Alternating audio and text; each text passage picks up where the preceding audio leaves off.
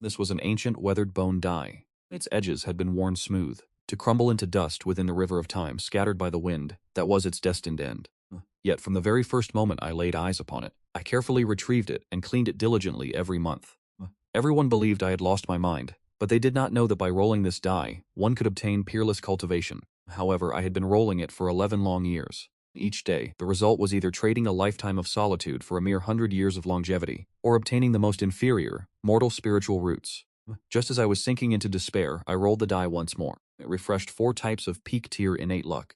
There was even a peerless cultivation technique among them. Yet at that moment, I still possessed no spiritual roots. I could only continue to hide and toil away in the medicinal herb garden of Old Man Tai. Old Man Tai was an alchemist of the outer sect of the Yuqing sect. He held a unique position. No one in the outer sect dared to provoke him. As for me, I was merely a low-level servant working under his command. I do not know how much time had passed when a man and a woman, 2 cultivators, arrived at the herb garden, claiming they were ordered to guard it. Old Man Tai had been absent recently. It was rumored that demonic cultivators had infiltrated the Yuqing sect, so the 2 of them sat in meditation beneath the trees on either side of the main gate. 2 years later, Old Man Tai returned and summoned me, Zhangge, and 4 others to the attic. I noticed Old Man Tai's right hand, hidden within his sleeve, was dripping blood, and my heart sank. Could it be that he intended to use us as ingredients for his alchemy? The more I thought, the more panicked I became, but I dared not flee. I could only harden my resolve and enter. Old Man Tai sat in the seat of honor and spoke coldly. "Extend your hands." The 4 of us obediently raised our right hands. Old Man Tai examined them one by one, finally fixing his gaze upon Zhang. "Only you possess spiritual roots. The rest of you leave." I silently exhaled in relief. For just this morning I had finally rolled a spiritual root. Yesterday I had only possessed 4 attribute spiritual roots, but today it had been directly upgraded through my rolls. Unexpectedly, a blessing had been hidden within the misfortune. Zhangge was taken as a disciple by Old Man Tai, and from that day on he no longer had to perform menial labor. As for me, with the system in my hands, I had no need to seek a master. Another 2 years passed. Old Man Tai departed the herb garden once again, and the guards were rotated.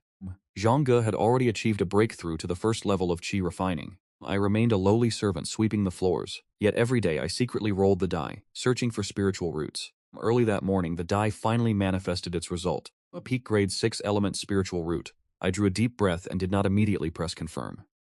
There were 2 cultivators outside the door. If the commotion became too great, it would be the end of me, but fortunately the system could erect a barrier. I closed the door, placed my finger on the control panel, and pressed the button to begin this gaming life. A surge of heat flowed through my entire body. I drifted in a daze, as if I had experienced a long dream. When I awoke, my entire body was drenched in sweat.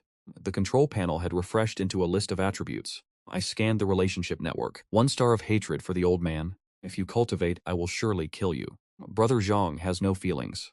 Xing Hongquan the guard has a favorability rating. Who is Xing Hongquan?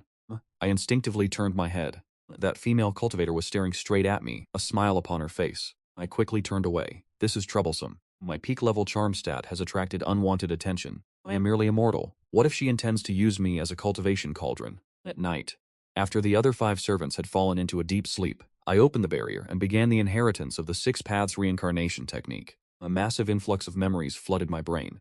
The first level of the technique was successfully inherited. I must cultivate 6 types of spiritual energy attributes in perfect balance to achieve foundation establishment. I practiced according to the mental cultivation method. Within 10 seconds, I had already sensed 4 types of spiritual energy: wind, earth, wood, and water. However, I could not yet grasp the fire and lightning spiritual energies. The system displayed a choice.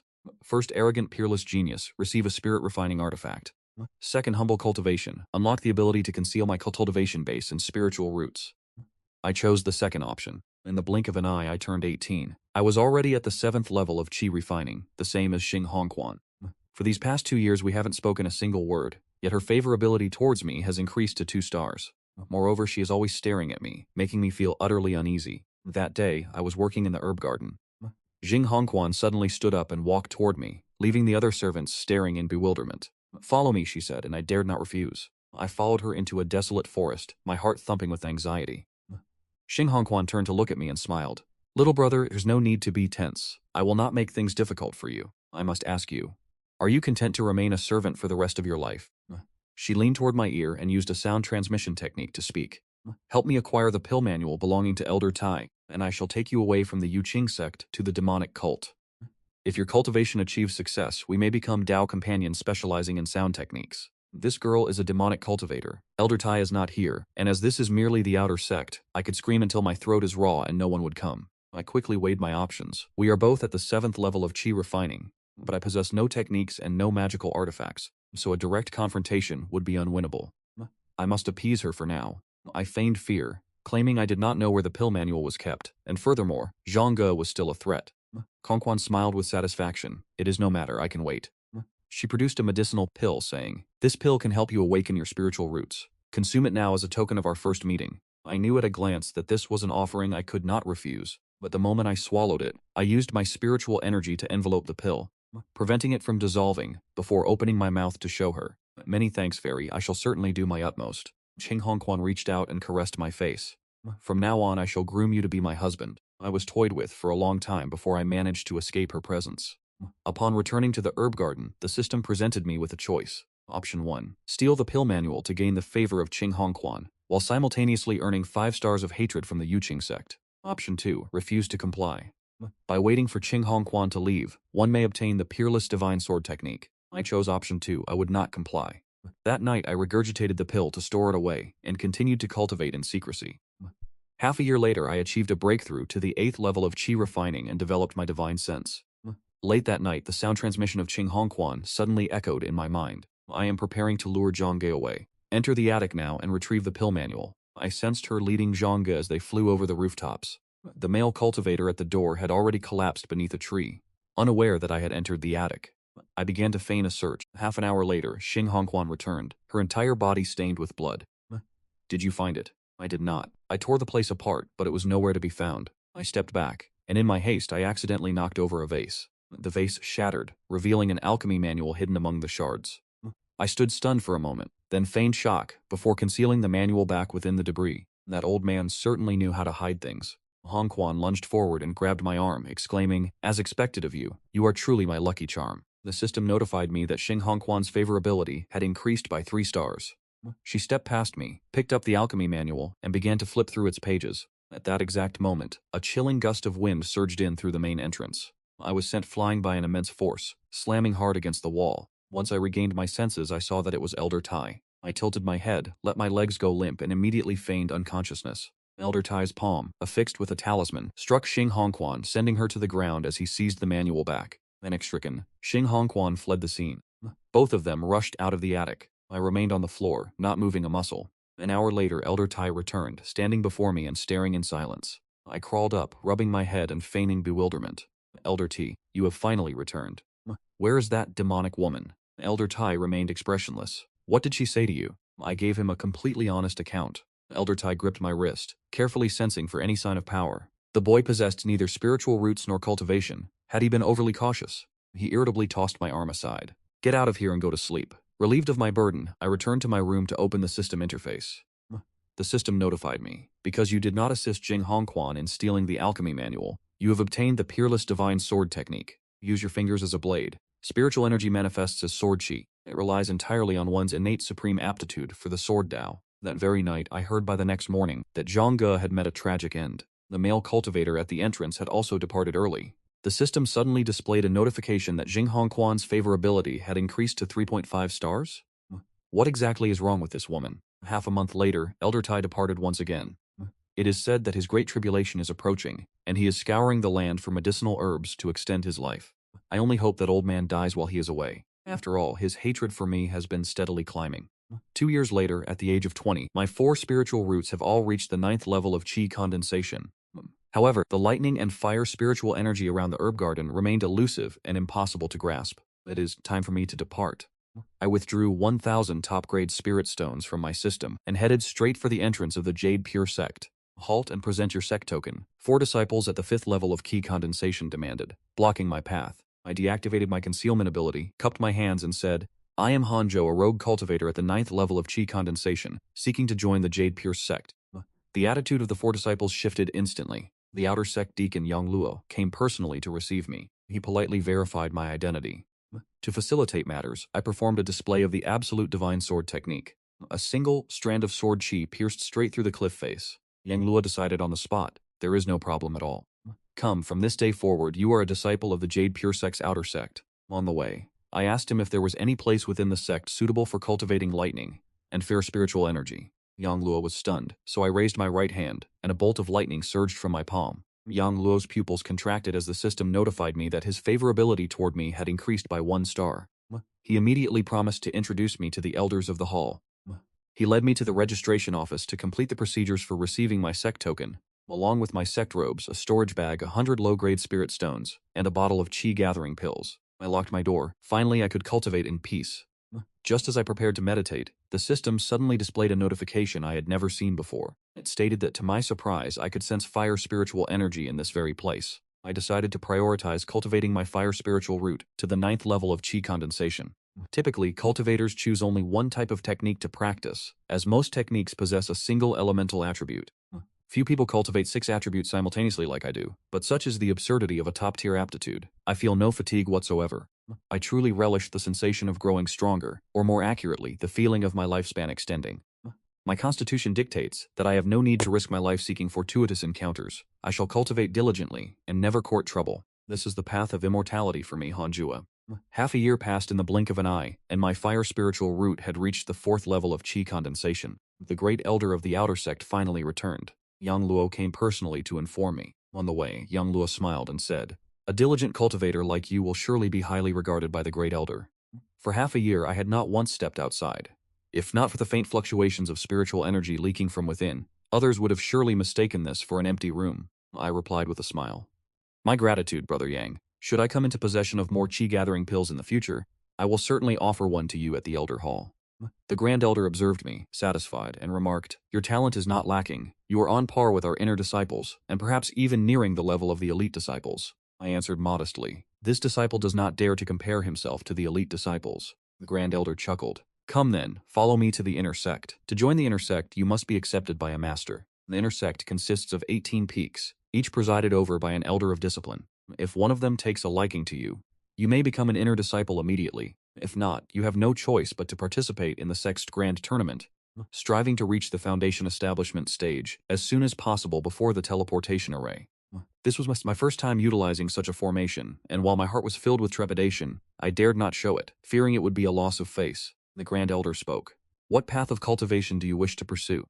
Because the temperament of each elder of discipline differs, the style of each peak varies accordingly. Some are bellicose and favor combat. Others prefer humble, arduous cultivation, while some spend the entire year abroad completing sect missions. I chose the path of humble, arduous cultivation. I possess no fondness for commotion, nor do I wish to be arrogant." A peculiar smile played upon the Grand Elder's lips. "In that case, I shall take you to Yu Peak first." As the teleportation array activated, a powerful sensation of weightlessness washed over me. Upon opening my eyes, soaring cloud-piercing peaks revealed themselves. Beneath my feet lay the teleportation formation, and looking down, endless mist obscured the abyss below.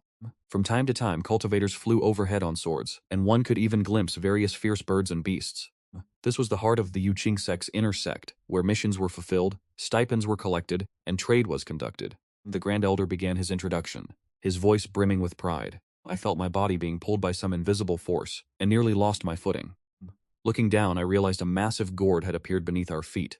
I hurriedly channeled spiritual energy into the soles of my feet to maintain my balance. While other peaks were bustling with disciples coming and going, the mountain we were currently approaching appeared remarkably desolate. The Grand Elder laughed. "Those who remain on Yu Peak are all for the most part ascetics." I raised an eyebrow. "Truly? Then that is perfect." The Grand Elder shook his head with a wry smile. "System notification. The Outer Sect Grand Elder has developed affinity toward you. Current affinity level is 1 star. I found this quite puzzling. Upon arriving at the Yu Hall, my gaze settled upon two, among them a figure dressed in azure robes, with an elegant posture must be Fairy Siquan. The person following behind her must be her disciple. The Grand Elder smiled and said, "This person is named Han Zhou. He is a rogue cultivator by origin, possessing a 3-element spiritual root. He has a rare lightning root and prefers a quiet place to cultivate, wishing to avoid undue arrogance." System notification. Chang Yuer has developed an affinity for you. Current affinity, 2 stars. Already at 2 stars? That was quite a bargain, I thought to myself, yet my heart tightened with unease. Is this Yu Peak merely a name without substance? Or are all these female disciples actually ravenous wolves and tigers? Upon joining this peak, I will not seek benefits for you. Everything must depend on your own efforts.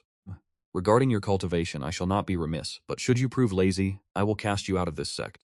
So long as there is no order, this disciple can remain in seclusion for 100 years without stepping outside. Notification. Fairy Jiquan has developed an affinity for you.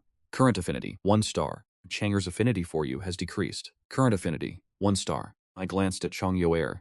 Are you perhaps distracted by matters of the heart? Fairy Jiquan continued. Do you know any techniques that can challenge me? Let me witness your skills. I began to circulate the spiritual energy within my body. From my 5 fingers I unleashed Qi, condensing it into a blade of light the width of a palm, which streaked toward Fairy Jiquan as swift as lightning. Just as it was about to make contact, the sword Qi vanished into thin air. System notification. Chang Yuer's affinity for you has increased. Current affinity, 2 stars. Fairy Jiquan asked, is this the only move you possess? Yes, master, I replied, having no desire to put on a false front. Fairy Jiquan nodded slightly. This sword technique is not bad. From now on you shall remain at Yu Peak. The Grand Elder laughed heartily before taking his leave. Fairy Jiquan stared at me. Why have you not yet knelt to pay your respects? I knelt immediately. Disciple greets master. May master live 10,000 years, 10,000 years, 10,000 times 10,000 years. Fairy Jiquan could not help but laugh, retortingly saying, do you think your master is an empress? Fairy Jiquan thought to herself. This person's image and temperament are excellent, and his disposition is quite commendable. She took an identification plaque from her sleeve and handed it to Chang Yuer. Lead your junior martial brother to register as an inner sect disciple and arrange his cultivation cave. Junior brother Han, I am Chang Yuer. You may call me senior sister from now on. If there is anything you do not understand, feel free to seek me out, Chinkyur said with a smile, while staring intently at me. I bowed my head slightly. My thanks, senior sister. Junior brother does not wish to be a burden, but should you require any assistance, do not hesitate to command me. You are truly kind, and far more handsome than the other junior brothers. Chang Yuer secretly vowed to herself that she must protect junior brother Han. She would not allow him to be bullied. Arriving at the cliff's edge, Chang Yuer drew her flying sword, instructed me to stand behind her, and told me to wrap my arms around her waist. I hesitated, uncertain. Chang Yuer scoffed. Besides you, the other junior brothers would never have the chance to hold their senior sister's waist. In truth, I was her only junior brother. In all of Yu Peak, it took years to recruit a single new disciple. Given the situation, I saw no reason to be overly polite. It must be said that her waist was exceptionally slender. Upon arriving at the dwelling, I sighed inwardly at how close her cave abode was to my own. It was barely 100 paces away. After bidding farewell to Chang Yuer, I entered my cave, sealed the stone door and reflected on the day's gains. I learned from Chang Shuer that 1 high-grade spirit stone is equivalent to 100 mid-grade spirit stones, and 1 mid-grade spirit stone is equivalent to 100 low-grade spirit stones. Spirit stones can be used for cultivation, or as a currency. I immediately withdrew 1,000 high-grade spirit stones from my status panel and placed them into my storage bag. This wealth was enough to make me a man of great means. Truly, the fortune of a descendant of an immortal emperor is not to be underestimated. I opened the status panel to examine my interpersonal relationships. Chang Yuer, 2nd level of Foundation Establishment. Your senior sister views you as a younger brother. Current favorability, 2 stars. Squan Fairy, 3rd level of Nascent Soul. Your master holds your temperament in high regard. Current favorability, 1 star. To be viewed merely as a younger brother left me speechless. It seems favorability does not equate to romantic affection. I must not let my imagination run wild. Nevertheless, I was astounded by Jiquan Fairy's cultivation level. She is a practitioner of the Nascent Soul realm. The outer sexed Great Elder had only reached the Foundation Establishment realm. I am currently aware of the Qi Refining, Foundation Establishment, Golden Core, and Nascent Soul realms. Jiquan Fairy is the most formidable cultivator I have ever encountered. Not bad at all. I must master the art of sword control. Otherwise, I will be forced to cling to my senior sister's slender waist every time I descend the mountain. With my top-tier sword Dao talent, I mastered the art of sword control within half an incense stick of time. Inside the Yu Hall, Jiquan Fairy suddenly opened her eyes. Is it truly his first time practicing the art of sword control? She had eavesdropped on his conversation with Chang Yuer earlier, but if he were lying, why display such mastery only now? Unable to fathom the truth, Jiquan Fairy decided to observe him for a while longer. System notification. You have successfully become an inner sect disciple of the Yuqing sect and have commenced your first cultivation session since joining. You may choose from the following paths of development. 1. Accumulate prestige and lead Yu Peak to become the most powerful peak. 1 could obtain a peerless magic artifact, yet it would mean offending Fairy Jiquan. 2. Cultivate with humility, remaining hidden and unknown. Gain the recognition of Fairy Jiquan, and 1 could obtain a secret movement technique. In seeing this, I could not help but put on a mask of sorrow. What in the world is this? Leading Yu Peak to become the strongest peak, only to offend Fairy Jiquan. This master of mine has deep issues. Could it be that she is a demonic cultivator spy? I shook my head with a wry smile, and silently chose the second option. 3 years passed in the blink of an eye. I had successfully cultivated my fire spiritual root to the 9th level of Qi Refining, With only the lightning's spiritual energy missing, yet on UU Peak, it was fundamentally impossible to capture lightning spiritual energy. I decided to pay a visit to my master. Master, your disciple has a request. Shortly after, the great doors opened. Disciple, I have already cultivated the wind and fire spiritual roots to the 9th level of chi refining. Only the lightning spiritual root is missing to reach foundation establishment. I beg for master's guidance.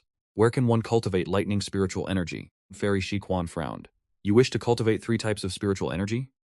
Master, I understand this path is not easy to walk. The heavenly tribulation I face will be far stronger than that of others.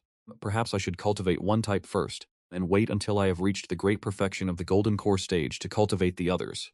It would not be too late. Disciple wishes to follow this difficult path, yet I believe that through my own determination I can succeed. Disciple is willing to devote all my time to cultivation. Fairy Shikwan did not directly refuse. There was hope. She looked at me with an enigmatic gaze.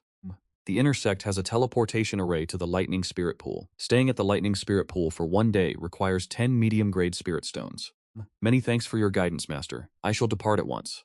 Fairy Shikwan smiled slightly and continued her meditation with eyes closed. Upon arriving at the inner sect city, I casually stopped a female disciple. Senior sister, pardon the intrusion. Where is the lightning spirit pool? The other party pointed in a direction, and I quickly slipped away, giving her no chance to initiate further conversation. Wherever there are people, there is a world of strife. The fewer acquaintances.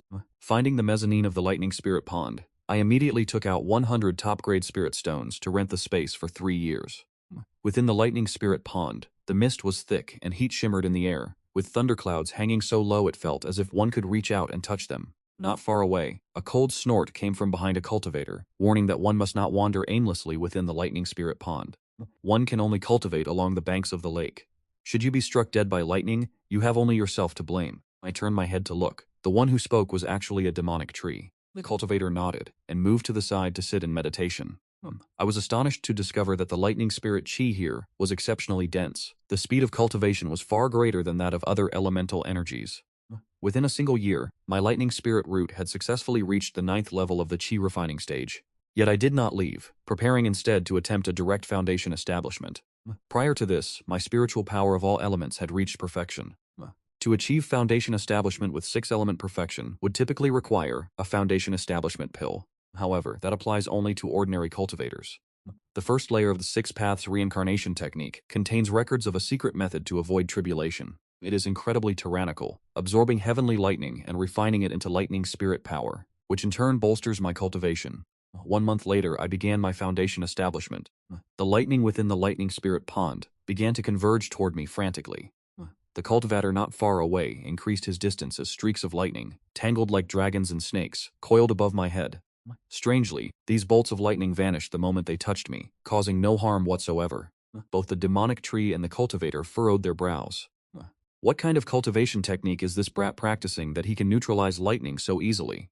Interfering with another's tribulation is a major taboo in the world of cultivation. The two of them refrained from disturbing me. 3 days later, the foundation establishment was successful. The system issued a notification. Congratulations on reaching the foundation establishment realm. You have the following choices. 1. Humiliate the Yu Qing sect to obtain the 9 nether lightning technique, though this will incur the hatred of Fairy Shishuan. 2. Cultivate in silence. Upon reaching the golden core stage, you shall receive a peerless grade Dharma sword. I chose the second option. With the breakthrough successful, I did not depart immediately, continuing to cultivate in the lightning spirit pond until my rental period expired.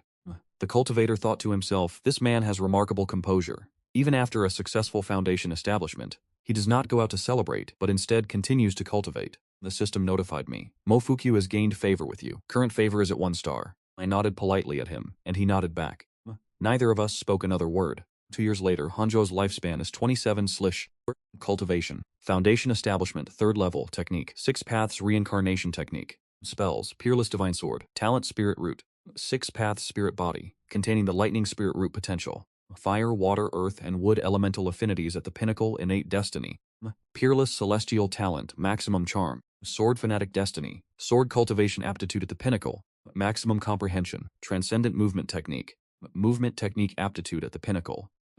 The descendant of the immortal emperor received a supreme cultivation technique. 1,000 high-grade spirit stones, and reached the 3rd level of the foundation establishment realm, breaking through 3 levels in 2 years. One cannot say this speed is anything but rapid, and most importantly, his lifespan has surged to 187 years. Suddenly, a voice called out from behind. Brother, may I ask your name? I am Ofaju from Tianlei Peak. I am Han Jue from Yu Peak. Yu Peak. No wonder you seemed unfamiliar. It is truly a pity that one with such celestial talent joined Yu Peak. Would you like to come to my Tianlei Peak instead, brother? I am Lei Shu, who has already taken immortal fairy Shi Xuan as my master. For one day as a teacher is a lifetime as a father. How could I simply betray her? I thank you for your kind offer, Brother Mo. Your cultivation technique is formidable. To reach the third level of the Foundation Establishment realm in just 2 years, you would be considered outstanding throughout the entire inner sect. Brother Mo, you flatter me. I have no intention of comparing myself to the other brothers in the inner sect. After chatting for a long time, we each went our separate ways. Upon returning to Yu Peak, I hesitated. Should I go and pay my respects to immortal fairy Shi Xuan? Forget it, my master is also a reclusive cultivator. I should not disturb her. Back at my cave dwelling, I opened my interpersonal relationship interface and noticed a message icon with a red dot in the top right corner. That woman is truly pitiful. The most absurd thing is that after several years have passed, Xing Hongshuan's favorability toward me has actually increased, and we have not even met again. I examined the cultivation levels of those with whom I have connections, and noted that none of them had made any progress. I set a small goal for myself, to surpass immortal fairy Shishan first. 3 years later, my fire spirit root cultivation reached the third level of the Foundation Establishment realm. The spiritual energy concentration at the Thunder Spirit Pool is higher, so it took more time. Waiting for me to cultivate earth, wind, water, and wood to the third level of the Foundation Establishment realm will take another 12 years. Regardless, I now have a lifespan of 187 years, so there is still plenty of time. However, to cultivate all 6 elemental spiritual roots to the perfection of the Foundation Establishment stage, I fear I would be locked in a race against my own lifespan. To cultivate 6 elements requires 6 times the effort and time of a single element cultivator. My thoughts turn to the lightning spirit pool. It seems I must make full use of these spirit pools. Within the Yuqing sect, besides the lightning spirit pool, there are others representing all 8 elemental attributes, with the remaining 2 being metal and ice. The Yuqing sect possesses a truly profound foundation. This is for the best, as I have no need to change sects. A few days later, the sound of a bell suddenly echoed across Yu Peak. Once the bell tolls, it signifies that Fairy Shiquan wishes to summon all disciples. It has been many years, and this is the first time I have encountered Shang Yuer since leaving my cultivation cave. Junior brother, it has been a long time. You have reached the Foundation Establishment stage. Chang Yuer greeted me with a smile, then her dark eyes widened in surprise. She has only reached the second level of the Foundation Establishment stage, and cannot fully perceive my cultivation level, yet she can sense that my spiritual power is formidable. I offered a humble smile and replied, "It is merely good fortune." Chang Yuer was secretly astonished, thinking, could it be that my junior brother has already surpassed me? I must redouble my efforts in cultivation. I cannot allow my junior brother to outstrip me. The system notification chimed. Chang Yuer's affinity towards you has decreased. Current affinity level, 1.5 stars. I was left utterly bewildered. What on earth is happening? Did I say something wrong? Chang Yuer smiled pleasantly as she led me up the mountain, appearing as though our relationship remained unchanged. On the way, we encountered other disciples of Yu Peak. As my seniority is the lowest, I was obliged to address everyone I met as senior brother. The senior sisters were different from what I had imagined. There are, in fact, many other male disciples within Yu Peak. Each of them possessed an imposing and heroic air. The ratio of men to women is nearly equal. A group of us arrived before the gates of the Yu Palace and knelt, waiting patiently. During this time, I found myself the subject of probing gazes from the others. The female disciples all offered me smiles, yet none seemed to hold any genuine affinity toward me. These disciples have undergone years of arduous training, unlike Shang Yuer, who joined shortly before me and was among the newer arrivals. When the great gates opened, I did a quick tally. There were 56 disciples in total. For Yu Peak, which is considered the most destitute, to have such a number of disciples is significant. Not to mention the other peaks, where the cultivation levels of the majority of the disciples far exceeded my own, leaving me. Upon entering the hall, I took a seat in the back row, directly facing Shang Yuer. Shang winked at me like a child. Truly, how juvenile. I silently raised my middle finger at her. Shang Yuer, not understanding the gesture, mistook it for a secret signal and raised her own middle finger in return. As Quan Xianzi spoke, the sectmaster had just issued a new decree in the upcoming martial arts tournament between the 18 peaks.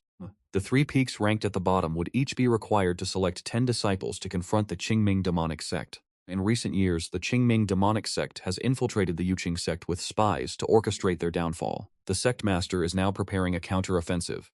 I observed the expressions of those around me, and noticed that no one seemed afraid. Could it be that Yu Peak is not among the bottom 3? I had always assumed that Yu Peak was the weakest of them all. Our head disciple, Liu Seng, smiled and spoke. Master, while Yu Peak may not be the most prominent, we have always remained firmly within the top 10. There is no need for the other disciples to fret. Even if we choose to remain humble, we would never fall to the very bottom. The Qingming demonic sect is growing increasingly arrogant. It is rumored that the outer sect is riddled with their spies. We must be cautious when recruiting new disciples. As Quan Xianzi spoke, she noted that while she was naturally unconcerned about the rankings, this turn of events signaled that a grand confrontation between the Yu Qing sect and the Qingming demonic sect was inevitable. Recently, when accepting missions, prioritize those concerning the Qingming demonic sect. Though Yu Peak remains modest, it does not mean we are unwilling to contribute to the sect. The disciples nodded, and as Quan Xianzi suddenly called out, "Hanjue," I hurriedly stood up while all the other disciples turned their gazes toward me. Having joined the peak but a few years ago, you have already advanced from the 9th level of the Qi refining realm to the 3rd level of the foundation establishment realm. It seems you are quite the talent. As these words were spoken, the expressions of everyone present shifted. Regarding such a cultivation speed, I replied, "It is merely good fortune. I heard the sect recently initiated a cultivation program aimed at gathering the most exceptional talents from each peak to train together, who will eventually become the representatives of the Yu Qing sect's younger generation. I intend to nominate you to go," Quan Xianzi said with a smile. The gaze of the other disciples toward me had changed, so I knelt, acting visibly anxious as I said, "Master, this disciple lacks the talent. What merit do I possess? I only wish to remain at Yu Peak and cultivate in seclusion, having no desire to vie for such prestige. Furthermore, as I have only just arrived, such an opportunity should be left to my seniors. Surely this is a trap." Deep down, I understood that even if I were a true top-tier genius, my foundation remained shallow. To be selected as a core disciple of the sect the moment I arrived. Was this not a trap? Could it be that Fairy Ziquan was testing me? If I were an infiltrator from the Qingming demon sect, I would certainly seize this opportunity. Is that truly what you believe? Fairy Ziquan narrowed her eyes as she asked. I nodded, maintaining absolute honesty. Fairy Ziquan nodded in return. I let out a sigh of relief and sat down. The gazes of the other disciples softened toward me. The system notified me. Lu Sangxing has developed favorability toward you. Current favorability is at 1 star. It was only natural for the senior martial brother to want to go. If this opportunity were given to another disciple, where would the senior brother's reputation be left? And Fairy Shiquan looked toward Lu Sangxing. Then you shall go. You are the senior disciple of Yu Peak. Do not cause any trouble. This disciple understands. Lu Sangxing smiled, and the other disciples took turns offering their congratulations. As I left Yu Peak and prepared to return to my cave dwelling, Lu Sangxing approached me. He smiled. Junior brother, I accept your good intentions. If you encounter any trouble in the future, just come to me. I blinked. Since he offered his favor, how could I refuse? Then I wish senior brother smooth winds and calm seas on your journey. Su Sanxing laughed heartily before departing. I had only taken a few steps when Chang Yuer caught up to me. Junior brother, you have never performed a sect mission before, have you? Would you like your senior sister to guide you? Chang Yuer asked with a smile. There is no need. I wish to focus on my cultivation. Cultivating within the cave dwelling is far too slow. Completing missions to earn spirit's stones and visiting the spirit pools is more efficient. It yields greater results with less effort, and performing missions also grants contribution points. High contribution points can be exchanged for medicinal pills. I fear death. I shall pass. Chang Yuer was incensed. How could this junior brother be so stubborn? Fine, suit yourself. Chang Yuer turned and walked away. I fell into deep thought. Indeed, I cannot simply cultivate in my cave dwelling. I must go to the spirit pool. I must not wait until a century has passed, and my lifespan is nearly exhausted. That would be a waste of potential. With that thought in mind, I immediately set off toward the intersect city. 10 years passed in the blink of an eye. I had spent the entire time drifting between the various spirit pools. I had consumed nearly 400 high-grade spirit stones. My cultivation had reached the 5th level of the foundation establishment realm. All 6 of my elemental spirit roots had been cultivated to the 5th level of the foundation establishment realm. At this rate, even if I were to exhaust the remaining 400 high-grade spirit stones, I would still fail to reach the golden core realm. I began to focus my cultivation on lightning and fire spirit energy. I could not squander all my spirit stones. I would surely have expenses in the future. With another 10 years, I could finish cultivating my lightning spirit root within the cave dwelling, while simultaneously absorbing fire spirit energy. Having made my decision, I headed directly to the lightning spirit pool. There was not a single cultivator at the lightning spirit pool, but I did not fear the solitude. You rotten brat, you have returned.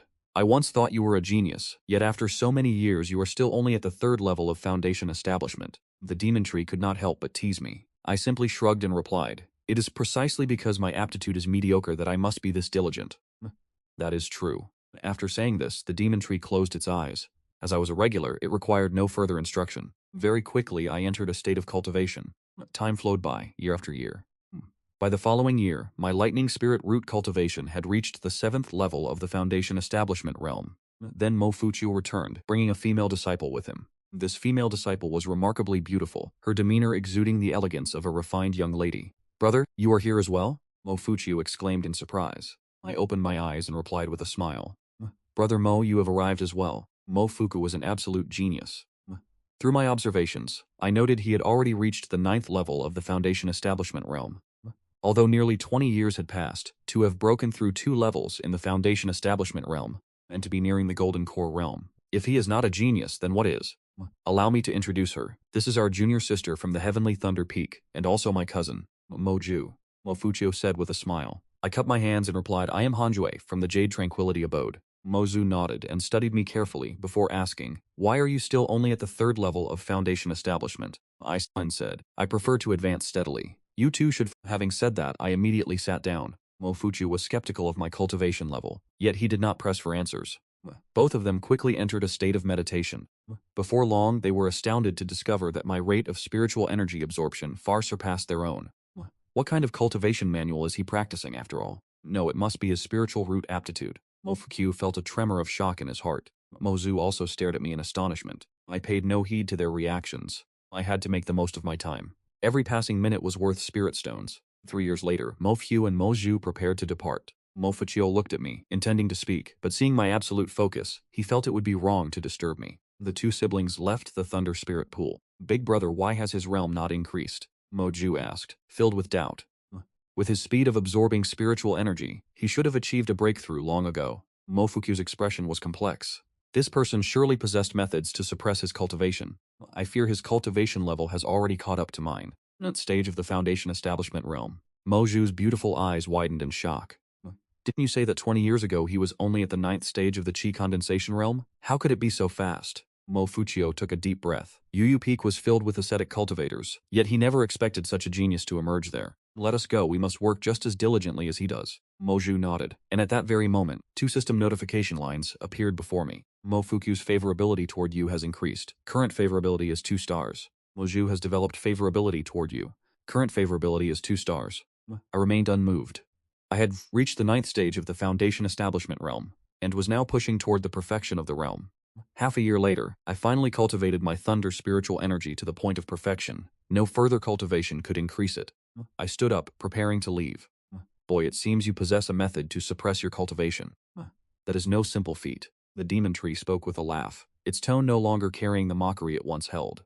I shrugged with a smile and walked toward the teleportation array, ready to depart.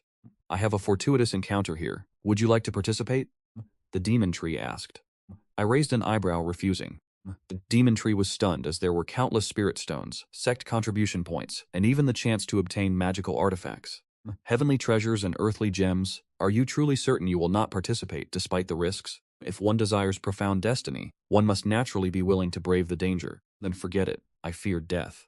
The demon tree's branches trembled with indignation, so I urged, "Senior, please let me out. I must return to my cultivation dwelling to enter seclusion." The demon tree let out a cold snort and activated the formation. I had already paid a year and a half of rent for my residence, and there remained nearly 300 spirit stones within my storage bag. Yet I did not return to my dwelling immediately, choosing instead to head to the Fenghu Pavilion. For many years, I had never collected my allotted stipends. It was high time I claimed them. The Yuqing sect distributes stipends once a year, and they can be accumulated if not collected on time.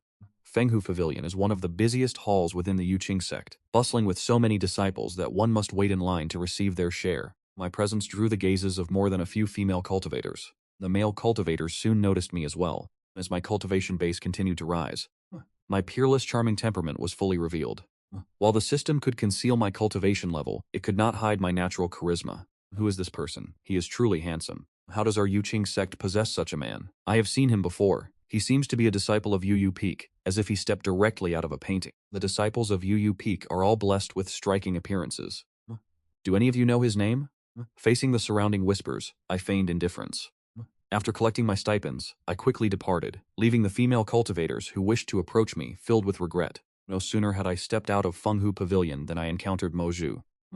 "Brother Han, you are here? It seems we share a genuine bond of fate." Mo Zhu approached with delight and immediately grabbed my arm. My expression stiffened instantly. The female cultivators exiting Fenghu Pavilion saw Mo Zhu clinging to my arm, and could not help but frown. I hurriedly took a step back, keeping my distance from Mo Zhu. Mo Zhu smiled enthusiastically and said, "Brother Han, it just so happens that I have a matter for which I require your assistance." I shook my head. "My apologies. I must return to cultivate." "Cultivate? What for?" "This is a grand opportunity." Sensing the female cultivators behind me, she felt it was improper to speak here and pulled me away from the area. "Young lady, please stop pulling on me. Even I, a woman, am not afraid." "You are a man, yet you are afraid?" "Master forbids us from forming romantic attachments, and this is only our second time meeting." "Do you truly think I have become infatuated with you?" Mo Zhu's beautiful face turned crimson instantly. She cast a quiet glance in my direction. Brother Han was indeed remarkably handsome, the first man of such appearance she had ever encountered. If they were to become cultivation partners. Thinking of this, Mo Zhu's ears flushed a deep red. I observed the expression on her face. Could it be? Although this Mo Zhu is beautiful, she must not be allowed to corrupt my Dao heart. I immediately stepped aside, keeping a 1-meter distance from her, and we continued forward together. When we reached a deserted alleyway, I spoke. "Speak your piece. What is it you wish to ask?" Mo Zhu looked left and right, and after confirming no one was near, she whispered, "Brother Han, have you ever heard of Li Qianlong?" "I have never heard of him." "What? You have never heard of Li Qianlong?"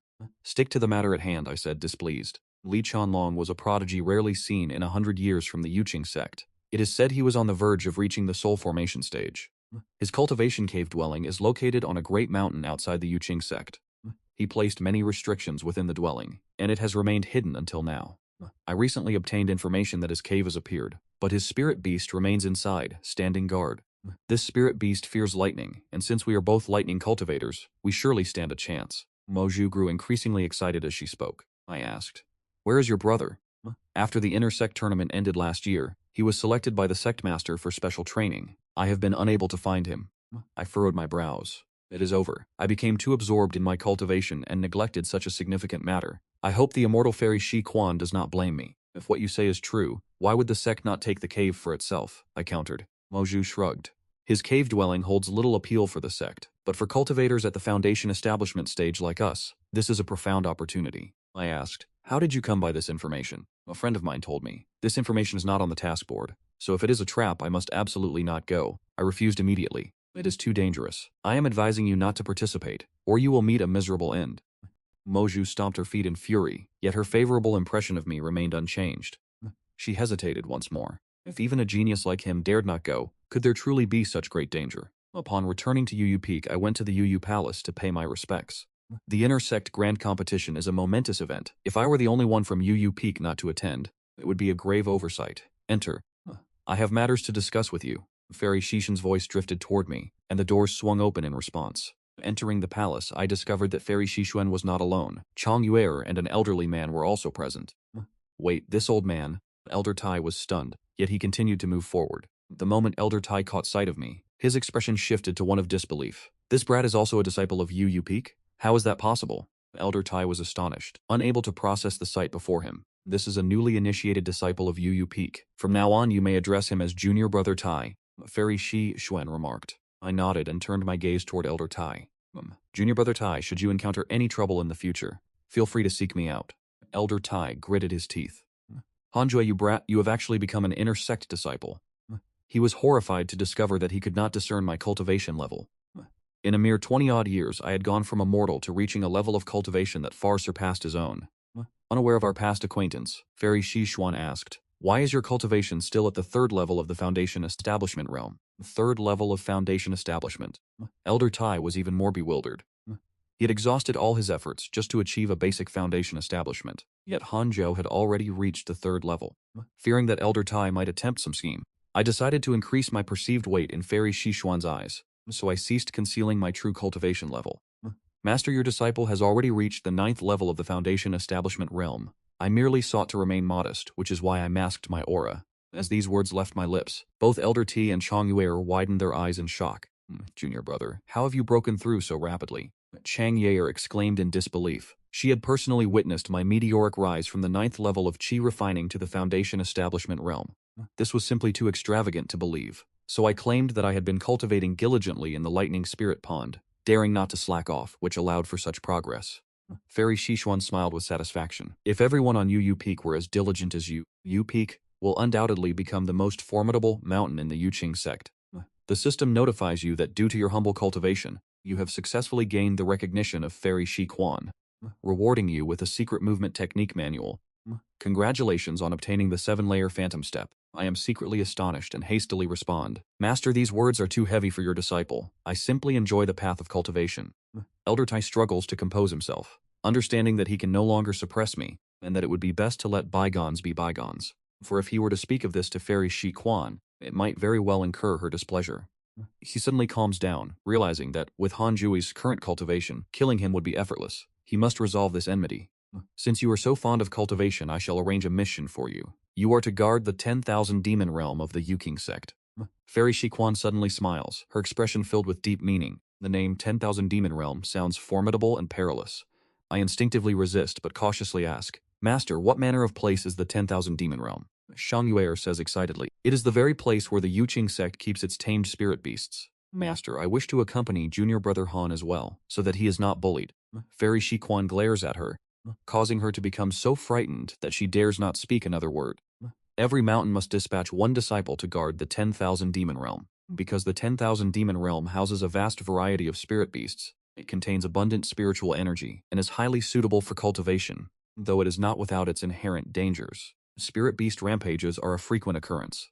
As Fairy Shi Quan describes the examples of disciples who have been killed by beasts, I fail to hear any option for retreat. But the prospect of being able to cultivate is still a positive outcome. Fighting against beasts is surely better than fighting against men. Is this not merely the equivalent of guarding a zoo? I shall go. Your disciple will follow the arrangements of the master. I cup my hands, and Fairy Shi Quan nods. Pack your belongings and proceed directly to the Spirit Beast Pavilion. Someone will escort you to the 10,000 demon realm. The person who was previously your senior brother has now been taken as a personal disciple by the sect master, so you must go. If the mission is completed successfully, I, as your master, shall reward you. Furthermore, by guarding the 10,000 demon realm for 1 year, you may receive 10 high-grade spirit stones. There is no limit, as this is a recurring sect mission. Before departing, you may first proceed to accept your assigned mission. Upon returning to the cave dwelling, I shall first impart the 7-fold illusionary steps. Relying on the superior aptitude for movement techniques, I mastered it entirely within a single hour. Once learned, I packed my belongings and headed toward the intersect city. I arrived at the mission hall to accept a task, then proceeded to the beast-taming pavilion. Meanwhile, within the Jade Nether Palace, Fairy Shi Quan stared intensely at Elder Tai. She spoke calmly. Regarding the past between you and him, I do not wish to dwell upon it. From this day forth, Han Ju shall be the direct disciple of Jade Nether Peak. Treating him well will only be to your benefit. These words left Elder Tai astonished as I stepped out of the teleportation formation, arriving in the gloom-shrouded Wanyao world. Following the instructions from the beast-taming pavilion disciple, I had to first locate the watchtower of Jade Nether Peak. That would be my post to guard. I quickly located the tower, but the interior was devoid of any presence. After familiarizing myself with the defensive arrays, I sat down to cultivate. A year and a half passed in the blink of an eye, and I have reached the age of 50. My wind spirit root has advanced to the 6th level of the foundation establishment realm. Aside from the lightning spirit root, my other spirit roots remain at the 5th level of foundation establishment. I opened my mail. Your friend Mo Zhu was attacked by a demonic cultivator.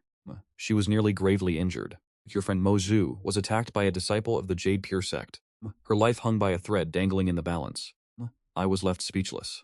As expected, that cave dwelling was a trap. Fortunately, I did not go. Suddenly, a roar erupted outside the tower. I saw a white cat standing upon a tree branch. Its figure was slender, yet it possessed the bearing of a white fox. Its violet eyes appeared all the more bewitching. The white cat lunged toward me without warning. I instinctively activated the 7-fold illusionary steps to evade it. The white cat crashed into the tower wall, then turned and continued to charge at me. My defensive arrays failed to trigger, forcing me to leap outside immediately. Reaching an open clearing, the white cat lunged again. I executed the 7-fold illusionary steps, manifesting 7 afterimages to encircle the white cat, simultaneously raising my hand to unleash a supreme sword strike.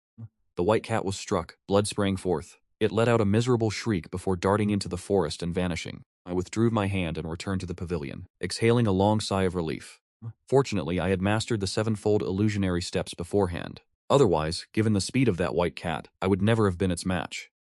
Within another palace, the head elders from the 18th were gathered. The sect leader was absent, and among those present was the head elder of Tianlei Peak. Elder Daolei spoke up. Recently, the spirit beasts in the myriad demon realm have grown restless. We must conduct an investigation. The elders began to whisper amongst themselves in agitation. Fairy Siquan sat in silence, choosing not to intervene. After a prolonged discussion, the various peaks finally decided to dispatch 2 additional disciples into the myriad demon realm. The elders departed one by one. Just as Fairy Siquan prepared to leave, Elder Daole suddenly called out to her, asking with a hint of suspicion, "Do you know where the sect leader has taken our 18 core disciples?" Fairy Siquan did not answer, so he continued, "If there is truly a mole among the elders, then you and I are on the same side. You are the only junior sister I can trust, and we must join forces." And Siquan replied, "That goes without saying." 2 years after the white cat had departed, my 5 elemental spiritual powers had all reached the 6th level of the Foundation Establishment stage. Progressing steadily, I felt that in my journey toward the Golden Core stage, I had already traversed half the path. "Little friend, do you truly regard the Myriad Demon Realm as a place for cultivation?" A teasing voice echoed through the air. I opened my eyes and saw an old man standing at the entrance. I had not sensed his approach at all. Frowning, I asked, "Who are you?" The red-nosed old man smiled and said, "I am just like you, a disciple of the Yuqing sect, sent here to garrison the Myriad Demon Realm. His aura shows him to be at the 3rd level of Foundation Establishment. But your rate of cultivation does not belong to the 3rd level of Foundation Establishment. You must have already reached the 9th level of Foundation Establishment, correct?" I could not help but grow vigilant. This was the first time I had met someone capable of seeing through my cultivation level so easily. The red-nosed old man asked, "There is no need for such tension. Did you come here of your own volition, or were you sent by your master?" I replied that my master, Fairy Siquan, had dispatched me. The system notified me that Li Jingsong's favorability toward me had increased. His current favorability is only 1 star? I hurriedly opened the character attributes panel to check our relationship status. Li Jingsong, an 8th stage nascent soul realm cultivator and sect master of the Yuqing sect, harbors feelings for Fairy Jiquan, and his current favorability is 1 star? The sect master of the Yuqing sect. Does that not mean he is the head of the entire sect? To think this man actually fancies my master. Just imagining Li Jingzong and Fairy Siquan together made me seethy with irritation. "Master, did she assign you any specific tasks?" Li Jingsong asked. I replied, "Even if she did, how could I possibly disclose it to you?" Li Jingsong smiled faintly and said, "It is true, missions are not meant to be shared with others. Then follow me. You have stirred up quite a bit of trouble. For the sake of your master, I may be able to assist you." I stood up, feeling suspicious, and followed him. As the sect master of the Yuqing sect, Li Jingsong surely would not intend to harm me. We then made our way into the forest. Li Jingsong walked with his hands clasped behind his back and asked with a smile, "Do you know why I have come here?" I shook my head, noting that the spirit beasts in the vicinity have been increasing in number, showing signs of a growing frenzy. The most concerning part is that these beasts are currently unnervingly quiet, as if they are lying in wait. And such a multitude of beasts, it must be the work of a demon king. You must have provoked the heart tiger white dragon. The father of that creature is a renowned demon king, and it was born possessing the bloodline of a demon king. It has summoned so many beasts, only, before Li Jingsong could finish his sentence. I could not help but think of the white kitten I encountered 2 years ago. Could that have truly been the heart tiger white dragon? I recounted the events of that time to him. Li Jingzong listened, then asked in surprise, "Your movement technique is actually faster than that of the heart tiger white dragon?" The system notified me that Li Jingsong's favorability toward me had increased. His current favorability is 1.5 stars. "I am humbled," I replied. "I was fortunate enough to learn a specific movement technique. It is only natural that it is faster than his." Li Jingsong's heart immediately found peace with that explanation. Under the guidance of Li Jingsong, I was led to the edge of a cliff. Looking down, I saw a sea of demonic beasts below, each one appearing terrifying and lethal. It was my first time witnessing such a spectacle. My face turned pale as I estimated there were at least 1,000 beasts. If they were to swarm my pavilion, they would surely raze it to the ground with ease. I had no choice but to flee. My gaze landed upon a massive boulder, where the white cat from 2 years ago lay fast asleep. My luck truly is exceptional, to come face to face with a little demon king. "Senior, when you said you would help me resolve this, did you mean to kill us both?" Li Jingsong glared at me. "This heart-piercing white dragon is an enormous find. We must slay it. It would be strange if the sect did not come looking for trouble with me afterward." Hearing this, I felt stifled. How then should this be resolved? Li Jingsong stroked his beard and smiled, "You shall go and subdue it." Upon hearing that, I turned to leave. Li Jingsong quickly grabbed me by the shoulder. "You foul brat, where do you think you are going? How could my junior sister have taken in such a disciple?" Li Jingsong then said sternly, "I will cast a formation trap it here for 5 years at most. Within these 5 years, if you can subdue the heart-piercing white dragon, I will reward you with the supreme technique of the Yuqing sect." The system notification chimed. Facing the task set by the sect master of Yuqing, Li Jing was presented with the following choices. 1. Accept the quest and exert all efforts to subdue the heart-piercing white dragon. You may receive the reward of Li Jingsong's supreme technique, the hatred of the Demon King, and the attention of the Qingming demonic sect. 2. Refuse and return to continue your cultivation. You may receive a secret sword manual. Li Jingsong's favorability will decrease. Yet, you will still incur the hatred of the Demon King and the attention of the Qingming demonic sect. I nearly lost my mind, and I immediately began to formulate my words. Senior, perhaps you should find someone else. This one is truly terrified, and I only wish to cultivate in peace. Li Jingsong was stunned, and he furrowed his brows. I could impart to you the supreme cultivation manual of the Yuqing sect, the Yuqing art. I continued to shake my head. Li Jingsong's favorability toward you has decreased. Current favorability is 0.5 stars? Li Jingsong let out a cold huff. Then get out of my sight. I cursed silently and fled as quickly as I could.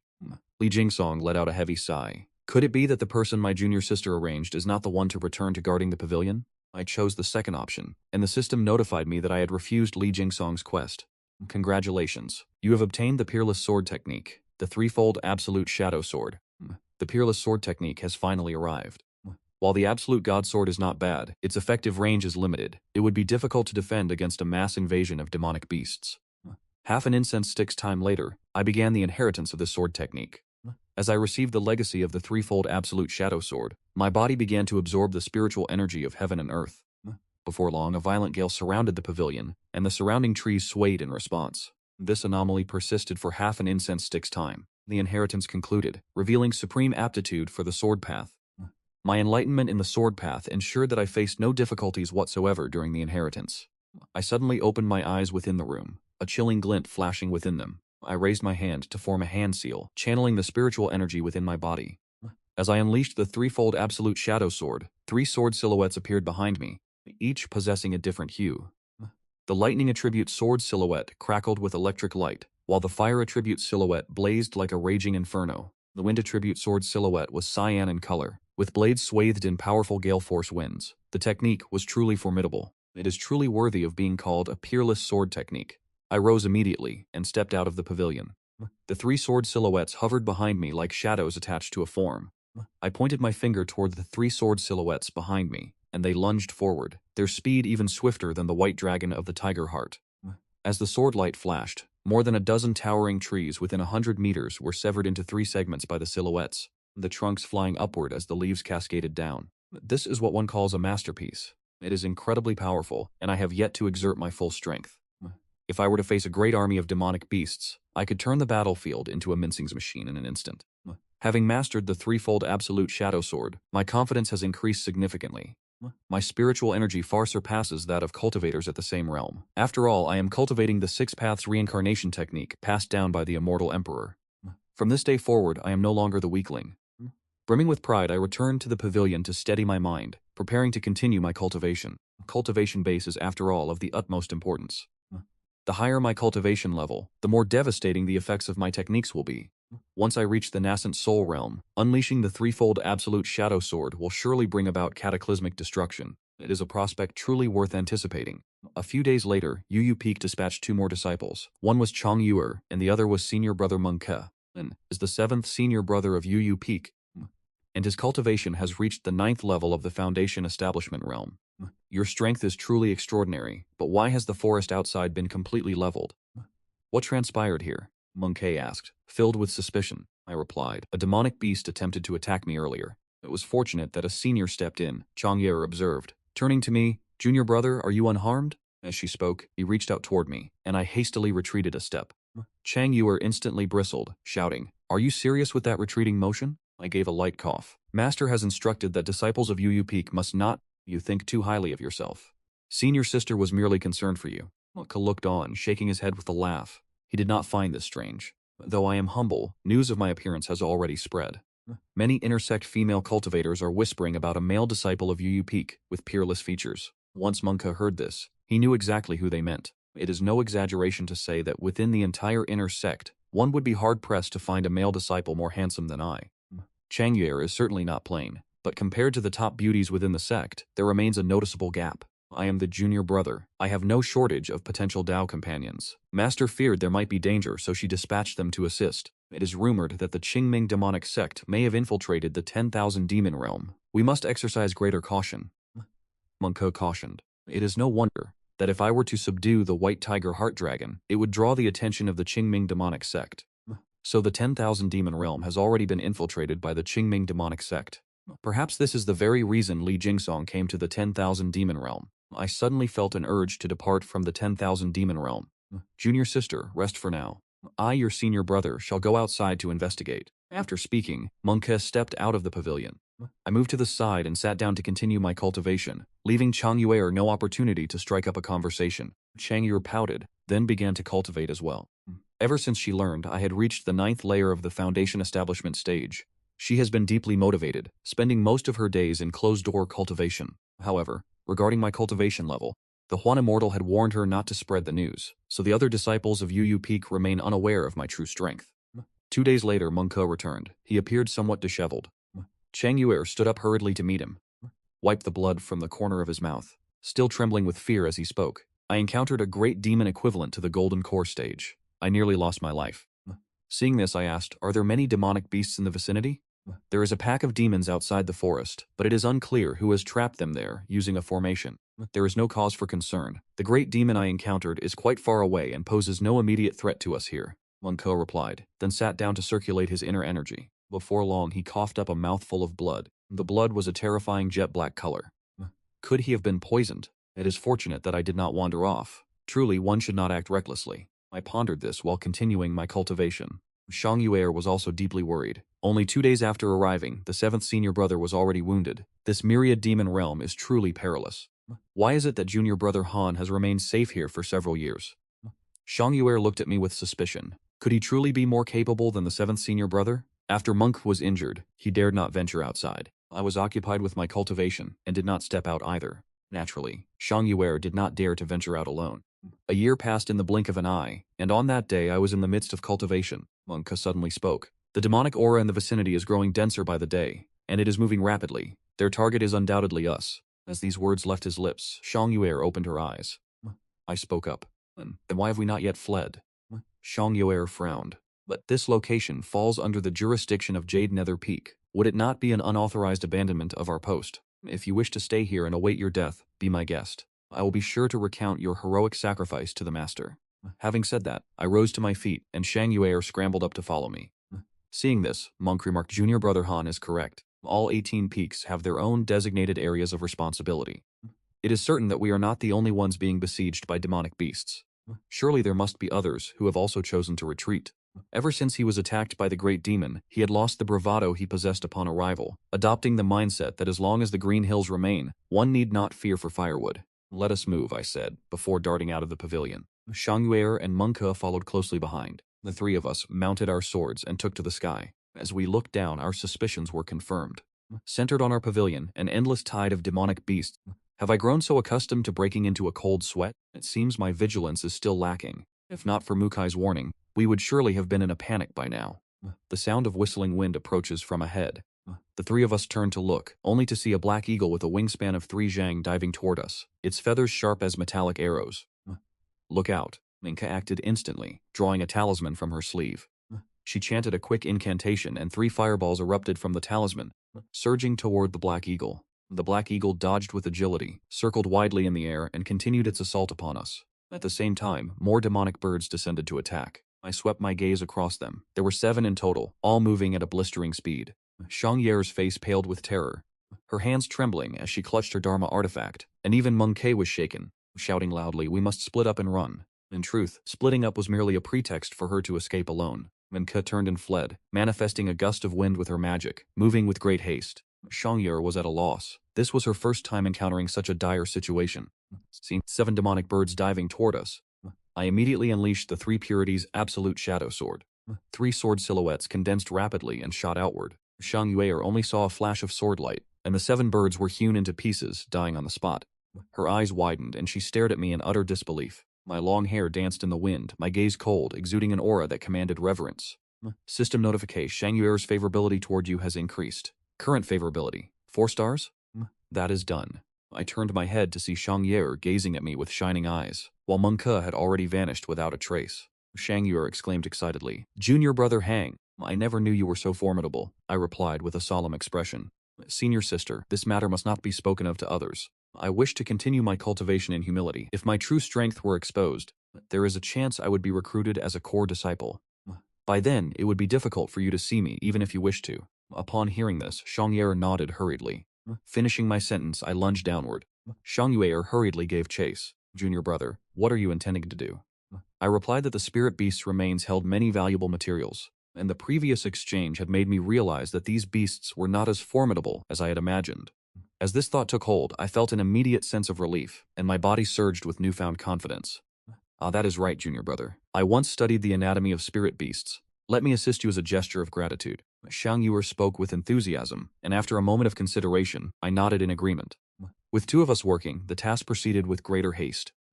Roughly 5 minutes later, we had thoroughly harvested the remains of the 7 spirit beasts and departed the area in a hurry. Along the way, Shang Yuer remained high-spirited, though she would grit her teeth in resentment whenever Meng He's name was mentioned. 7th senior brother went too far. No, that is not right.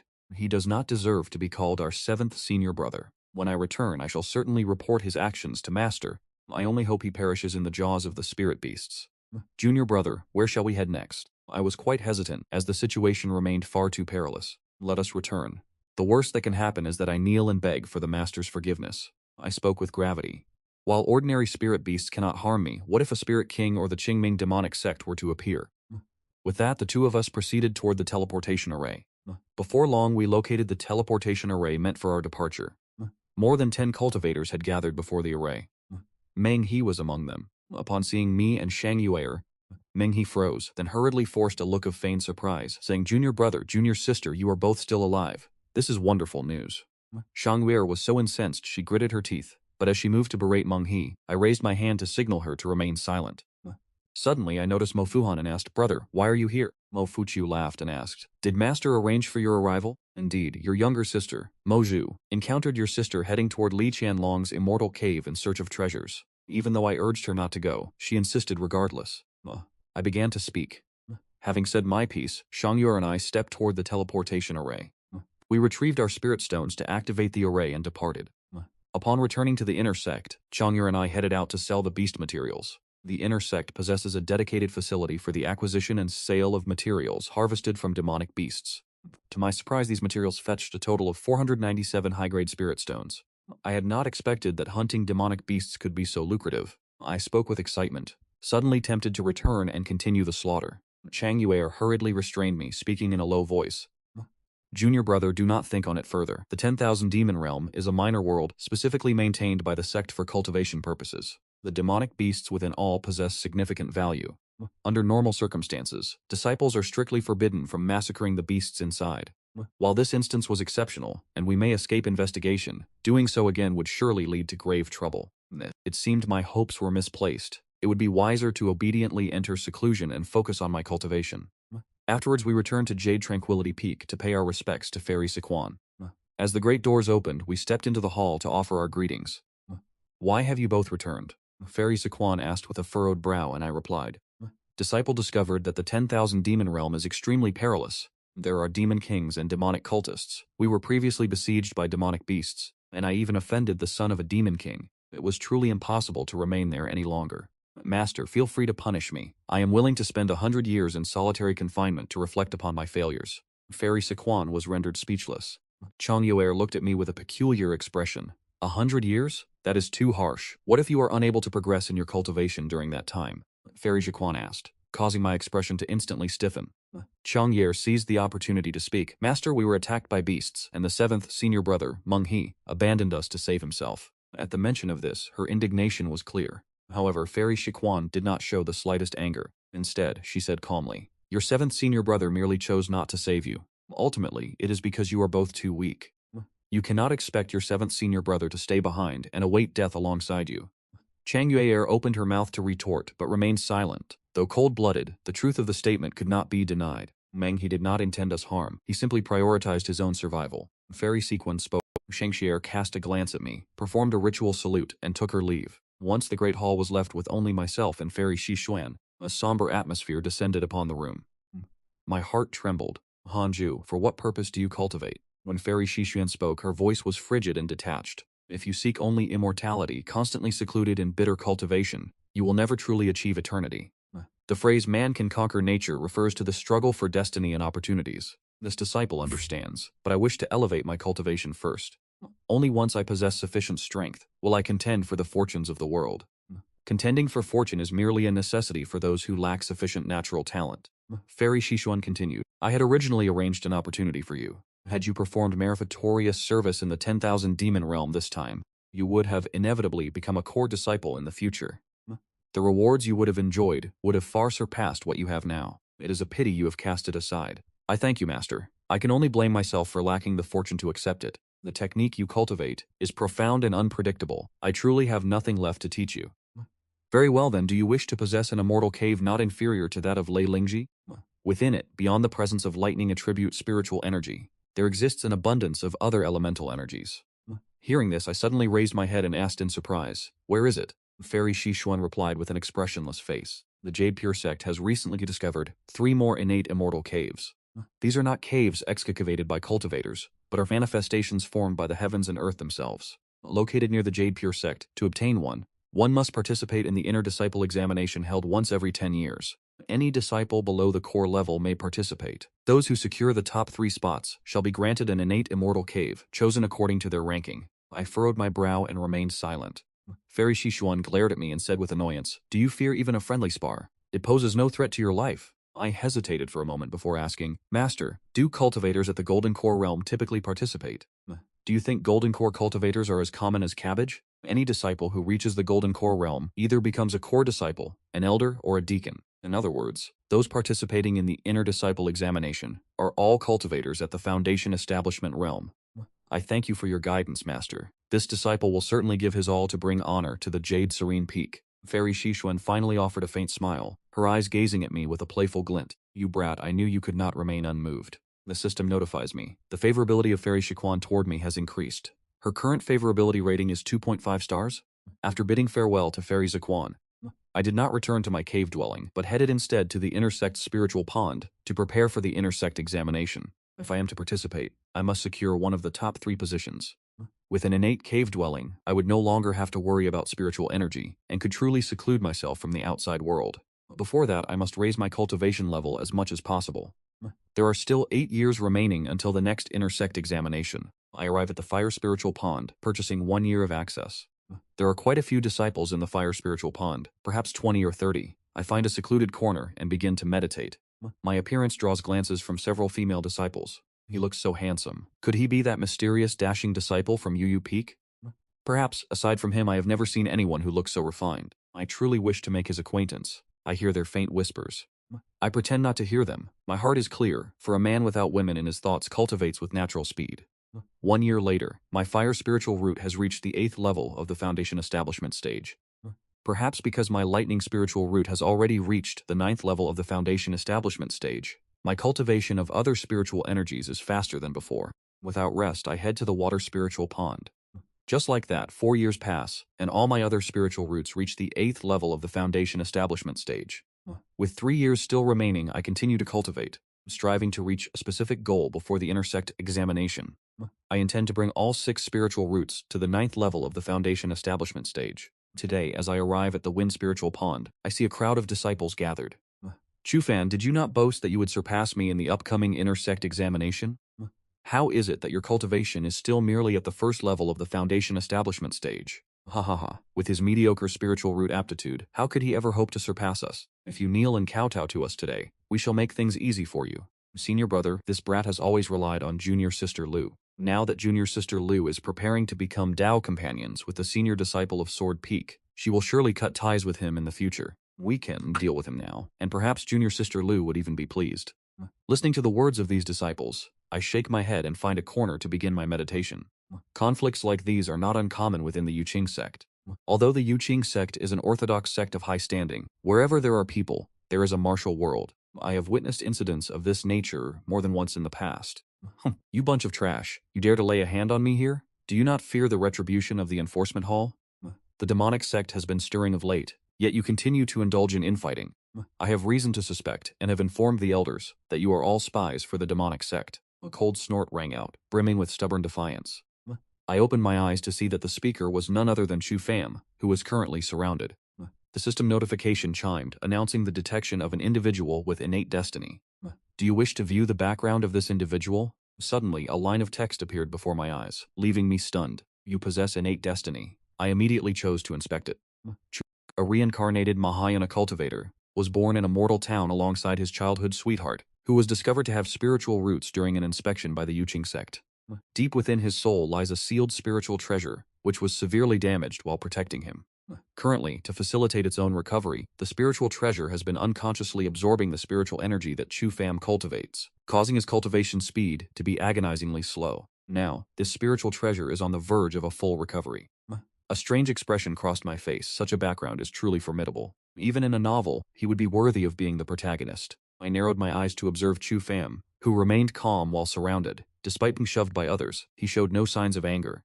Though not conventionally handsome, he exudes a sense of unwavering determination, maturity, and forbearance. Should I perhaps offer this protagonist some assistance?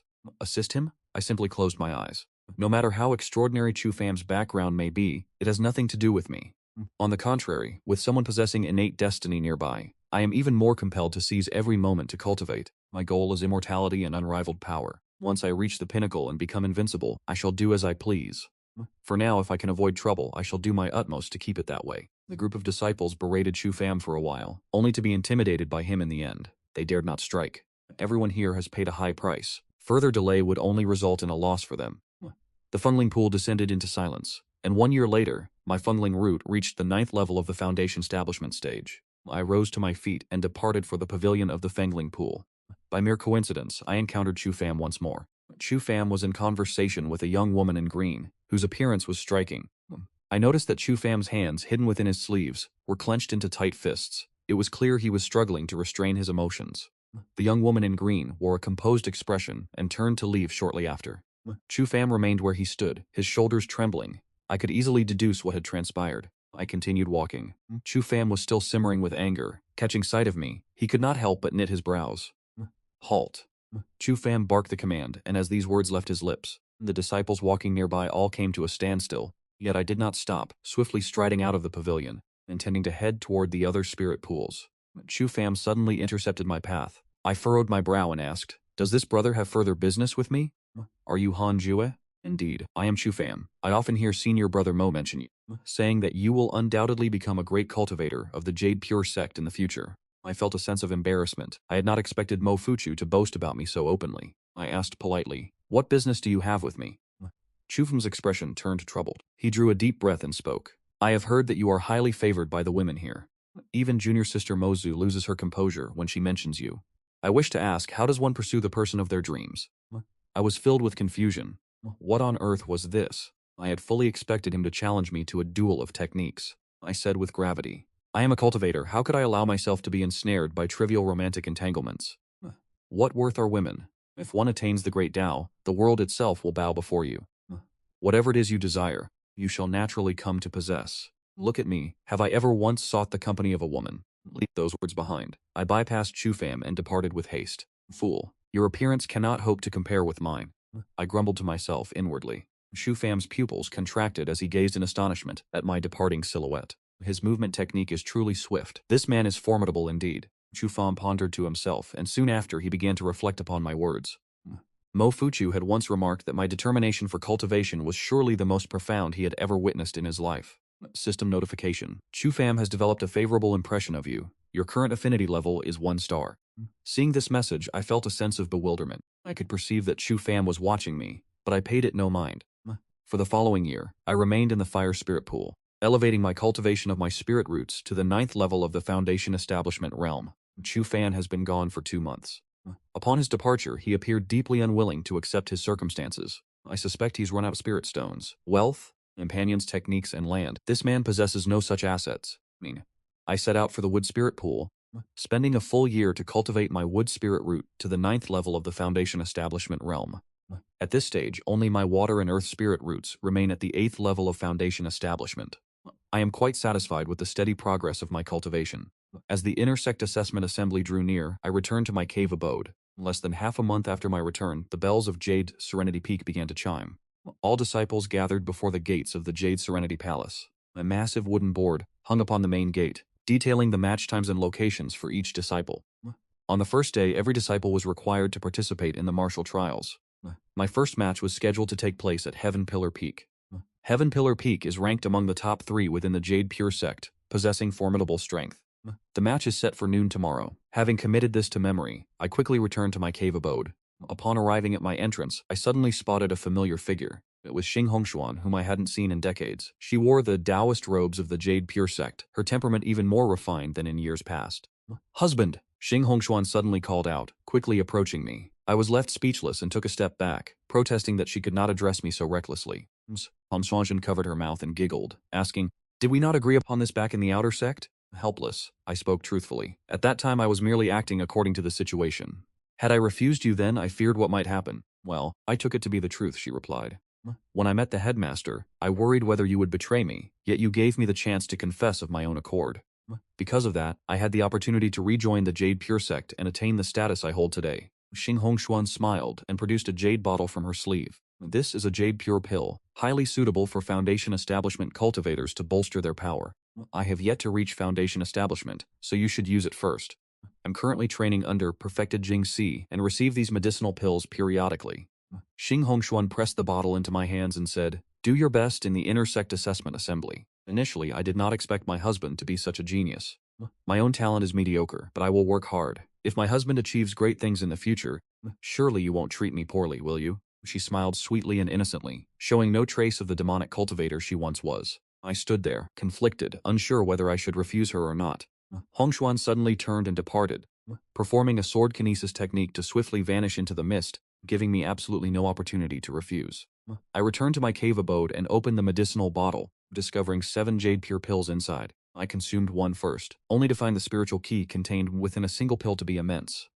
I hurriedly circulated my technique to refine the medicinal power. Half an hour later, it had been fully converted into water spiritual power, equivalent to at least half a month of cultivation. Given my aptitude, half a month of cultivation is equal to several hundred days for an ordinary person. For an elixir to be this potent, this is truly the treatment of a core disciple. I was secretly stunned, suddenly feeling that Xing Hongshuan's affection for me carried significant weight. Simultaneously, I grew curious. By merely providing the Blue Clarity demonic sect's operational plans for the Myriad Demon Realm, could she truly have secured such exceptional treatment? Previously, Xing Hongshuan was only a Qi refinement cultivator, active within the outer sect of the Jade Pure sect. How could she have so quickly obtained the inner secrets of the Blue Clarity demonic sect? It seems her identity is not as simple as I imagined. Setting my thoughts aside, I continued to consume the Jade Pure pills. After 3 pills, my water spirit root successfully reached the 9th level of the Foundation Establishment realm. I refined the remaining pills into Earth spiritual power, successfully reaching the 9th level of Foundation Establishment for that as well. With this, all 6 of my elemental spirit roots have reached the 9th level of the Foundation Establishment realm. I swept my divine sense outward. It was already the middle of the night. These Jade Pure pills are truly formidable. No wonder the status of an alchemist is so exalted. I pondered to myself, a sudden inspiration regarding alchemy striking me. Within a somber hall on the main peak, Xing Hongshuan sat before an elderly Taoist nun. This elder was none other than Perfected Jing Si. "You gave the Jade Pure pills to that boy at Jade Serenity Peak. Do you not regret it?" Perfected Jing Si asked. Xing Hongshuan replied softly, "I have no regrets. Your disciple has already fallen deep into the snare of love. Is the fact that he has such a handsome countenance not enough? His appearance is indeed peerless. In all my life, I have never seen a man more beautiful than he. But to devote yourself so fully to him based solely on his looks, your master believes it is not worth it. His talent is also quite exceptional. When I first met him, I heard from the sect master that he has already reached the 9th level of the Foundation Establishment realm." Jing Si Zhenren furrowed her brows, lost in deep thought. "Such talent is truly remarkable." She asked skeptically, "Why is it that for all these years I have never heard his name?" Xing Hongshuan replied, "The sect master says he's very reclusive. Ever since entering the inner sect, he's been constantly in closed-door cultivation. Previously, the sect master even intended to offer him a fortuitous encounter, but he declined it, stating his reasons." Jing Si Zhenren teased, "If one fears death, how can one ever hope to gain such profound experiences? It seems he is very resolute and possesses great self-confidence." Xing Hongshuan nodded, recalling his exceptionally handsome face. Her cheeks flushed slightly as she added, "It seems I, your teacher, must pay closer attention to him," Jing Si Zhenren remarked with an enigmatic smile. At noon, I set out for Tianju Peak. I stood upon my flying sword, my expression fraught with internal conflict. How should I act today? I must not draw too much attention. With my wood attribute spirit roots, 9th level foundation establishment cultivation, and supreme sword techniques, I truly do not consider the average intersect disciple a match for me. I have inquired thoroughly. The highest cultivation level among disciples participating in the intersect examination is merely the 9th level of foundation establishment. Those with higher cultivation have either already graduated or have become true inheritor, elite, or core disciples. Regardless of the rewards for the intersect examination or my own strength, I feel that I simply cannot afford to lose. The sisters announced that the Ngak'Than sect's intersect examination was about to begin, presenting me with the following choices. 1. Achieve a resounding victory, shocking the intersect with my reputation, to receive 1,000 high-grade spirit stones. 2. Humbly secure a top 3 position while minimizing my influence to receive a spirit treasure, which made my eyes light up. I have heard that spirit treasures are far more powerful than ordinary Dharma artifacts. Every time a choice arises, there is always an option to remain humble. It seems to be linked to the path of development I originally chose. I prefer this style, playing the pig to eat the tiger. No, that is not quite right. It is to stay low profile until I am invincible. I wish to be the sweeping monk of the Ngak'Than sect. Without hesitation, I directly chose the second option. I must wait until the intersect examination concludes. I steeled my resolve and accelerated toward Tianju Peak. Upon arriving at Tianju Peak, dozens of disciples were gathered around the dueling arena. Mofuju and Moju had arrived as well. Watching the match on the stage, their expressions were quite peculiar. My opponent and I were deadlocked, but for the most part I was on the defensive, dodging, appearing clearly at a disadvantage. My opponent, a disciple of Tianju Peak, grew more and more excited as the battle progressed. Facing such a weak opponent in the first round, how fortuitous. The disciple from Tianju Peak was self-satisfied, waving his spiritual energy around and maintaining a composed, heroic posture throughout the bout. I was speechless, burdened by the exhaustion of having to act out this charade. I continuously utilized the 7-fold illusionary steps to evade his attacks, all while forcing myself to appear clumsy in my footwork. I gritted my teeth and persisted. As the match dragged on, the spectators grew bored and began to leave one by one. Mo Fuchio and Mo Zhu were still watching. He knew his brother should not be this weak. Mo Zhu could not help but ask. Mo Fuchio spoke calmly. He is stalling intentionally. At that moment, I suddenly unleashed my ultimate sword finger technique, using my finger as a blade to project sword ki, piercing through the opponent's shoulder. I executed the 7-fold illusionary steps to close the distance instantly, sending him off the stage with a single kick. The match concluded, leaving the 3 presiding deacons stunned. As the spectators had already departed, no one expected such an abrupt finish. I cupped my hands and walked toward the 3 deacons to register my victory. The disciple from Tianju Peak left the area, utterly dejected. The Mo siblings immediately approached me. Brother Han, why did you not secure your victory sooner? Mo Fuchu asked. In his eyes, I was the most gifted disciple in the Yuqing sect, unmatched by anyone, save for my excessive humility. I shook my head and replied with a smile. I was merely waiting to find an opening in his defenses. Mo Ju and changed the subject. Miss Mo, have you been well lately? It would have been better had I not mentioned it. At the mere mention, Mo Ju grew indignant. If only I had listened to you back then. Went to Li Chanlong's cultivation cave, only to encounter a demonic cultivator. Fellow disciples and I were forced to join forces, but eventually we had no choice but to leap from a cliff. Fortunately, a senior expert intervened to save us. Mo Zhu recounted the events, her voice trembling with lingering rage. I asked, who was that senior? I am not entirely sure. After rescuing me, they departed immediately. Perhaps it was a reclusive master from the Yuqing sect. With the story concluded, I bid the siblings farewell and departed in haste. Mo Zhu watched my retreating figure and said sullenly, Big brother, why do I feel as though he is avoiding me? He doesn't seem to want to converse with me. Mo Fuchu laughed and said, your intentions are far too transparent. Brother Han is a dedicated ascetic. If he refuses to let emotions tether his path of cultivation, then continues to toil in solitude, what meaning does his life truly hold? Every individual pursues a different path. What he seeks is immortality, the great Tao itself. Returning to my cave dwelling, I continued to practice the 9 Dragons demon-slaying seal. In the previous matches, I relied solely on the 7-fold illusion, so I did not exhaust much of my stamina. For the next few days, I followed this routine, waiting every time for the spectators to disperse before defeating my opponents. The defeated contestants dared not linger for long. Thus, I cleared every trial and defeated every foe in my path, yet my reputation remained unremarkable. What is worth noting is that the reincarnated Mahayana realm cultivator, Zhou Fan, has suddenly risen to prominence, securing consecutive victories to break into the top 10. The entire inner sect is abuzz with talk of him, all because he seeks to contest the hand of the Sword Peak's head disciple. Many look upon him with disdain, believing he is lost in a delusional dream.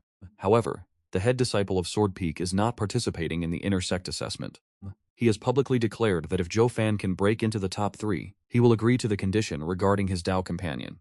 The fact that he intends to challenge Fan openly has caused quite an uproar within the inner sect. Upon hearing this, I felt no interest. I have seen such tropes far too often in novels. That night, I remained in my cave dwelling, cultivating the Nine Dragons demon-slaying seal. I had not used this technique in previous matches, but after several days of practice, the Nine Dragons demon-slaying seal has become quite refined. I am now capable of executing this technique within a single second. Most techniques require the formation of hand seals and the circulation of internal mantras to cast, rather than being unleashed directly like martial arts. Yet, as one's proficiency increases, it will eventually become possible to cast them instantaneously. Outside the cave dwelling, the sound of wind began to stir. At first I paid it no mind, but soon an inexplicable sense of unease washed over me. I hurriedly ceased my practice and projected my divine sense outward. Outside the cave there was no one, no demonic beasts, no wild animals, not even a single bird. Under the light of the crescent moon, the jade hidden chamber appeared truly ominous. What is happening? I furrowed my brows. The trees outside were not swaying, which confirmed there was no wind. Then why could I still hear the sound of it? Cold sweat drenched my body. Have I truly been reborn for decades? This is the first time I have encountered such a situation. In a world where demons, monsters, and cultivators exist, the presence of a ghost should be expected. I held my breath, focusing my senses with intense strain. If this is truly a malevolent spirit, it must be powerful enough to evade even the senses of Fairy Jiquan. Begone, you wretched spirit. Begone, you wretched spirit. I chanted silently in my heart. At that exact moment, I saw a streak of black mist drift from the crevice of the cave gate, heading straight toward me. Without a second thought, I raised my hand and unleashed the Nine Dragons demon-slaying seal. A golden jade seal streaked across the air, directly shattering the black mist and collapsing the stone gate. I watched closely as the dissipated black mist began to condense once more. I lunged forward without hesitation, manifesting the Nine Dragons demon-slaying seal again. Standing before the mist, I unleashed blow after blow, carving a massive crater into the ground and cracking the surrounding cavern walls. This was only because I maintained precise control. Otherwise, a single strike would have demolished the entire cave dwelling. Wait, stop, stop, stop! A shrill, miserable cry rang out, forcing me to cease my assault as I narrowed my eyes at the mist. I am the supreme elder of the Yuching sect. How dare a mere junior show such disrespect toward a senior? The black mist roared in fury, leaving me stunned by the revelation. The supreme elder? I watched as the mist rapidly condensed into a human form, albeit minuscule, standing barely half a meter tall. The figure was gaunt, clad in a wide white robe with flowing silver hair, glaring at me in indignation. I spoke with a sigh of helplessness. Senior, it is the middle of the night. What business do you have sneaking into my dwelling? The supreme elder grumbled in frustration. I was merely practicing a divine ability. My soul had left its vessel, and upon hearing sounds from your cave, I could not help but be overcome by curiosity to investigate. Despite his outward rage, he was inwardly astonished. What technique had this lad just unleashed that nearly annihilated his soul? The spiritual energy he displayed was already on par with the fifth layer of the Golden Core realm. Has the inner sect of the Yuching sect truly become this formidable? I must report this matter to my master. Senior, acting in such a manner is an easy way to frighten a disciple to death, I said, shaking my head. I was truly speechless. Practicing divine arts in the dead of night. Acting like a specter. I really should have just obliterated the soul of this supreme elder when I had the chance. No, I was merely playing a momentary prank. I apologize to you. The Grand Elder spoke hurriedly. I replied with a smile. You should know that your master is my disciple, and the current sect leader is as well. The Grand Elder lifted his head and puffed out his chest, his expression one of arrogance. However, my expression remained unchanged, and I was entirely unmoved. The smile on the Grand Elder's face vanished instantly. Could this junior truly not believe him? I spoke up. Consider tonight's events as having never occurred. You may leave. The Grand Elder turned to leave immediately. After walking only a few paces, he suddenly turned back and asked, Boy, I see that your bone structure is remarkable. Would you like to inherit my mantle and legacy? I raised an eyebrow and asked, What legacy? I shall pass down to you the Peerless Cultivation Manual, the Heavenly Firmament Golden Body. Do you wish to learn it? In the entire Yuching sect, only the sect leader and I possess this knowledge. The Firmament Golden Body sounded quite formidable, and my eyes lit up. Yet, upon reflection, something felt amiss. We had only just met, and our encounter had been far from pleasant. Why would this old man offer to pass on his cultivation technique to me? There must be an ulterior motive. Is he trying to deceive me? I shook my head and said, No thank you. I appreciate your kind intentions, Senior. The Grand Elder's smile froze once more. He let out a cold snort, flicked his sleeves, and departed. Half an hour later, I left my cave dwelling and flew toward the Yu Palace. I arrived before the grand entrance and knelt. As the massive doors rumbled open, I hurried inside. Why have you come here in the middle of the night? Fairy Jiquan asked. She did not open her eyes as I knelt before her and recounted everything that had just transpired. Fairy Jaquan opened her eyes and furrowed her brows deeply. She was displeased, thinking, this old man is causing trouble yet again. You nearly killed him? Fairy Jaquan asked with curiosity. I scratched my head and replied, the senior was practicing a divine ability, and I was merely holding my ground. These matters are of little importance. Master, will he return to harass your disciple? I do not wish to live in fear every night. Rest assured, I shall pay him a visit tomorrow. If he dares to approach you again, I shall deal with him personally. Thank you, Master. I let out a sigh of relief. This time I could finally put my mind at ease. Before leaving, I asked with curiosity, Master, is the heavenly sky golden body truly formidable? The predecessor who wished to pass down this technique was quite formidable, she replied. It is considered the most powerful cultivation manual within the Yuqing sect, even stronger than the Yuqing art, but one must castrate themselves before training in it. I felt the urge to curse aloud. As expected, that old man had no good intentions. Wait, if that is the case, then the Supreme Elder and the Sect Master have... I had uncovered a shocking secret. I felt that the morality of this situation should never be revealed to the outside world. Shiqian said solemnly, Disciple, you understand now. After I finished speaking, I bowed, then rose and departed to return to my cave dwelling. I was still contemplating the heavenly sky golden body. It was no wonder that even though Li Qingzi admired Fairy Siquan, the two never became Dao companions. The seniors were even more ruthless. To stay away from women, they simply severed their own manhood. I truly cannot admire such dedication. At the same time, I had already mentally labeled the Supreme Elder as entirely untrustworthy. The next morning, I set off for the Intersect City. The martial competition for the top 10 Intersect assessment was set to officially begin at noon. The Intersect assessment is distinct from the Intersect Grand Tournament. The Intersect assessment is the path to becoming an elite disciple, and anyone may register freely. The Intersect Grand Tournament involves 18 dueling arenas to determine rankings and encourage mutual improvement. The dueling stage had already been constructed in the central square of the city, spanning 100 jang in length and width, with the surrounding area already packed with people. Many disciples rode their flying swords, hovering in the air. The scene was truly magnificent. Junior brother, you have finally arrived. Chang Yuner immediately rushed over, speaking with excitement. Dozens of disciples from Yu Peak had arrived, all surrounding me to offer their cheers. Seeing so many people, I could not help but wonder how I should play this out. Perhaps I should simply strike them all down decisively. I fell into hesitation when suddenly I sensed a gaze. I turned to look and found Zhou Fan staring at me, his eyes filled with malicious intent. It was baffling. When had I ever provoked him? Zhou Fan recalled the words Mo Fuchio had spoken to him. In this intersect assessment, Mo Fuchio says I have always been concealing my true strength, to the point where I am no longer inferior to the elite disciples. Because of this, Zhou Fan has always regarded me as his imaginary rival. He does not understand me at all. With my exceptional talent and stunning appearance, why am I so humble? I have heard that Mo Zhu has taken a liking to me, yet I have always avoided her. The more humble I am, the more distressed Zhou Fan becomes. At this moment, Mo Zhu suddenly appeared before me and said excitedly, Brother Han, I believe you will certainly take first place. Sheng Yuer said guardedly, Who are you? Mo Zhu looked at her. Both women stared at each other with visible disdain, and sensing that a conflict was about to erupt, I felt things were taking a turn for the worse. Husband. A laugh drifted toward us. I turned my head to see that Xing Hongshuan had arrived as well. Shangguo and Mo Zhu turned their heads in unison. It was over. It was like Mars colliding with Earth. So I immediately turned to leave, distancing myself from the source of trouble. Instead of chasing after me, the three women approached one another and began to bicker. The surrounding disciples of Yu Peak looked at me with great admiration. Indeed, being handsome has its distinct advantages. So many beautiful junior sisters take the initiative to seek him out, yet he pays them no mind. What a waste. The Intersect examination has officially begun. The host for this Intersect examination is Elder Dole of Tianlei Peak. The 17 elders and sect masters from the other peaks did not attend.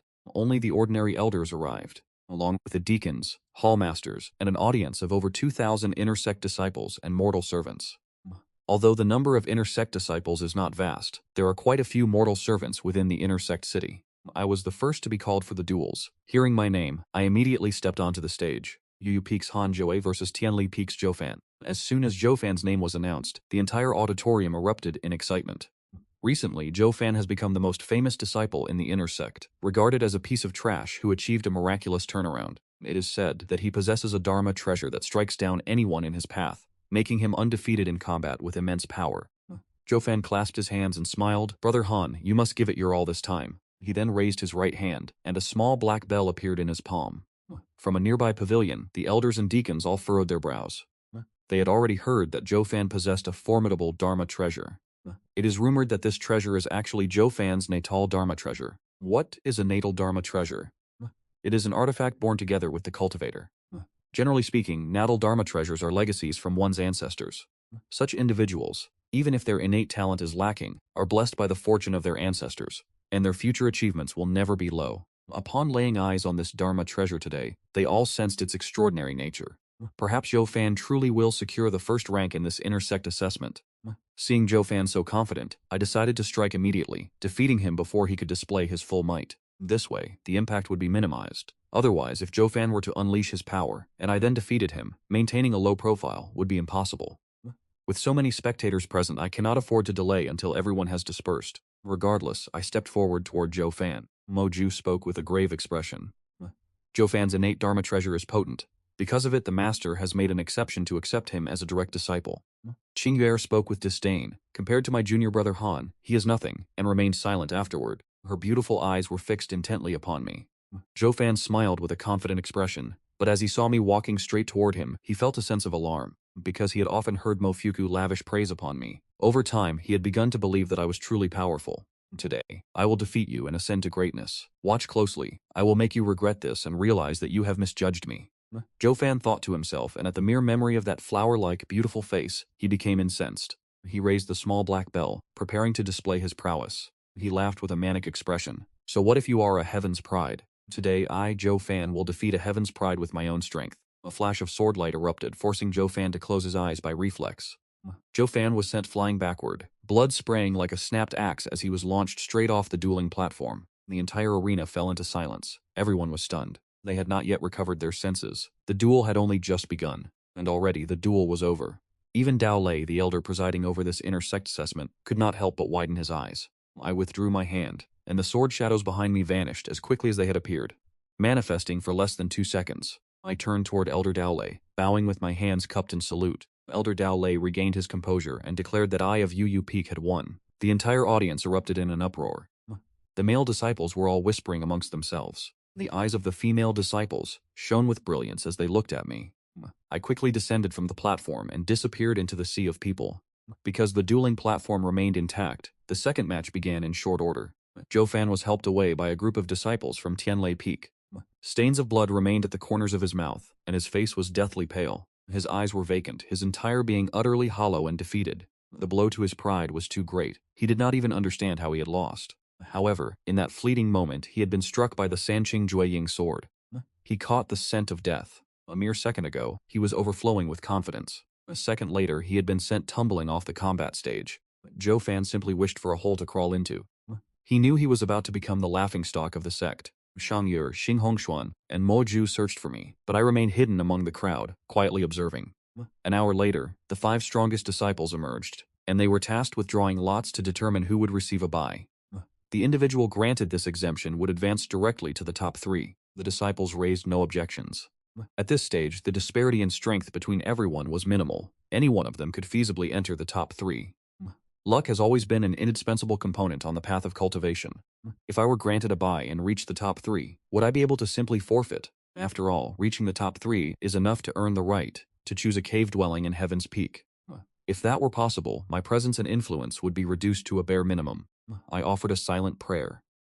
The one granted the exemption. Yu Peak, Han Jue, Elder Dao Lei announced. And the 4 remaining disciples turned their gazes toward me, filled with both admiration and caution. They had all witnessed me defeat Zhou Fan in a single breath. I had barely exhausted any spiritual energy, remaining in peak condition. Overjoyed, I quietly stepped down from the platform. The 3 women, Shang Yuer and the others, immediately surrounded me before I could find a chance to slip away.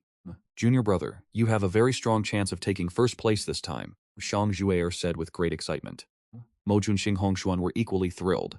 They were fond of me and naturally hoped to see me shine. I shook my head and replied, I am not capable of that. It was already difficult enough to reach this point. And Zhou Fan, who was pushing through the crowd nearby, heard this and nearly laughed out loud. He had intended to ask what kind of technique I used to defeat him. Hearing such words instead, Zhou Fan was choked with anger and could not help but vomit blood, drenching the disciple standing in front of him. He hastily turned and fled the scene. I looked back, but Zhou Fan was nowhere to be seen. The 2 subsequent artifacts, arts, movement techniques, and talismans were all displayed to their fullest extent. The strength of the 4 disciples was remarkably balanced.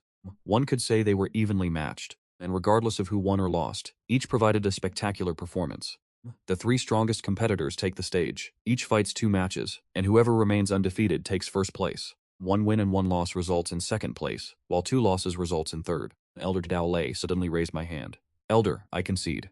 In order to defeat my previous opponent quickly, my spiritual energy was exhausted and has yet to recover. Let those 2 decide the victor. I am content with third place. Everyone was astonished. Xior and the others stared in disbelief. Zhou Fan, standing among the crowd, was stunned to hear this. So that is how it is. If that were not the case, why would Hanzhou concede? It turns out I am not as weak as I thought. I saw these lines of text and secretly cursed, thinking the system was insane. Elder Dao Lei gave me a profound look before nodding. The rules were adjusted. Hanzhou is in third place, so I immediately stepped down. Compared to the previous matches, the intensity of the following duels had diminished somewhat, as both individuals had already expended a significant amount of spiritual energy. I felt as though I could take them both on. In the end, the 3 strongest competitors were decided, and this round of examinations concluded. As the 3 of us followed Elder Dao Lei to the main peak, a notification appeared before my eyes. You have modestly attained a top 3 position in the intersect examination and received a spirit treasure. Congratulations on obtaining a 7th rank spirit treasure. Golden Cicada Mysterious Divine Garment. The Golden Cicada Mysterious Divine Garment is a 7th rank spirit treasure, capable of automatically defending against enemy attacks. At its peak, it can withstand 1 full strength strike from a spirit-severing realm cultivator. If spiritual energy is channeled into it, its defensive capabilities increase further. I raised an eyebrow. Being able to block a strike from a spirit-severing cultivator is truly impressive. It is no wonder a spirit treasure surpasses a common artifact. If there is a 7th rank spirit treasure, could there be 6th or 5th rank treasures? Just how powerful is a 1st rank spirit treasure? I speculated inwardly, my mood lifting. This has been incredibly rewarding. To have obtained the Golden Cicada Mysterious Divine Garment, my sense of security has increased significantly. Combined with the Heavenly Cave Abode, it can be said that this is a bountiful harvest. Wearing the Golden Cicada Mysterious Divine Garment, I can cultivate in peace, without fear of being ambushed. Transformation realm cultivators are extremely rare. The Yuqing sect has seen only one in several hundred years. Yet this Golden Cicada Mysterious Divine Garment is enough to protect me. If I were to encounter a nascent soul cultivator, they would be unable to kill me, just as I would be unable to kill them. I could not help but smile. Is reaching third place really that joyous? Did Fairy Shiquan explicitly command you to only compete for third place? Elder Dao Lei suddenly spoke up and asked. The 2 disciples in front also turned their heads to look at me, their expressions filled with curiosity. They are not fools. They also felt that my decision to concede was strange, but to them, this is a favorable outcome, so they did not harbor suspicions. I replied, Junior is not happy because of achieving third place. I am simply excited, because this is my first time visiting the main peak. My master did not instruct me to only vie for third place. Although Feng Wan and I have become inner circle disciples, Master said that as long as we do our best, that is sufficient. Elder Dao Lei let out a cold snort, clearly disbelieving that Zhou Fan was his direct disciple. By defeating Zhou Fan and then immediately forfeiting, it was no different than causing Tianli Peak to lose face. However, since he is a senior, he could not openly criticize me. I offered a polite smile to the other 2 disciples. The 3 of us have had little interaction, and this is hardly the time for idle conversation. Not long after we arrived at the main peak, Elder Dao Lei brought us to meet True Person Jingshu before departing on his own. The 3 strongest participants in this internal examination are entitled to become disciples of the main peak. As arranged by True Person Jingshu, you may each select one of the innate cave abodes designated by the sect leadership. True Person Jingshu spoke with an expressionless face. He glanced at me imperceptibly, thinking, this lad actually managed to break into the top 3. It seems Quaner did not misjudge him. His talent is truly formidable. The other 2 disciples showed no signs of surprise, clearly having been informed about the innate cave abodes beforehand. True Person Jingshu flicked his right hand, and a field of light manifested before us, displaying the names of 3 heavenly cave abodes. These 3 heavenly cave abodes are positioned around the perimeter of a mountain range. One glance was enough to tell me this is a map of the Yuqing sect. Are they organizing us to act as security guards? I sighed inwardly. The 3 cave abodes perfectly encircle the 18 peaks. Though I complained, I accepted it as it was. The allure of the innate immortal caves is immense, effectively serving as a complementary spirit pool. I can remain composed. Now that I possess the Golden Cicada Profound Divine Garment, I no longer fear threats. Master Jingshu began to introduce the 3 immortal caves. The first innate cave is saturated with extremely dense fire and wind spiritual energy. The second innate cave contains a significant concentration of water, fire, and wood spiritual energy. The third innate cave possesses spiritual energy density equal to a spirit pool, yet the elemental attributes are chaotic and unremarkable. The third innate cave belongs to me. Any cultivator capable of reaching this stage possesses either 3 spiritual roots, or is a genius with 4, but since they only cultivate one attribute, they would naturally select the first 2 caves. I had no other choice, yet I received the innate cave most suitable for my own cultivation. Once the cave was selected, I was presented with a talisman. By tearing the talisman, one can locate their objective. We offered our salutations and departed. Upon exiting the main hall, I immediately tore the talisman. A golden dove manifested from the void and flew off into the distance. I followed it immediately, while the other 2 cultivators exchanged bows before parting ways. After following the golden dove for half an hour, I finally discovered the innate cave. This cave is situated within a mountainous forest. The golden dove flew into the cliff face, causing the rock to emanate a brilliant light. I could sense the fluctuations of spiritual power. Presumably, a formation had been placed here previously as the cliff face transformed into an entrance. I stepped inside without hesitation.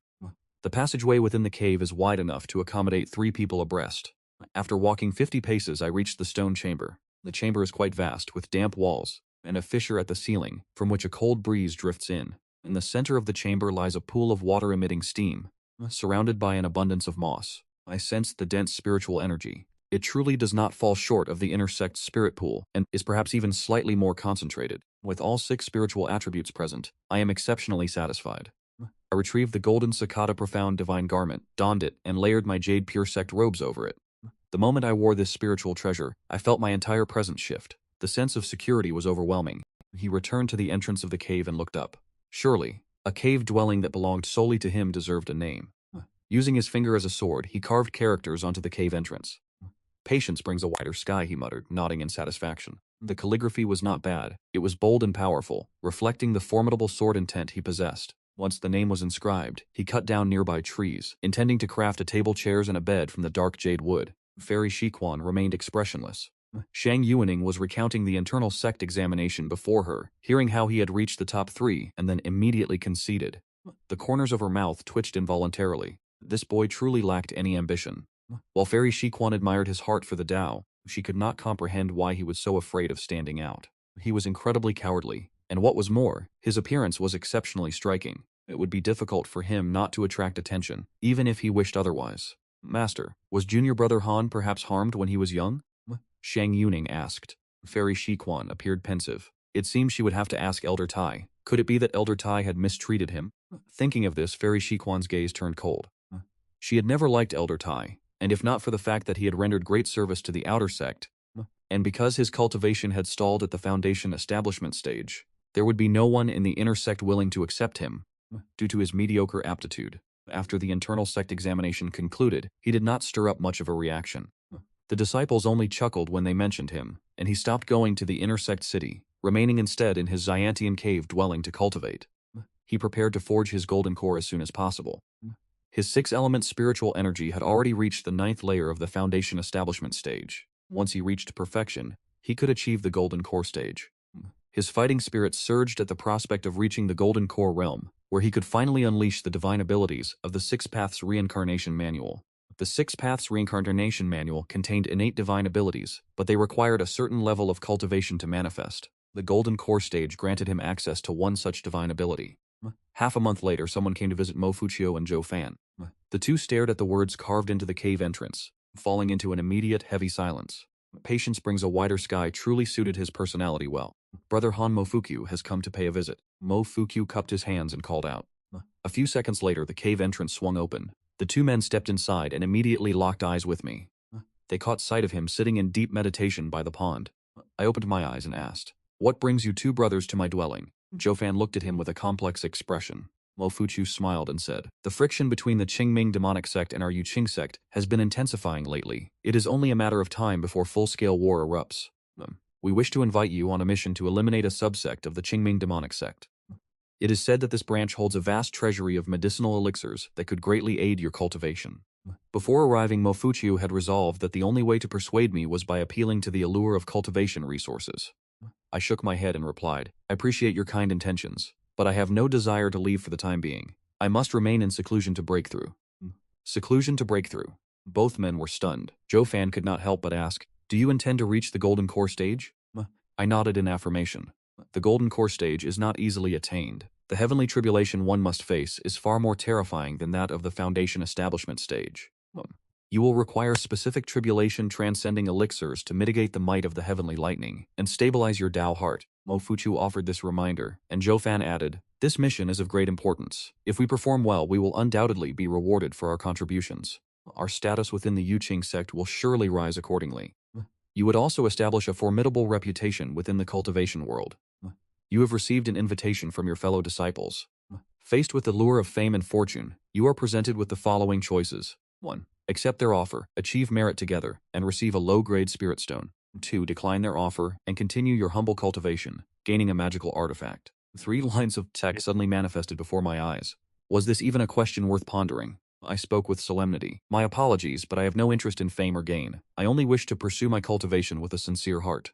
Should the Yuqing sect face a crisis in the future, I will certainly defend it with my very life. However, for now I have no intention of leaving the sect, regardless of what Mofukyo may say." No matter how Zhou Fan attempted to persuade me, I remained unmoved. The two of them had no choice but to depart in frustration.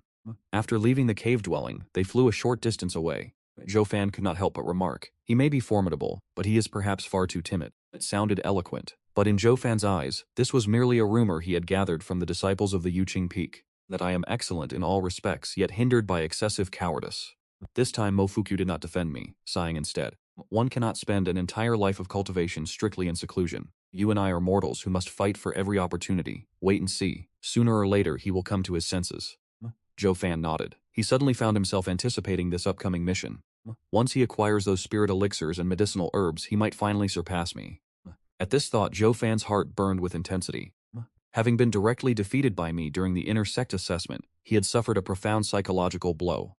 Although he does not harbor hatred toward me, he is desperate to reclaim his lost dignity. Congratulations on obtaining the Small Universe Belt. The Small Universe Belt contains a vast spatial dimension within it. It functions similarly to a storage ring or a spatial bag. It is flexible, easily adjusted, and highly resistant to destruction. Hanju stared at the Small Universe Belt in his hand. It resembled a scroll, albeit a very narrow one. He channeled his divine sense into the belt, discovering a spatial dimension spanning 1,000 square miles, far larger than his previous storage bag. He immediately dripped a drop of blood onto it to claim ownership. Once successful, he transferred all his belongings from his storage bag into the Small Universe Belt and fastened it around his waist. The Small Universe Belt contracted slightly, tightening against his robes, yet his waist felt neither constricted nor loose. It was incredibly comfortable. He toyed with it for a moment, before returning to his cultivation. 2 years passed in the blink of an eye, and his 6 elemental spiritual powers reached perfection. Preparing for his tribulation, he promptly activated the cave abode's barrier. He would undergo his tribulation from within the safety of his cultivation cave. Though the Golden Core realm heavenly tribulation is domineering, it is not destructive enough to level mountains, focusing its force primarily upon the one attempting the breakthrough. It is said that the Golden Core tribulation is prone to manifesting inner demons. Out of 10 Foundation establishment cultivators, only 2 or 3 successfully break through. The rest are either struck down by the tribulation lightning or succumb to key deviation. Hanju possessed peerless aptitude and cultivated top-tier manuals, so naturally he feared none of this. As he continuously circulated his cultivation technique, dark clouds gathered above his head, crackling with lightning. At that same moment, a voice echoed within Hanju's heart. "What is it that you desire? Fame, fortune, or women? You are already strong enough. Stop restraining yourself and reveal your true might to the world." The voice sounded like a demon, relentlessly tempting Hanju. Hanju remained unmoved, a cold smile forming. "Is this a mere inner demon? It is not even enough to breach my defenses." Hanju shifted his hand seals, and the spiritual energy within his body followed suit, condensing toward the formation of a golden core. Within his dantian, spiritual energy began to converge, acting as the eye of the vortex within his body. Streaks of heavenly lightning suddenly descended from the dark clouds, raining down upon Hanju. Hanju immediately activated the 6 paths reincarnation. The Pixel's spiritual energy breakthrough was truly beyond description. Hanju's lightning spiritual root could not fully absorb the heavenly lightning, yet the support of his other spiritual energies allowed him to endure without pain. He soon realized it was not his own spiritual energy that was strong, but the golden cicada mysterious divine garment. This spiritual treasure was actually capable of aiding in a tribulation. Hanjo thought in astonishment. The golden cicada mysterious divine garment could withstand the attacks of a soul formation cultivator. It would likely prove useful for his nascent soul tribulation in the future. Hanju was exhilarated. It was truly a magnificent treasure. Hanju rallied his spirits and continued his tribulation. 7 days later, Hanjue finally completed his tribulation successfully. Congratulations on breaking through to the Golden Core realm. You have received a peerless grade Dharma sword. Congratulations on receiving the Qilin sword. The Qilin sword, forged from the bones of a Qilin and containing its soul, possesses the ability to ward off evil. A sword appeared in Hanjue's hand. The blade was jet black, inlaid with Qilin scales, and the hilt exuded a domineering aura. The blade was 3 fingers wide and over a meter long. Holding the sword, Hanju felt a cool sensation in his palm. It was a beautiful weapon that suited him perfectly. Hanju sheathed the Qilin sword and began to stabilize his golden core cultivation. Half a month later, he began practicing the 3rd layer of the 6 paths of reincarnation technique, and inherited his first divine ability, the 6 paths soul absorption. Just as the name suggests, this divine ability can absorb souls, especially wandering spirits and ghosts. After mastering this ability, Hanju is also able to perceive spiritual entities invisible to ordinary people.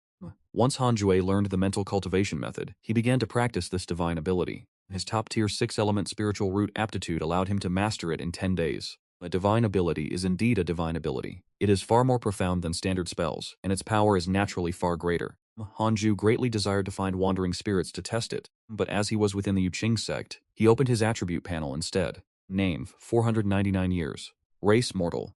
Cultivation, 1st layer of the Golden Core Realm technique. 6 paths of reincarnation technique. Inherited spells. Absolute sword. 7-fold illusionary steps. 3 pure ones. Peerless Shadow Sword, 9 Dragons Exorcism Seal Divine Ability, 6 Path Soul Absorption, Artifact, Golden Cicada Mysterious Divine Garment, High-Grade Spiritual Treasure, Reverse Spirit Belt, Qilin Sword, Aptitude, Spiritual Root, 6 Paths Spirit Body, including top-tier Wind, Fire, Water, Earth, Wood, and Lightning Spiritual Roots, accompanied by Increased Destiny, Innate Destiny, Peerless Beauty, Immortal Posture, Top-tier Charm, Heavenly Sword Fanatic, Top-tier Sword Dao Aptitude, Top-tier Sword Dao Enlightenment, Peerless Movement Technique, Top-tier Movement Technique Aptitude, Descendant of the Immortal Emperor, received 1 set of Peerless Immortal Cultivation Techniques, 1,000 top-grade Spirit Stones, and interpersonal relationships. His lifespan has increased by 499 years, not bad at all. 400 years is enough time for him to reach the nascent soul realm. If it takes more than 100 years, he would consider it a failure. Hanjue thought with satisfaction, but he suddenly remembered that after the intersect examination concluded, he had not yet bid farewell to Fairy Xishuan. Realizing his discourtesy, Hanzhou immediately rose to his feet and departed. After leaving his cultivation cave, he flew toward the inner sect of the Jade Pure sect, the direction being easily identifiable. The 18th peak was far too conspicuous. As Hanju rode his sword through the air, he checked his interpersonal relationships. The favorability and hatred levels of the characters remained largely unchanged. He opened his mail. Your friend Li Qingzi was attacked by demonic cultivators. Your friend Li Qingzi was attacked by demonic cultivators, skipping over dozens of similar notifications.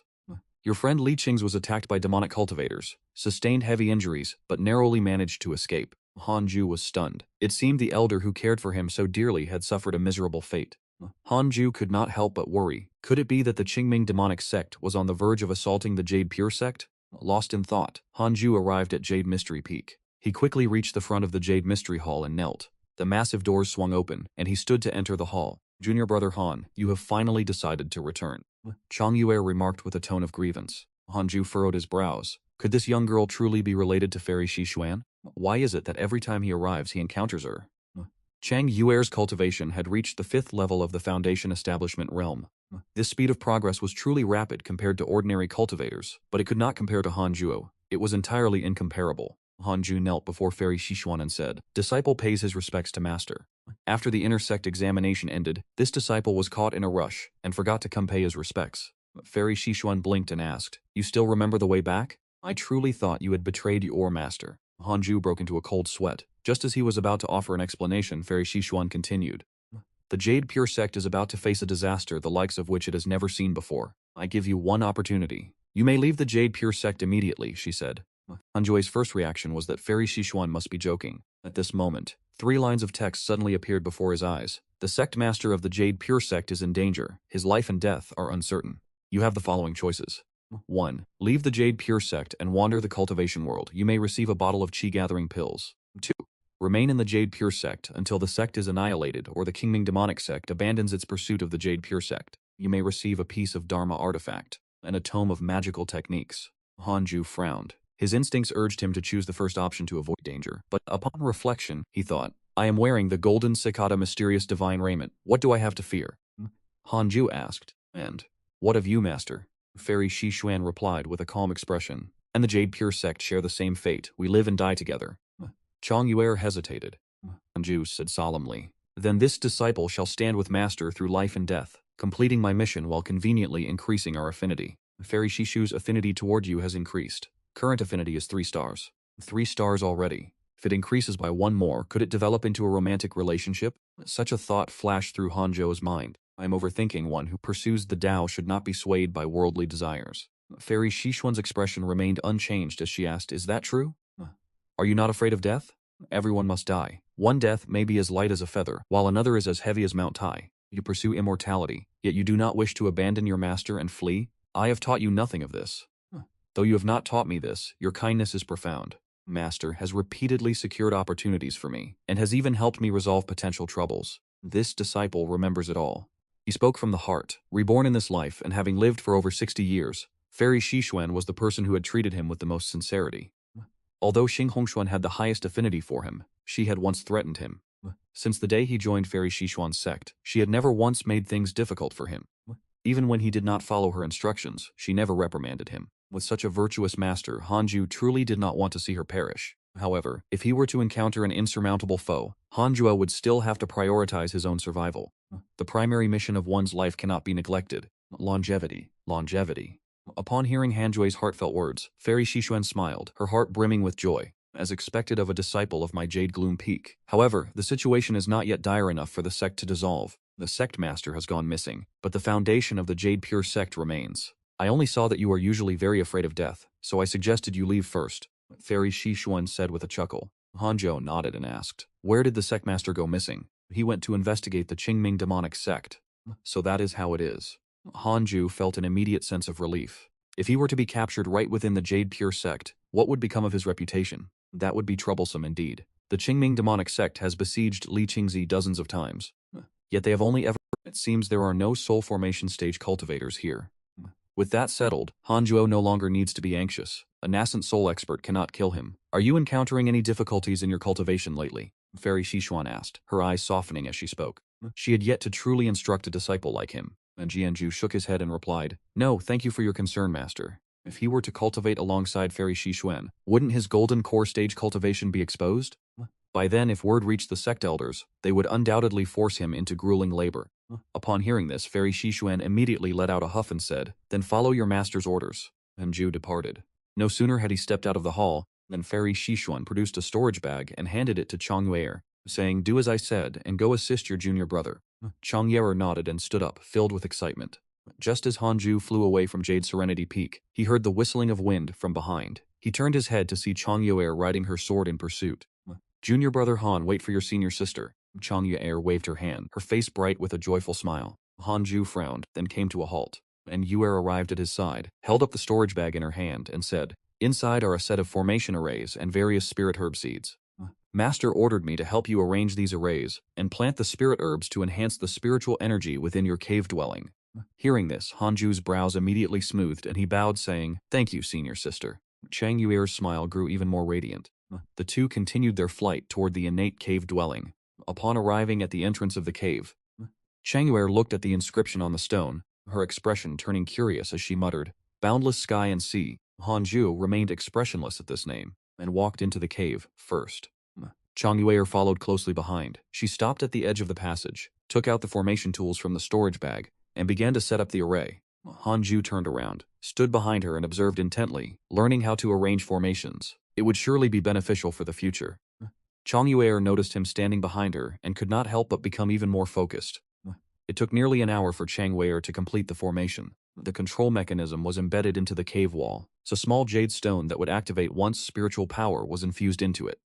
This formation could conceal the cave entrance. Anyone attempting to force their way in would be trapped in an illusion, unable to escape. Hanzhou remarked with admiration, I never expected you to be proficient in such things. Chang Yuer laughed triumphantly and said, what did you think I was learning while following Master all this time? Do not be deceived by the fact that my cultivation base is inferior to yours. Alchemy, talisman crafting, array formation, and more. I have mastered them all. Hanzhou looked at her with a newfound perspective. Shenxiu turned and walked into the immortal cave. She surveyed the surroundings before approaching the pond and began to plant the spirit herbs. The day I ascend to immortality, I shall make you my medicine boy. You had better work hard to increase your power, she said with a smile. Chang Yuer let out a huff. Dream on. I am your senior sister. If anyone were to serve, it would be you. She laughed suddenly, while Hanzhou remained silent, appearing somewhat dazed. Feeling her amusement dampened, Xiangyue continued planting the spirit herbs. After the time it takes to steep a pot of tea, she had finished planting all the seeds. Hanju hurriedly offered his thanks. That will be all. I shall not disturb your cultivation any further. How about I move in and live with you for a while? Shangye asked with a coy smile, casting a flirtatious glance at Hanjue. Hanju asked with a guarded expression, does senior sister intend to seize my immortal cave? Shangye glared at him and turned away in a huff. Only after she had departed from the cave did Hanjue heave a sigh of relief. He patted his chest and muttered to himself, Hanjo, oh Hanjo. Hanju wished to preserve his innocence, but it was truly a difficult task. Hanju walked to the entrance, activated the defensive formation, returned to his wooden bed, and resumed his cultivation. The first layer of the Golden Core Realm could not satisfy him. Since mastering the third layer of the Six Paths reincarnation technique, his rate of absorbing spiritual energy had far surpassed what it was before. Coupled with the dense spiritual energy of the innate immortal cave, his cultivation progressed with great ease. In the blink of an eye, 5 years passed. Hanjue's lightning spiritual root had reached the third layer of the Golden Core Realm, while his other spiritual roots remained untouched. He intended to cultivate his lightning spiritual root to the 9th layer of the Golden Core Realm before focusing on the others. After all, the Qingming demon sect could attack at any moment, and his lifespan had also increased slightly.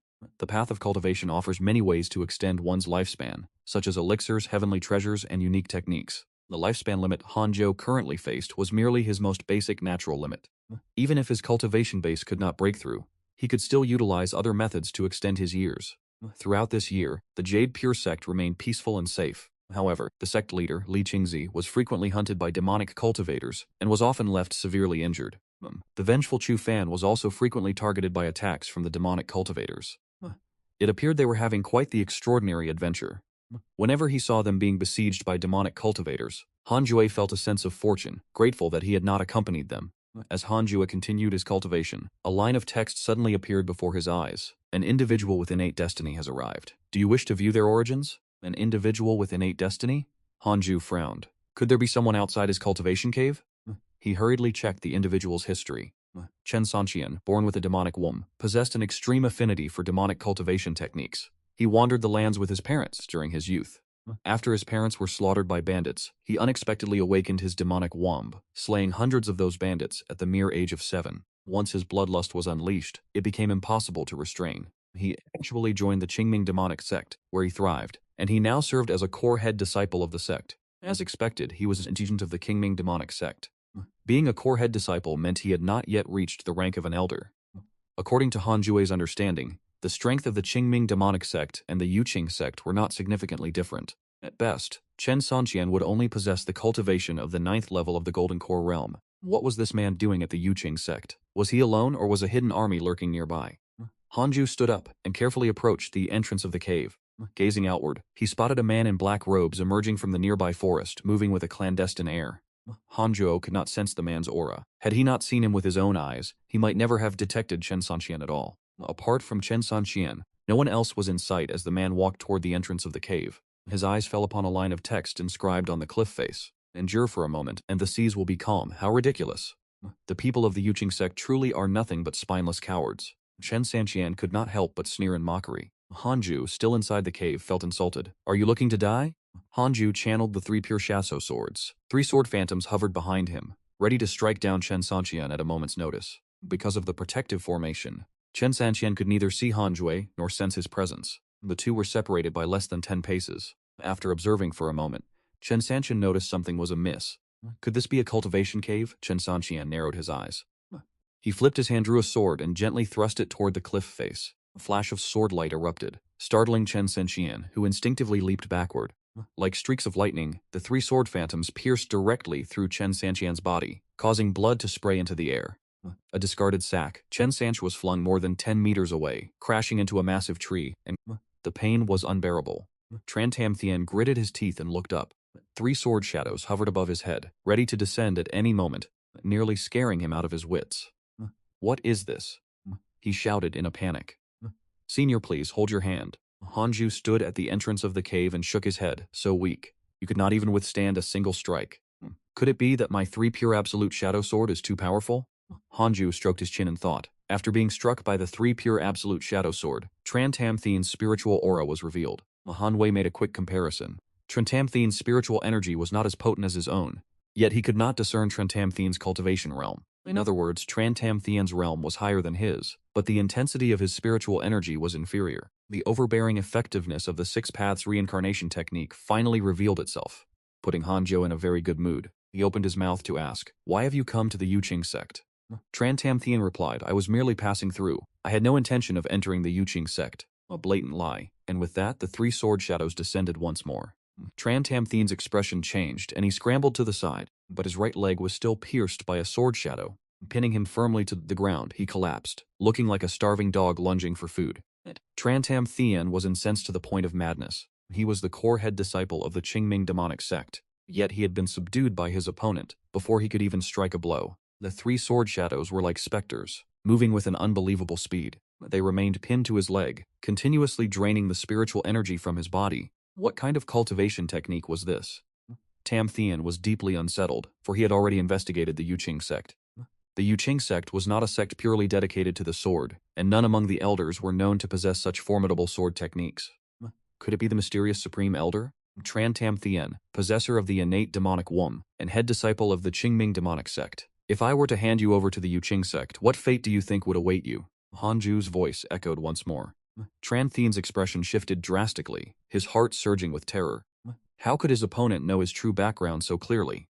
Trantamthien was completely panicked and hurriedly knelt toward the immortal cave, saying in a trembling voice, "Senior, I was wrong. I was wrong. Please give me a chance. I have never killed any disciples of the Jade Pure sect." Hanjo hesitated whether he should kill Chen Sanqian. According to his experience in reading novels, killing this type of heaven-favored talent might trigger an endless series of side complications. Usually, geniuses carry some form of communication method left by their elders. Once they die, their elders will sense it, and subsequently hunt down the protagonist. If you kill the child, the master comes. Kill the master, and the elder arrives. Kill the elder, and someone even older and more powerful descends from the heavens. Perhaps it would be better to capture him.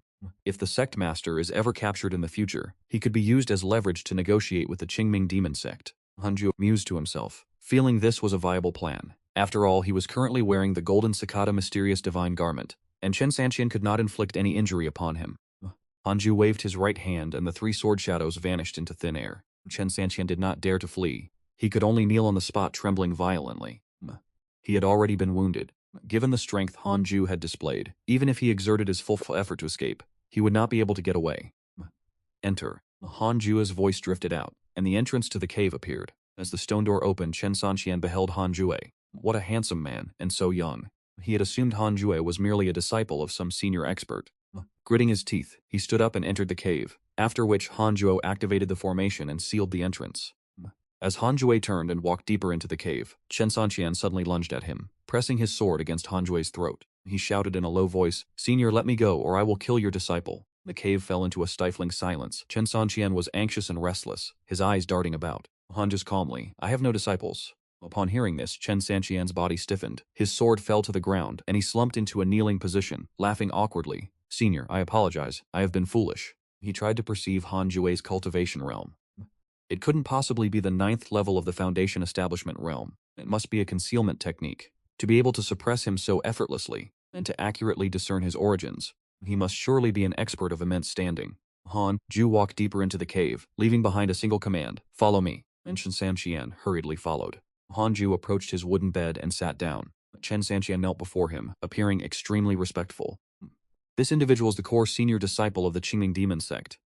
Hanzhou had initially intended to hand Chen Sanqian over to Fairy Shiquan, but doing so would undoubtedly drive Chen Sanqian to risk his life in a desperate escape. He did not possess the strength to fully suppress Chen Sanqian. At best, he could only defeat him. The only reason Chen Sanqian dared not flee at this moment was because he had overestimated Hanjue's true combat prowess. Regardless, with the golden cicada mysterious divine garment protecting his body, Hanjue had no fear of a sneak attack from Chen Sanqian. The golden cicada mysterious divine garment protected not only his body but also his head. In any case, Chen Sanqian could not inflict any damage upon him. Hanju said softly, "Pick up your sword and strike me with everything you have." Chen Sanqian trembled, breaking into tears. "Senior, I know I was wrong. I was truly wrong.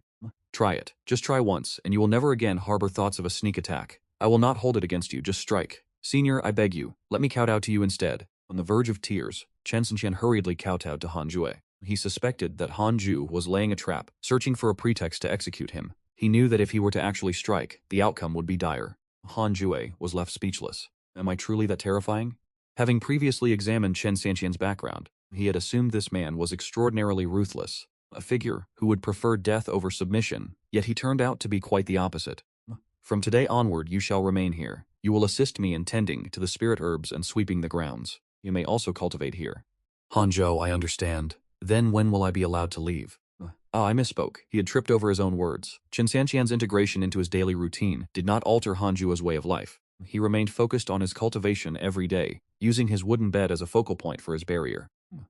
While he was cultivating, Chen Sanqian could not sense even the slightest fluctuation of spiritual energy from him. The edge of Hanzhou in Chen Sanqian's mind became increasingly profound and unfathomable. In the blink of an eye, a year passed by. With the continuous cultivation of spirit herbs, the spiritual energy within the cave dwelling grew increasingly dense. Hanzhou's lightning spirit roots successfully reached the 4th level of the Golden Core realm, 1 level per year. The speed was not bad at all. If word of this were to spread, it is unknown how many people would be frightened to death. Chen Sanqian had since calmed down. He realized Hanzhou was not making things difficult for him, yet he still dared not flee and could only follow suit by cultivating. Hanzhou remained in constant cultivation, never once leaving, which caused Chen Sanqian's inner anxiety to grow. Although the cultivation environment was exceptional, continuing like this would only delay his intelligence gathering. Chen Sanqian turned his back toward Hanzhou, frowning as he pondered. If he does not return for a long time, the Qingming demon sect will certainly grow anxious, perhaps even descend into a panic. What is to be done? Tranteam Thian was deeply troubled by the predicament he had been dealt, and when he recalled how he had been defeated by Hanzhou a year ago, he could not help but shiver. The disparity in their strength was simply too vast. Hanzhou dared to cultivate without the slightest fear. He must surely have him completely under control. Damn it, what on earth is this person planning? Keeping me imprisoned here indefinitely. If only my strength were not inferior to his, I would certainly make you pay back 100-fold. A glimmer of chilling malice flickered in Trantam Thian's eyes. Who was he? He was the demonic embryo, whose mere name struck terror into the hearts of those within the Qingming demon sect. Your hatred from Trantam Thian has increased. Current hatred level is 4 stars. Hanzhou, currently in meditation, furrowed his brows. Damn it, it has risen again. Hanzhou felt as if he might cough up blood. Throughout this past year, he had not mistreated Trantam Thian in the slightest. Tran Fian had appeared obedient, yet his hatred toward him continued to climb, reaching 4 stars, a level that could only be resolved by the death of one party. Trantam Thian was unaware of Hanzhou's inner turmoil. He was still formulating plans on how to kill Hanzhou and find a method to escape, waiting only for the moment Hanzhou had to leave the sect for business. Given his cultivation base, he must be an elder or a supreme elder. Recently, the demon sect has been constantly harassing the Jade Pure sect. He surely cannot stay in seclusion forever. Once I escape, I will lead the demon sect to raise the Jade Pure sect to the ground, and then I will hack this bastard into 1,000 pieces and refine his soul. Trantam Thian's heart was filled with killing intent, though he dared not show the slightest hint of it. Just picturing the scene where Hanzhou would kneel before him, begging for mercy, filled him with immense, uncontrollable pleasure. At that very moment, a familiar sound of whistling wind erupted.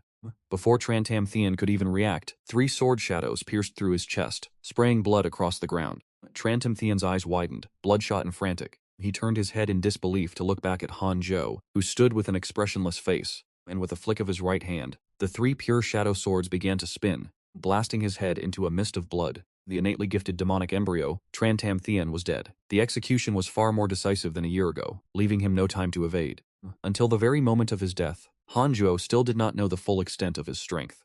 Trantam Thian had long since lowered his guard, thinking that Hanzhou intended to keep him alive for some greater purpose, never expecting to be killed on this day. As the corpse of Chen Sanqian collapsed to the ground, a sphere of light emerged from within his remains. Hanzhou arched a brow. The sphere of light shifted rapidly, manifesting into the silhouette of an old man whose eyes were brimming with malevolent energy. The old man glanced at Chen Sanqian's body, before fixing his gaze intensely upon Hanzhou. Within the cave dwelling, Hanzhou sighed, never expecting that an elder would truly arrive. The old man let out a cold snort. Are you sighing in regret for killing my disciple? You are as good as dead. Drawing his, Hanzhou spoke with an expressionless face. I am Cao Cao, and you belong to the Qingming demonic sect. Zhang Kunmo, prepare to meet your end. After these words, Zhang Kunmo vanished. Zhang Kunmo has developed hatred towards you. Current hatred level is 5 stars. 5 stars? That is truly high.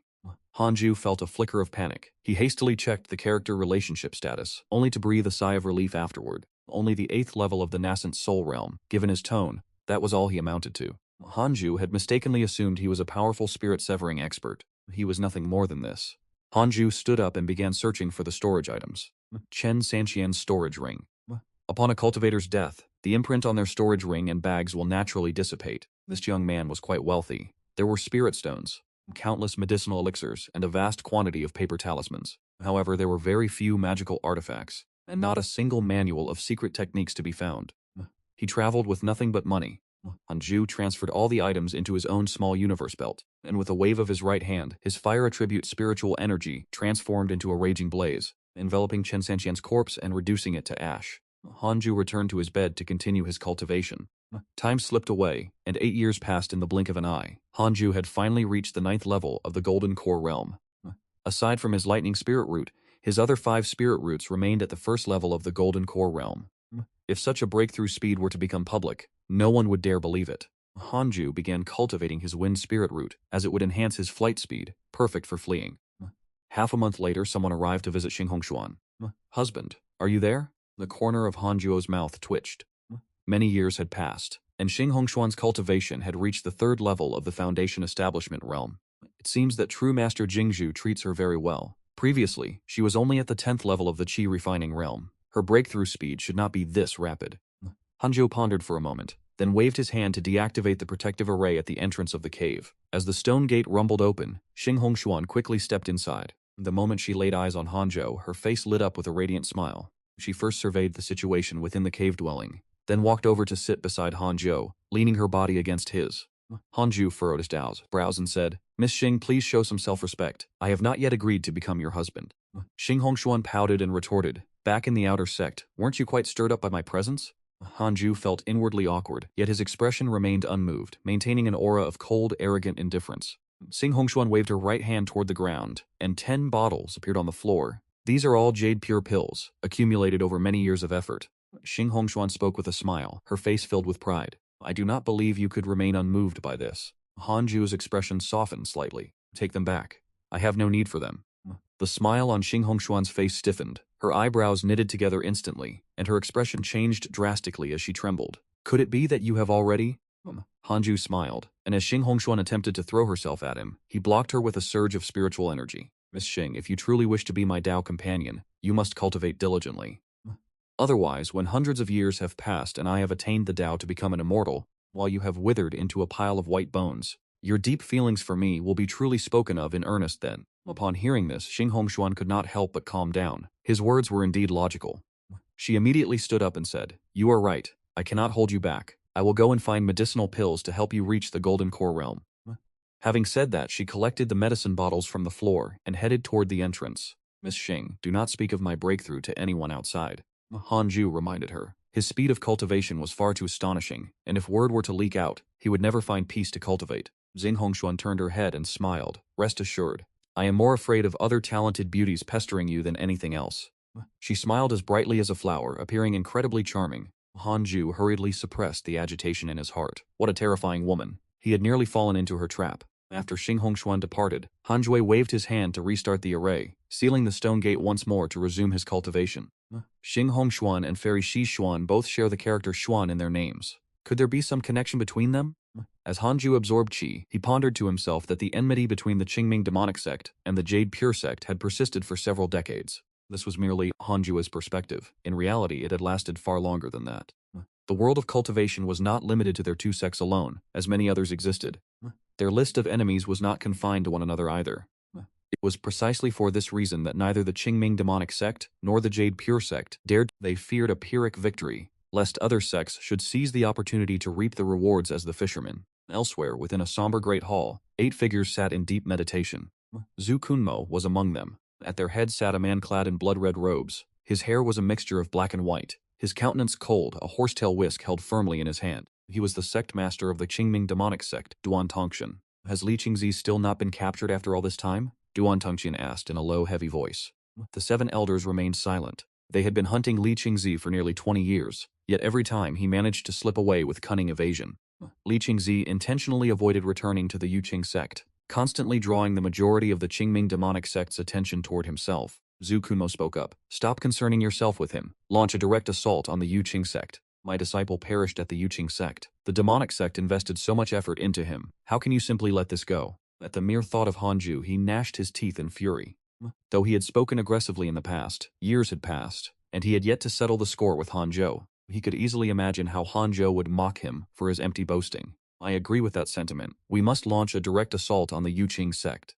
Our total strength surpassed the Yuqing sect during the Demonic Path Assembly, and the other sects have already made their stance clear. Unless we annex our neighbor, the Yuqing sect, they will never submit to our rule. That is true. A hegemon of the demonic path who cannot even defeat a neighboring righteous sect, how can they be expected to submit? I am willing to lead the disciples to attack the Yuqing sect myself. The Yuqing sect possesses an old monster aside from Li Qingzi. The elders began to deliberate, while Duan Tongshan's eyes flickered, though he remained silent. After a long while, the elders ceased their discussion and turned to look at him, awaiting his final decision. Duan Tongshan declared, I am preparing to undergo spirit transformation. If the breakthrough is successful, it will not be too late to attack the Yuqing sect then. By that time, victory against the Yuqing sect will be assured. Spirit transformation? The elders stared at him in astonishment. Zhu Kunmo drew a sharp breath and asked, Sectmaster, are you confident? Duan Tongshan replied calmly, I have been preparing for this for decades. I have 90% confidence. Waiting another 30 years is no great burden. To mortals 30 years may be half a lifetime, but to us it is but a fleeting moment. 10 years have passed since Xing Hongshuan departed. I have cultivated my wind spirit root to the 9th level of the Golden Core realm, and my fire spirit root has reached the 3rd level. Ever since my lightning spirit root reached the 9th level of the Golden Core realm, cultivating the other spirit roots has become far more efficient, and I can already see the nascent soul beckoning to me. Growing stronger with each passing day, the sensation is nothing short of miraculous. It makes the solitary life of seclusion feel anything but tedious. Only upon reaching the nascent soul stage can one truly be considered to have transcended the ranks of the weak. I am now 88 years old, standing at the peak of the 9th level of the Golden Core stage. In this world of cultivation, you will not find a sect soul with such attainments at my age. Yet, I still feel it is insufficient. Even reaching the nascent soul stage is not enough. I desire to cultivate to the very end of the path, to stand unrivaled above all others. Today, Chang Yur arrived to pay a visit. I lowered the defensive array and welcomed her into my residence. Junior, brother, I have come to see you, and I have brought along some rare spiritual treasures grown by the pond. They will surely enrich the spiritual energy within your dwelling. Who knows?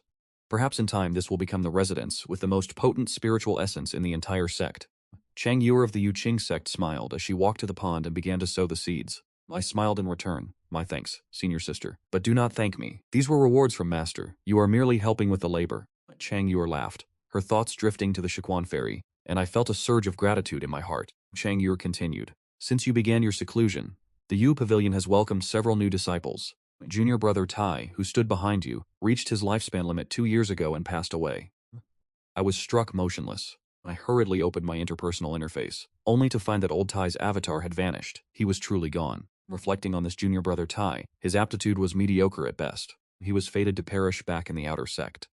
To have reached the inner sect at all, he could have no regrets in this lifetime. But before he passed, he expressed a desire to see you, she said, relaying the words of his pill attendant.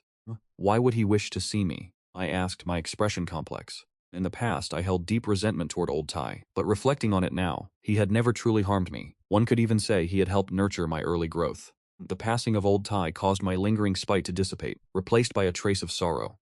This is the nature of the cultivation path. There will always be those who perish along the way. I shall never allow myself to die midway. My resolve to pursue immortality has only grown more steadfast. Cheng Yur shook her head. How could I know of the connection you and old Tai once shared?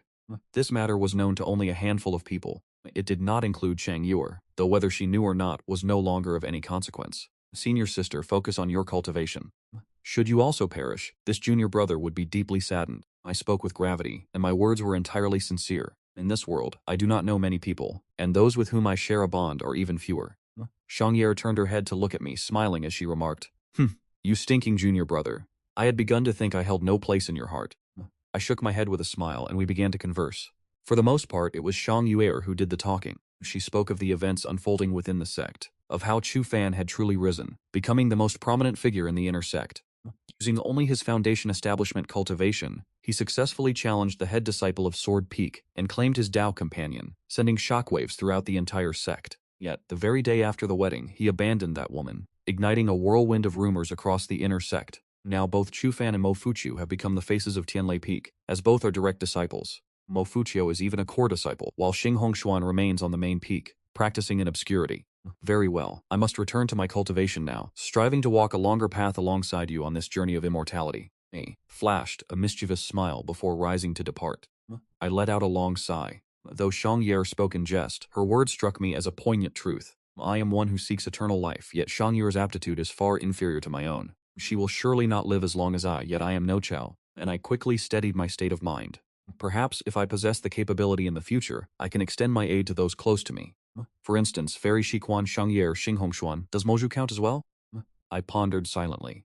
I suddenly raised my right hand, channeling my intent into my fingers like a sword, and carved 2 characters onto the distant cavern wall. Elder Tai. I stood and bowed in reverence to the name of Elder Tai. This bow served as a somber farewell. I prayed that in his next life Elder Tai would be reincarnated into a favorable family. With that, I resumed my seated meditation to continue my training. Another 10 years passed. My fire spirit root had now reached the 9th level of the golden core stage. My water spirit root cultivation had reached the 7th level of the golden core stage, leaving my earth and wood spirit roots yet to be cultivated. Such a rate of progress was nothing short of miraculous, yet I found myself somewhat dissatisfied. I began to rummage through the Chankan bag, examining the medicinal elixirs left behind by Chen Santian. Since Chen Santian was also a golden core cultivator, perhaps there would be elixirs suited for golden core stage cultivation.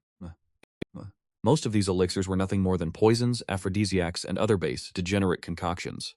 Truly, only someone from your demonic sect would possess such things. I could not help but curse aloud, for without the aid of proper elixirs, I had no choice but to rely solely on diligent cultivation. Even so, I was drawing ever closer to the nascent soul realm.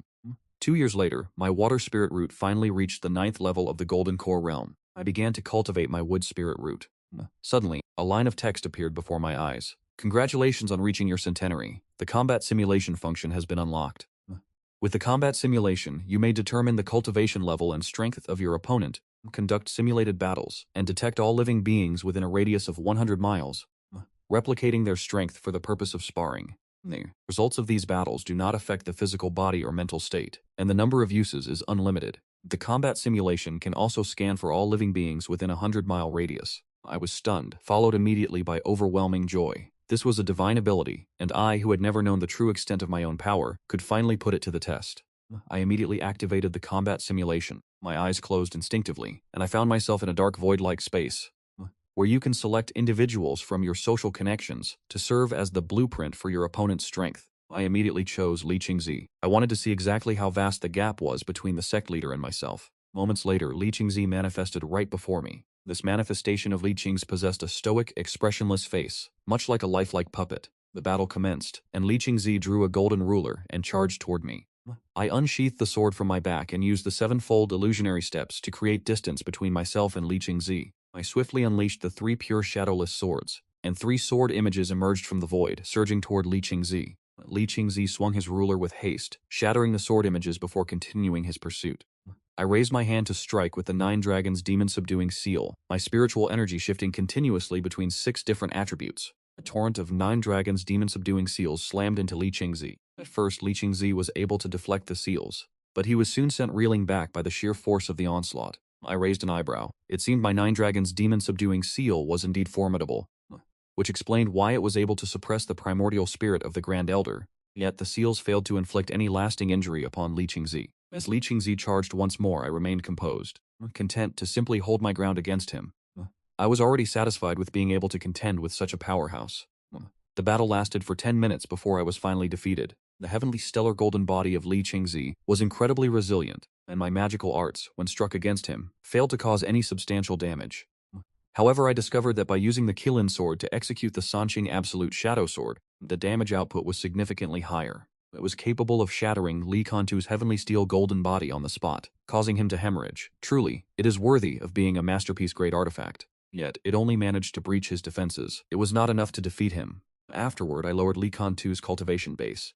Even at the 7th level of the nascent soul realm, he could not overcome me. At the 6th level, he struggled. At the 5th level, he was utterly crushed. I wielded the Qilin sword to unleash the Sanqing Absolute Shadow Sword, and the 3 sword projections tore Li Kantu's body to shreds. Not bad at all. To bridge the gap and slay a cultivator at the 5th level of the nascent soul realm is a feat worthy of my cultivation manual, my aptitude, my sword techniques, and my masterpiece-grade artifact.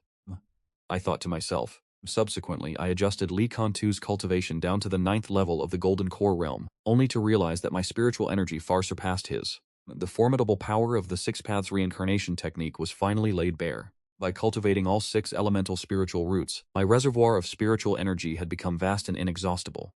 Without even needing the Kilin sword, I could slay Lee Kun-tu directly while facing an equal cultivation base. My consciousness returned to reality. I opened my eyes, knowing now that I have the power to kill a master at the 5th level of the nascent soul realm.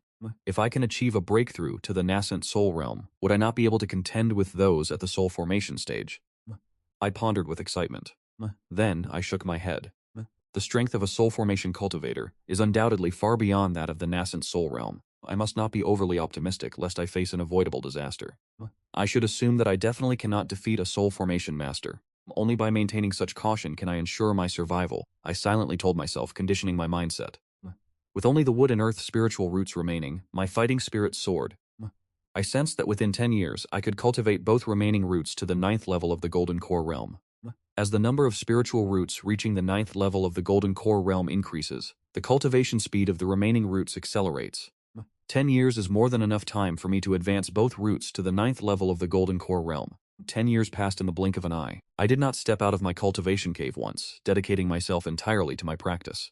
I had successfully cultivated all 6 elemental spiritual roots to the 9th level of the Golden Core realm. Next, I began to push toward perfection. To my astonishment, I realized I could now absorb all 6 types of spiritual energy simultaneously. It was impossible before, but now it was within my reach. Could it be that the 9th level of the Golden Core realm acts as a threshold? I soon discovered that absorbing 6 types of spiritual energy at once did not slow me down. In fact, it was faster than ever before. Excellent. Filled with confidence, I continued my training.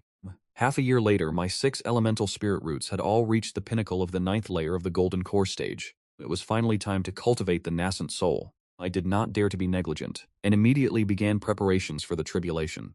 A barrier was erected, enveloping the entire Xianqing Cave Mansion, the main hall of the Yuqing sect's central peak. The expression of Elder Lei from the Heavenly Thunder Peak was ghastly as he gritted his teeth and asked, "Is this truly happening?" Li Qingzi let out a long sigh and spoke, "It is absolutely certain. Duan Tongshan successfully crossed his tribulation last month. He is currently stabilizing his cultivation, for he is now a transformation deity expert." Transforming deity. The mere mention caused everyone's expression to change, as if a massive mountain had appeared, bearing down upon them all, leaving them gasping for air. Even the usually composed Fairy Shiquan's expression turned grim. "Master, what about you? Have you not already cultivated your primordial spirit? Are you not already near the transformation deity stage?" Master Jingzhu asked in a hurried tone. Li Qingzi sighed. "No, his primordial spirit is merely a type of divine ability. He seems to have suffered a great setback in the past. He abandoned that technique decades ago and has been in bitter cultivation ever since. His cultivation is at the 9th layer of the nascent soul stage, but there remains an insurmountable chasm between him and the transformation deity stage." The main hall fell into a heavy, suffocating silence. An elder could not help but ask, "Then how shall we seek reinforcements?" Li Qingzi sighed again. "I have already dispatched requests for aid to the righteous sects, but I have yet to receive a response. The elders have begun to deliberate. Even if all of us old bones were to join forces, we might not be able to withstand a transformation deity expert. Beyond Duan Tongshan, the Jingming demonic sect possesses no shortage of nascent soul cultivators. The demonic path has grown strong. With the emergence of a transformation deity, the great calamity of the Yuqing sect has finally arrived. In a direct confrontation, we would undoubtedly be defeated. Should we flee? How would we flee, and where would we go? Are we to simply abandon the foundation we have built over hundreds of years?" The elders spoke in a clamor, their voices filled with agitation and discord. Facing such a catastrophic event, no one could remain composed. Li Qingzi sighed, his face heavy with sorrow. All disciples gathered before the main entrance of the Yu Palace. Upon entering the hall, the disciples took their places on the meditation cushions one by one. Shiquan Fairy swept her gaze across the room and frowned slightly. Her young protege had failed to appear again. So be it. All the disciples looked toward Shiquan Fairy, feeling neither anxiety nor expectation. They assumed the intersect examination was about to begin. The latest news. The cult master of the Jingming demonic sect has reached the divine transformation realm. If nothing unexpected happens, within a few years at most, the Jing demonic sect will launch an assault on our Yuqing sect. As Shiquan Fairy spoke these words, her expression remained cold and indifferent. The disciples were stunned, followed by an immediate uproar. How could someone reach the divine transformation realm? Does our Yuqing sect even possess a divine transformation expert? How could we have one? That is merely a legend. It is over. No wonder the members of the Jingming demonic sect have become increasingly aggressive lately. Shiquan Fairy raised her hand to signal for silence among all the disciples. The disciples hurriedly fell silent, watching me with tension.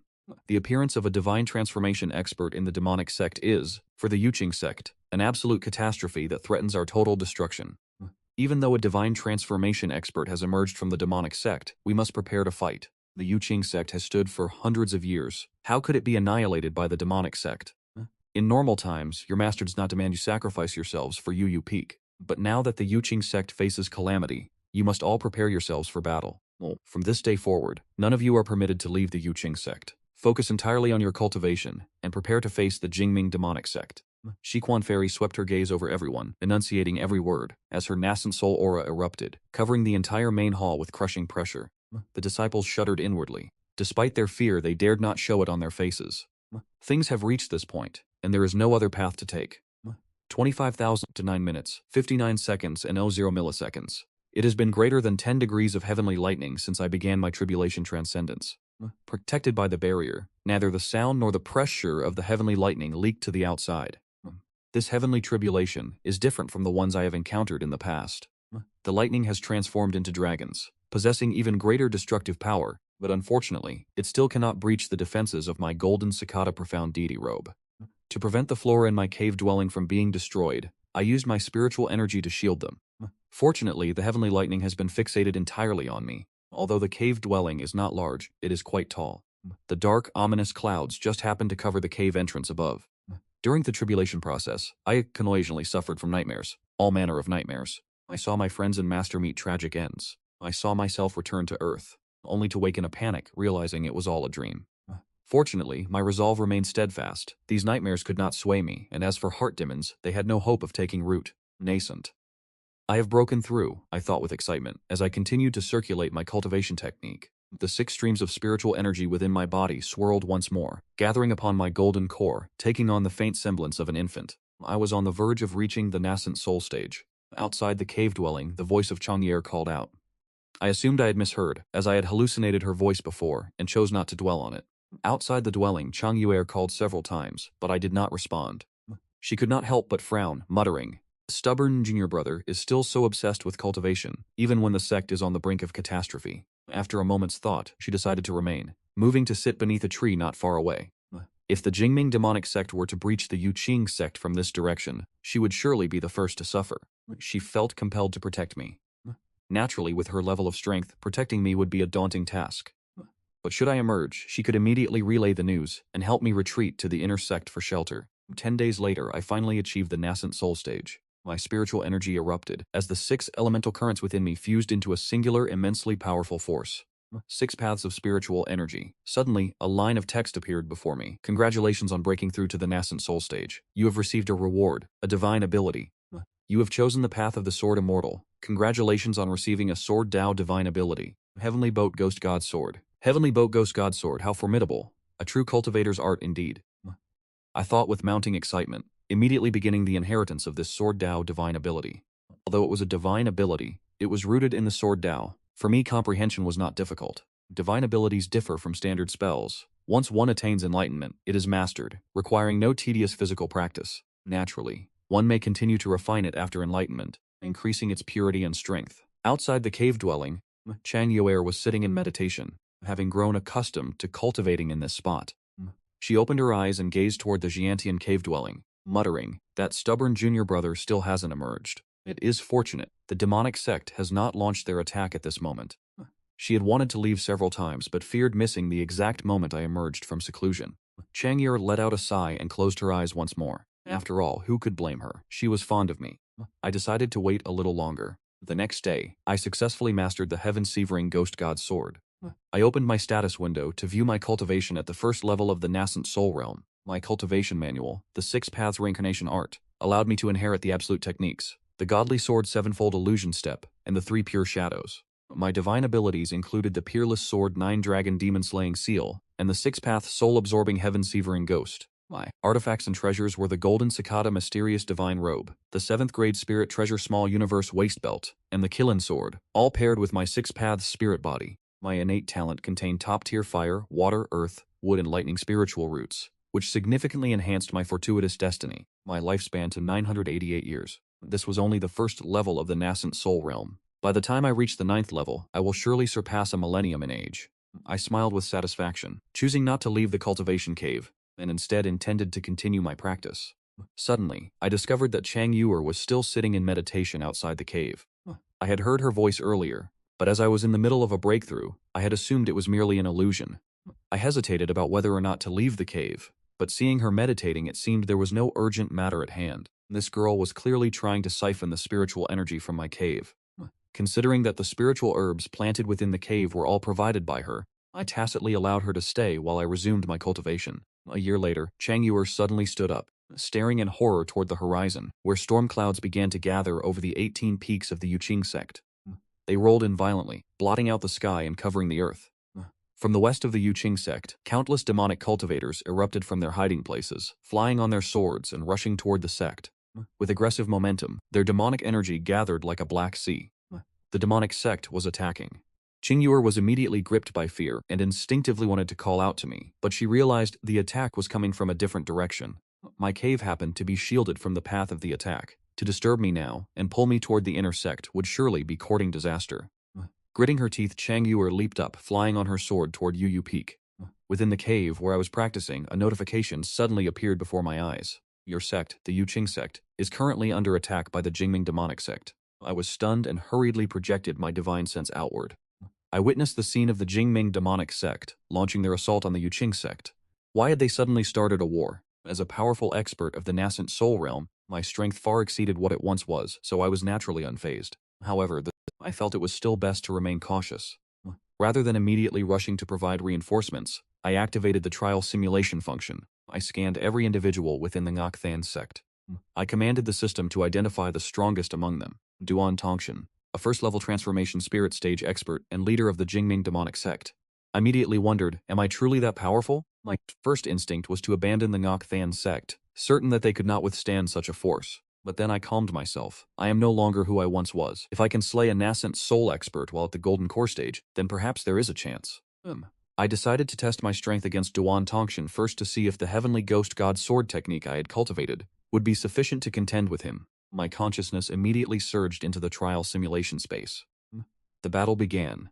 A minute later, I opened my eyes, a strange expression on my face. I muttered to myself, is that all? I realized I had severely underestimated my own strength. I wield a peerless-grade Dharma treasure and cultivate techniques inherited from an immortal emperor. My constitution is that of the six-path spirit body, and I have mastered divine abilities. It is impossible to apply the standards of ordinary cultivators to myself. I stood up, preparing to head toward the Ngok sect to observe the situation. The once prosperous Ngok sect was now engulfed in smoke and fire. The inner sect buildings had been reduced to ruins, and corpses littered the grounds.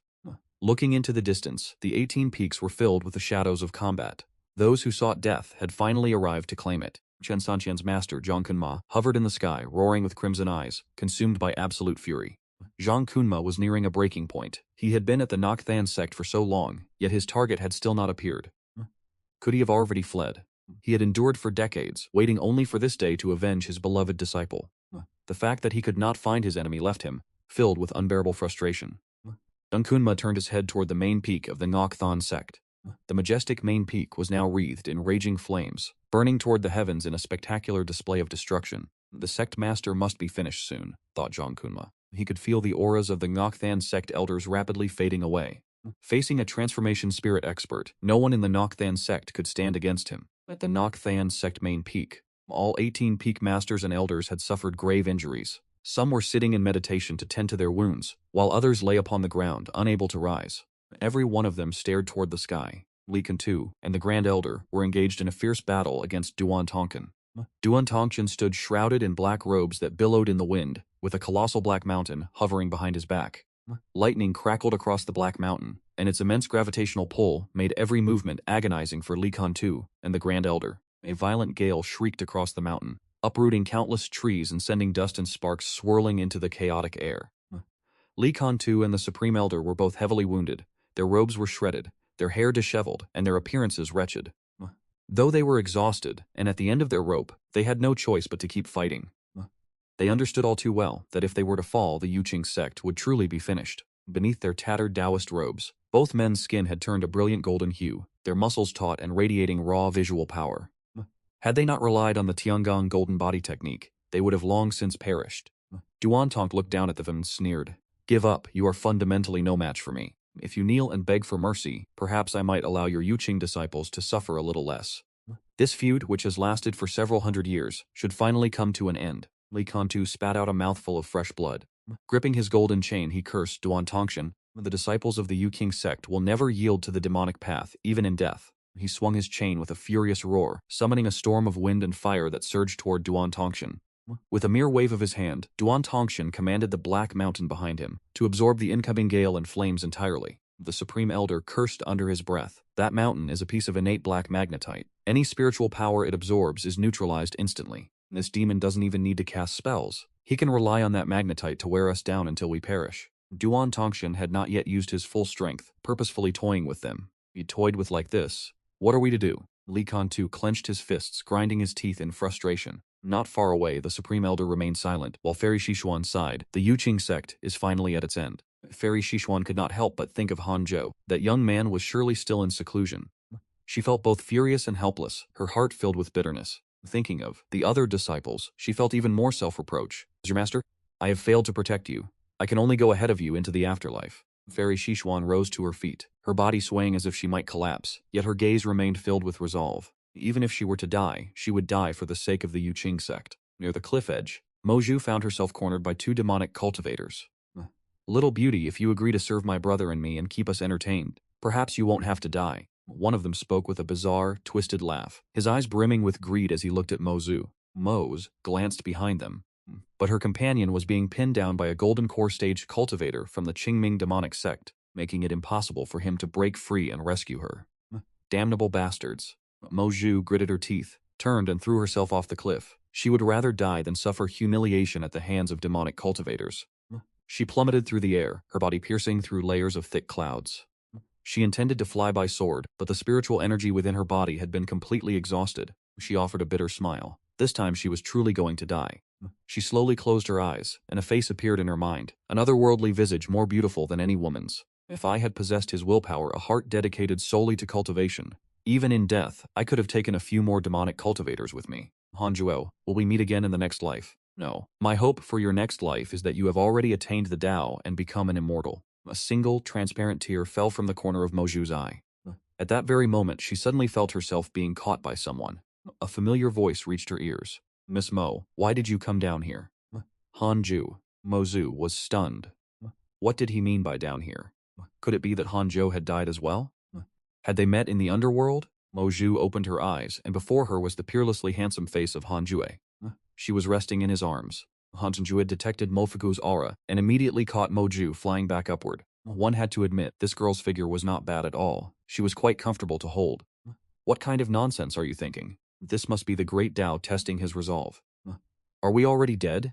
Moju stared at him blankly and asked weakly. Hearing this, Hanjue raised his right hand and slapped Moju across the face. Stunned by the slap, Mozu regained her senses immediately. It hurts. Moju clutched her reddened cheek, looking at Hanjuo in astonishment. The two of them returned to the cliffside. Hanjue cast a glance and saw Mofuchu being besieged by 3 demonic cultivators. He immediately unleashed the 3 pure shadow sword technique. Sword light flashed, blood splattered, and the 3 demonic cultivators were instantly slain by the sword shadows. Mofukyo stood dazed in midair. 3 golden core realm. Upon realizing that the one who intervened was Hanju, his expression shifted to one of utter astonishment. How could it be, Brother Han? Hanju abruptly tossed Moju to him, saying take care of her. With that command, Hanzhou immediately flew toward the main peak.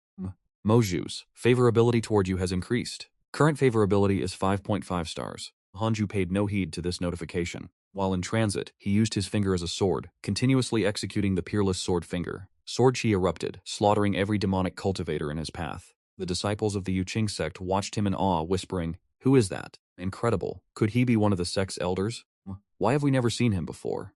Wait, he appears to be a disciple from the Jade Orchid Peak, who placed 3rd in the intersect examination several decades ago.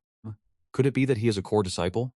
Hanju remained indifferent to the gazes of those along the way. He spread his divine sense, sensing a formidable pressure emanating from the main peak, the aura of a soul formation stage cultivator. As Hanju passed by the Jade Orchid Peak, he detected the presence of Changyu.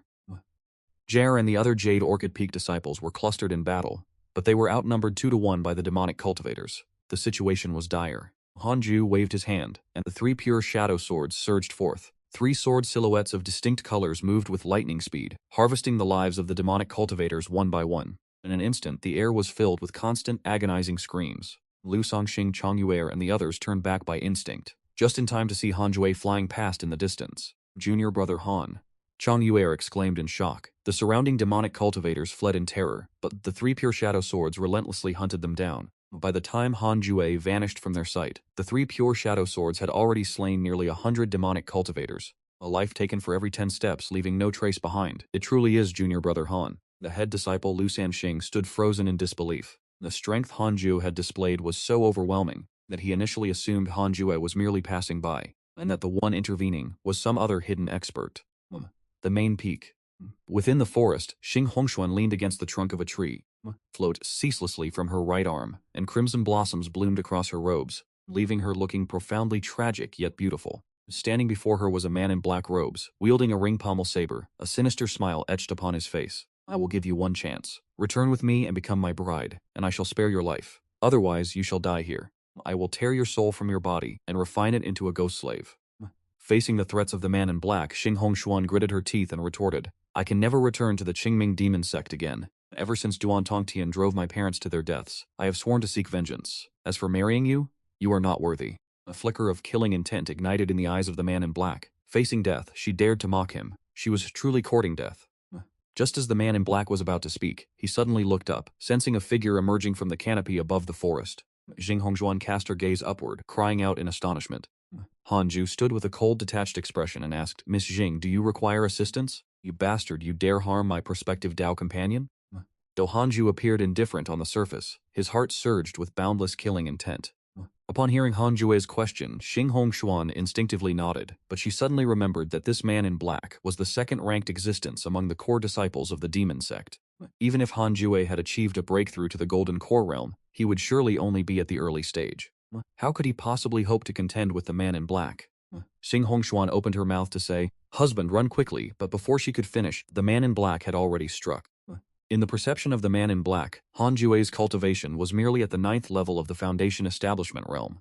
For a 9th level Foundation Establishment cultivator to dare interfere with his affairs, it was sheer arrogance. The man in black swung his blade, the blade energy soared, moving with blinding speed. Han Ju simply raised his hand and unleashed the 9 Dragons demon-slaying seal. A golden jade seal descended from the heavens, shattering the blade energy and bearing down upon the man in black. The terrifying pressure descended, causing the man in black's expression to shift violently. He lunged aside to evade the impact. Han Ju immediately followed up with the 3 Purities shadowless sword. The sword shadows flickered, and before the man in black could even touch the ground, his body exploded, shattering into 1,000 fragments, meeting a truly gruesome end. Hongshuan's eyes widened, unable to believe what she had just witnessed. Find a place to hide. Han Ju left these words behind and soared toward the main peak. Ying Hongshuan stood dazed in the forest, unable to recover her senses for a long time. Xing Hongshuan's favorability towards you has increased. Current favorability, 6 stars. It increased again? Han Ju offered a bitter smile. It seemed this woman would never be able to love another man in her lifetime. My cursed charm and strength. Atop the main peak, Elder Dao Lei, Master Jingshu, and other elders lay in pools of blood, grievously wounded. The majority of the elders from the 18 peaks were gathered here. The few remaining elders were currently in the inner sect, struggling to contain the experts of the Qingming demon sect. Compared to the others, Li Kantu and the Grand Elder were in the most miserable state. Both of their heavenly steel golden bodies had been shattered. Li Kantu's arms were lost somewhere within the ruins.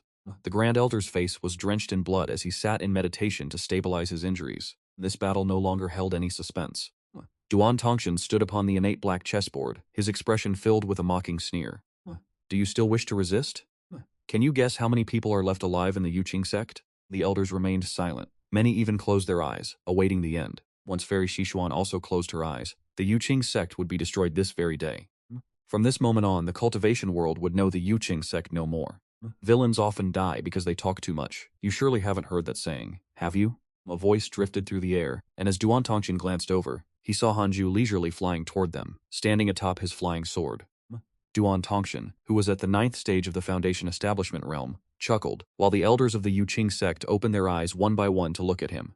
Upon seeing Han Ju, Fairy Xishuan was immediately seized by panic and hurriedly called out, Why are you here? Leave at once. Li Kantu and the Grand Elder looked at Han Ju with complex gazes. They still remembered him and their assessment of him had always been poor. They had always considered this young man to be cowardly and fearful of death, utterly incompetent and useless. Never did they expect that at the moment of the Yuking sect's peril, the only disciple who dared to ascend the mountain would be Han Jue. Master and disciples sighed in unison as Hanzhou hovered before Fairy Xishuan, asking with concern, "Master, are you unharmed?" Fairy Xishuan's hair was in disarray. It was the first time Hanzhou had ever seen her in such a disheveled state. Even so, he had to admit that his master remained breathtakingly beautiful. Fairy Xishuan whispered, "Leave quickly. Run as far as you can. From this day forward, you are no longer a disciple of the Yuqing sect." Faced with the powerful leader of the demon sect, Fairy Xishuan hopes for your escape. You have the following choices. 1. Obey your master's command and flee for your life. Succeeding in your escape will reward you with a magical artifact. 2. Slay the soul formation expert. Successfully saving the Yuqing sect will reward you with a bottle of supreme-grade medicinal pills. Hanju remained unaffected by the notification of the choices before him. The reason he had come here was because he had already made his decision. Kid, you have guts. Among all the disciples of the Yuqing sect, you are the only one with the courage to step forward. If you kneel and kowtow 3 times, I offer you the chance to join the Qingming demon sect. He unleashed the terrifying aura of the nascent soul stage. The gravel on the trembled, unable to settle. Hanju's dark hair, falling across his forehead and ears, fluttered in the gale. His gaze remained calm as he turned to face Duan Tongshan. The Qingming demon sect truly cannot spare the Yuqing sect. Hanju asked. The Qilin sword appeared in his grasp. His blood began to boil. Even one who prefers to live in seclusion possesses a burning spirit. To slay a nascent soul cultivator before one's eyes. After centuries of enmity, how could it simply be cast aside? If the roles were reversed, the Yuqing sect would not spare the Qingming demon sect either. Hanju nodded, finding the logic sound, and stepped toward Duan Tongtian. Have you finally chosen to compromise? Duan Tongtian remarked with a cryptic smile. Hanju laughed and replied, "That is not what I prepared for. I prepared to kill you." This statement brought an indescribable shock to everyone from the Yuqing sect. With all the experts of the Yuqing sect defeated, a Foundation establishment disciple dared to stand forth and declare his intent to kill the demon sect leader. What manner of courage is this? In this moment, the gaze of every elder toward Hanju shifted. Their eyes were filled with respect, for even if one must die, it is better to die with such magnificent glory. If our Yuqing sect possesses such a disciple, what does it matter if we are destroyed? Adale the Immortal laughed aloud. However, the force of his laughter agitated his wounds, causing him to cough in pain. The other elders also heaped praises upon Hanjue. Duan Tongshan furrowed his brows, murder flashing in his eyes. Just as he was about to speak, a roar like thunder erupted. Cao Cao, so this is where you are hiding. Prepare to die. Zhang Kunmo charged forward, brandishing an iron whip and riding a flying sword, his momentum surging like a tidal wave. Hanjue turned to look at him. Observing closely, he realized this was the master of Chen Sentian. An enraged Zhang Kunmo rushed straight toward Hanju without the slightest hesitation. Seeing him closing in, Hanju raised his hand and unleashed the 9 Dragons' demon-slaying seal. 6 surging currents of spiritual energy coalesced into a golden jade seal, descending like a mountain. The attack was unstoppable. All the elders of the Yuqing sect widened their eyes in shock. Even Fairy Xuanqing was stunned, her beautiful eyes widening at this display of spiritual power. Zhang Kunmo's expression shifted violently, and he immediately lashed out with his iron whip. Demonic energy surged, pouring into the weapon. This single blow stirred up a gale, causing the 9 Dragons' demon-slaying seal to shatter instantly. Even Zhang Kunmo was struck with such force that he vomited blood and was sent flying. He plummeted directly through the sea of clouds, vanishing without a trace. How could it be an instant kill? Everyone present was struck with terror. Duan Tongshan could not help but widen his eyes, wearing an expression as if he had seen a ghost. Zhang Kunmo is by no means weak within the Qingming demon sect. In terms of strength, he is easily ranked in the top 3. This boy's spiritual energy is truly tyrannical. He is absolutely not at the 9th level of the Foundation Establishment realm, nor the Nascent Soul realm. How is it that he did not know the Yuqing sect possessed such a Nascent Soul expert? You have talent, boy. No wonder you dare to be so arrogant. But do you know what my cultivation level is? Duan Tonkin asked with a cold, mocking smile. Hanju felt that there was something wrong with him. Why was he talking so much? He is just showing off. Hanju feigned ignorance and said, 9th level of the Nascent Soul realm? I am at the Soul Formation realm. Duan Tongshan burst into boisterous laughter, and Hanju laughed along with him, simultaneously raising his middle finger toward Duan Tongshan. Li Qingzi suddenly sent a voice transmission to Hanjue. He is stalling for time. Although he is arrogant, he has never been this talkative before. Boy, your natural talent is. Do not waste your life here. Flee. If you run alone, you may still have a chance to escape. Perhaps you can defeat a nascent soul cultivator, but the gap between soul formation and nascent soul is as vast as heaven and earth. Why are you throwing your life away by stalling? Hanzhou raised an eyebrow. If that is the case, then I shall end this quickly. Hanzhou walked toward Duan Tongshan, wielding the Qilin sword. His gaze fell upon the small black mountain behind Duan Tongqian. In his heart he wondered, what exactly is that thing? Hanju could sense a powerful gravitational pull emanating from it. Involuntarily he thought of a modern object, a magnet. Duan Tongqian has remained standing atop this small black mountain. Could there be some hidden mystery to it? Just then Zhang Kunmo charged back up from below the mountain. With murderous intent soaring to the heavens, he clutched an oil lamp in his hand. He poured his demonic energy frantically into the lamp. He glared at Hanzhou, his pupils blood-red, as if he had fallen into a state of cultivation deviation. You bastard, you still want to fight our sect master? I will kill you first, Zhang Kunmo roared, and the oil lamp emitted black mist, condensing into a gigantic demonic shadow as if summoned from the depths of hell. Behind Hanzhou, 3 sword projections coalesced as he raised his left hand and swept it toward Zhang Kunmo. The 3 sword projections surged forward with the speed of lightning. Run. The elders of the Yuqing sect were utterly terrified, their reactions failing to keep pace with the assault. Simultaneously, Zhang Kunmo's physical body was instantly pierced through. Blood sprayed in every direction as he was riddled with thousands of holes. He remained in the posture of holding the oil lamp high as he detonated on the spot. A streak of light emerged from Zhang Kunmo's crown. His nascent soul was Zhang Kunmo's nascent soul. Han Jue's gaze turned frigid. The 3 Purity Shadow Sword pursued once more. It held no fear, even for a soul formation expert, as extinguishing a nascent soul not as simple as flipping one's palm. Without any surprise, Zhang Kunmo's nascent soul was struck down and destroyed. The entire sequence took less than 3 seconds. A nascent soul was effortlessly slaughtered by Han Ju. The main peak fell into a deathly silence. Fairy Li Qingzi, the Supreme Elder, Dao Lei Laoxian, Jingshu Zhenren, and the other elders were all stunned into speechlessness. Their worldview shattered. How could someone at the 9th level of the Foundation establishment stage possess such formidable power? Fairy Xingzi's Dao Lei Laoxian and Jingshu Zhenren were the most astonished of all. Having observed Hanju for decades, they were certain that he had truly been weak in the past. Could this boy have been possessed by a soul? Yet, even if he were possessed, he would still need to cultivate from the beginning. How could he possibly reach such a level of strength so quickly? Turned to look at Duan Tongtian, only to find that he was neither surprised nor afraid, but instead wore a mocking smile. He has lost his mind. Hanju thought to himself, you are indeed powerful, but you are merely a nascent soul expert. How can you hope to contend with me? If you submit now, I may consider sparing you. Otherwise, I shall let you witness the true terror of the soul formation stage. Still posturing? Hanju could no longer endure it. Once again, he condensed the sword projections of the 3 Purities Shadow Sword behind him. He swung his hand, and the 3 sword projections streaked forward. The 3 sword projections struck Duan Tongxian and detonated instantly. Black lightning flickered over Duan Tongxian's body, effortlessly repelling the 3 Purities Shadow Sword. That isn't right. It is the small black mountain beneath his feet. What on earth is that object? Hanju furrowed his brow and raised the Kilin sword, preparing to unleash a divine ability.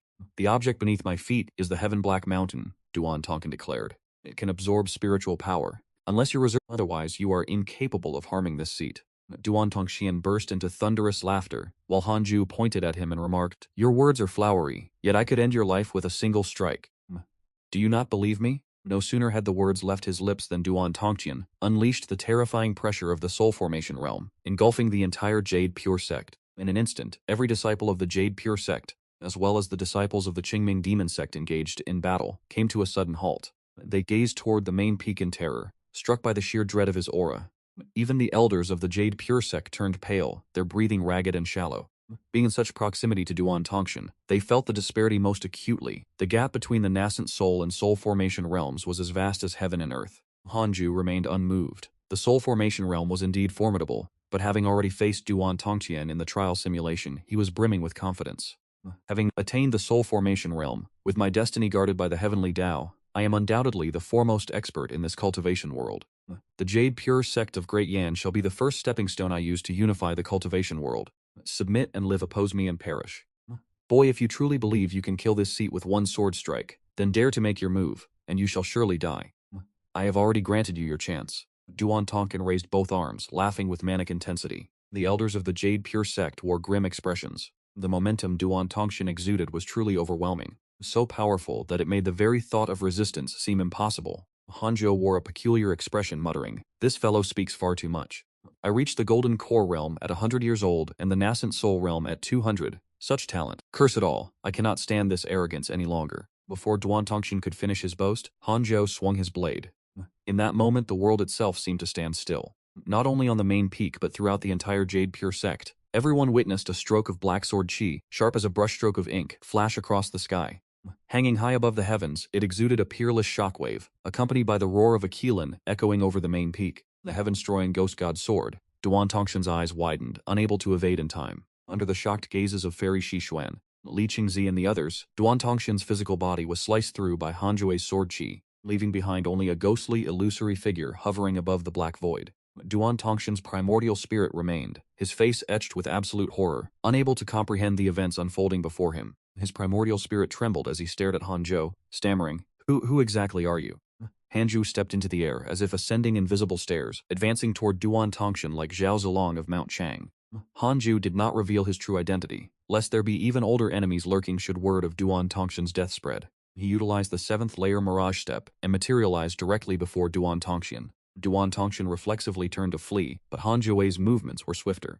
He raised his left hand, unleashing the divine ability of the 6 Paths of Reincarnation technique. With the 6 Paths soul absorption, he directly devoured Duan Tong's primordial spirit. Zhao Zilong, even as a ghost I will not let you off. Duan Tongshan shrieked in agony, but before he could finish his desperate cry, his primordial spirit was refined by Hanzhou. He was truly beyond redemption. A powerhouse at the soul formation stage who had yet to display his true talents, was effortlessly executed by Hanzhou with a single strike. A nascent soul cultivator slaying a soul formation expert defies all logic, yet Hanzhou had achieved exactly that.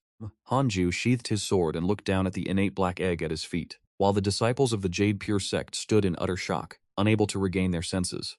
Fairy Xishuan's gaze toward Hanzhou was filled with profound shock. She could hardly believe this was her own disciple. He was simply too powerful. Fairy Xishuan felt as if she were trapped in a dream, and the others shared the same sentiment. Just moments ago they were teetering on the edge of life and death. But now Elder Dao Lei raised his hand and struck several points on his own chest. The sharp, piercing pain radiating from his meridians confirmed that he was not caught in any illusion. So that's it. The Supreme Elder was overcome with immense agitation.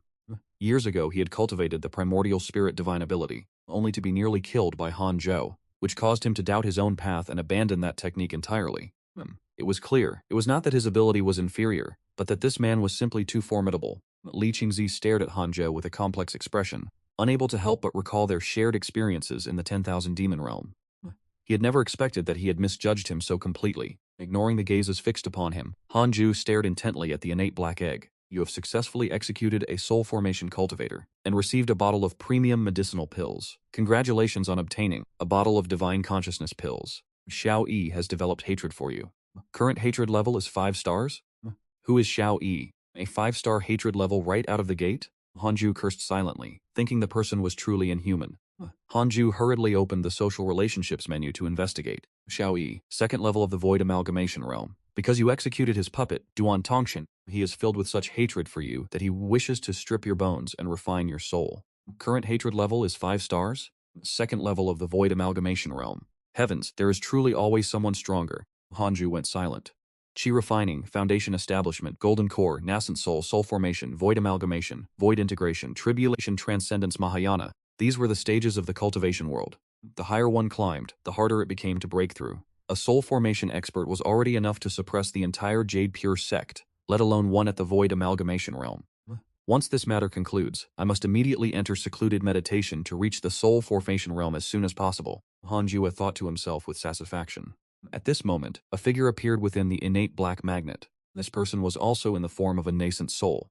His appearance was as hideous as a demon's, as if he had been burned and then fermented in extreme poison. His flesh gathered in patches of green and black. Your physique is tall and truly different from ordinary people. Fellow Taoist, you possess remarkable divine abilities. To witness a nascent soul cultivator strike down a soul formation expert has truly broadened my horizons. The man spoke with a sneer, his tone dripping with sarcasm. Hanzhou raised his sword and said, Wait. If you have something to say, speak it plainly. The other party's expression changed drastically, and he hastily lowered his posture. Hanzhou realized that this person was none other than Xiao Yi, whom he had just offended. Even the profile picture in his interpersonal relationship interface was as hideous as his true form. Hanzhou asked, Who are you? Xiao Yi immediately straightened his back and boasted arrogantly, I am Elder Xiao Yi of the Northern Continent's Demon Imperial sect. You have ruined my plans. I may refrain from holding this against you, provided you kowtow and admit your mistakes. I am a great void cultivator. Killing you is as effortless as crushing an ant. Li Qingzi and the Supreme Elder exchanged glances, both clearly seeing the shock in each other's eyes. No wonder the Star Alliance demon sect dared to ambush the myriad demon realm. It turns out this was orchestrated by the demon Imperial sect. Li Qing's gritted his teeth in fury. The Supreme Elder spoke calmly. After today, the Star Alliance demon sect shall be erased from existence. Hanju asked doubtfully. The earlier delay caused by Duan Tongshan, was that for your sake? Xiao Yi snorted coldly, naturally. That piece of trash told me that no one in the Jade Pure sect could stand against him. Are you going to admit your fault now? Hanju stared at Xiao Yi and said seriously, I am considering whether or not I should kill you. Xiao Yi's complexion shifted. He retorted in a rage. Do you wish to offend the Demon Imperial sect? Do you want to? Before he could finish his sentence, he transformed into a streak of... Hanju was just about to make his move, but unexpectedly, the opponent was one step ahead and fled. It was already too late to give chase. He is truly a venerable senior. His reflexes are even sharper than my own. Hanzhou sighed in admiration, a trait worth emulating. He turned and flew behind Fairy Xishuan, channeling his spiritual energy to heal her wounds. Fairy cast a glance at Hanzhou, noting that after slaying Duan Tongshan, Hanzhou showed no signs of agitation or arrogance.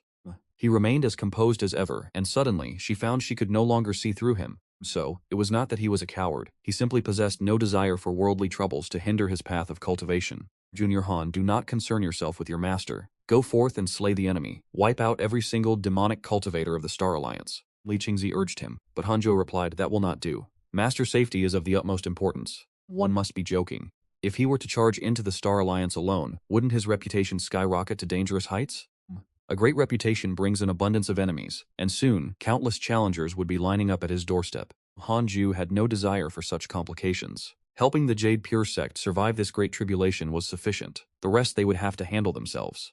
The corners of Li Qingzi and Fairy Xishuan's mouths twitched slightly, while the other elders looked upon Fairy Xishuan with unconcealed envy. With a disciple such as this, what more could one ask for?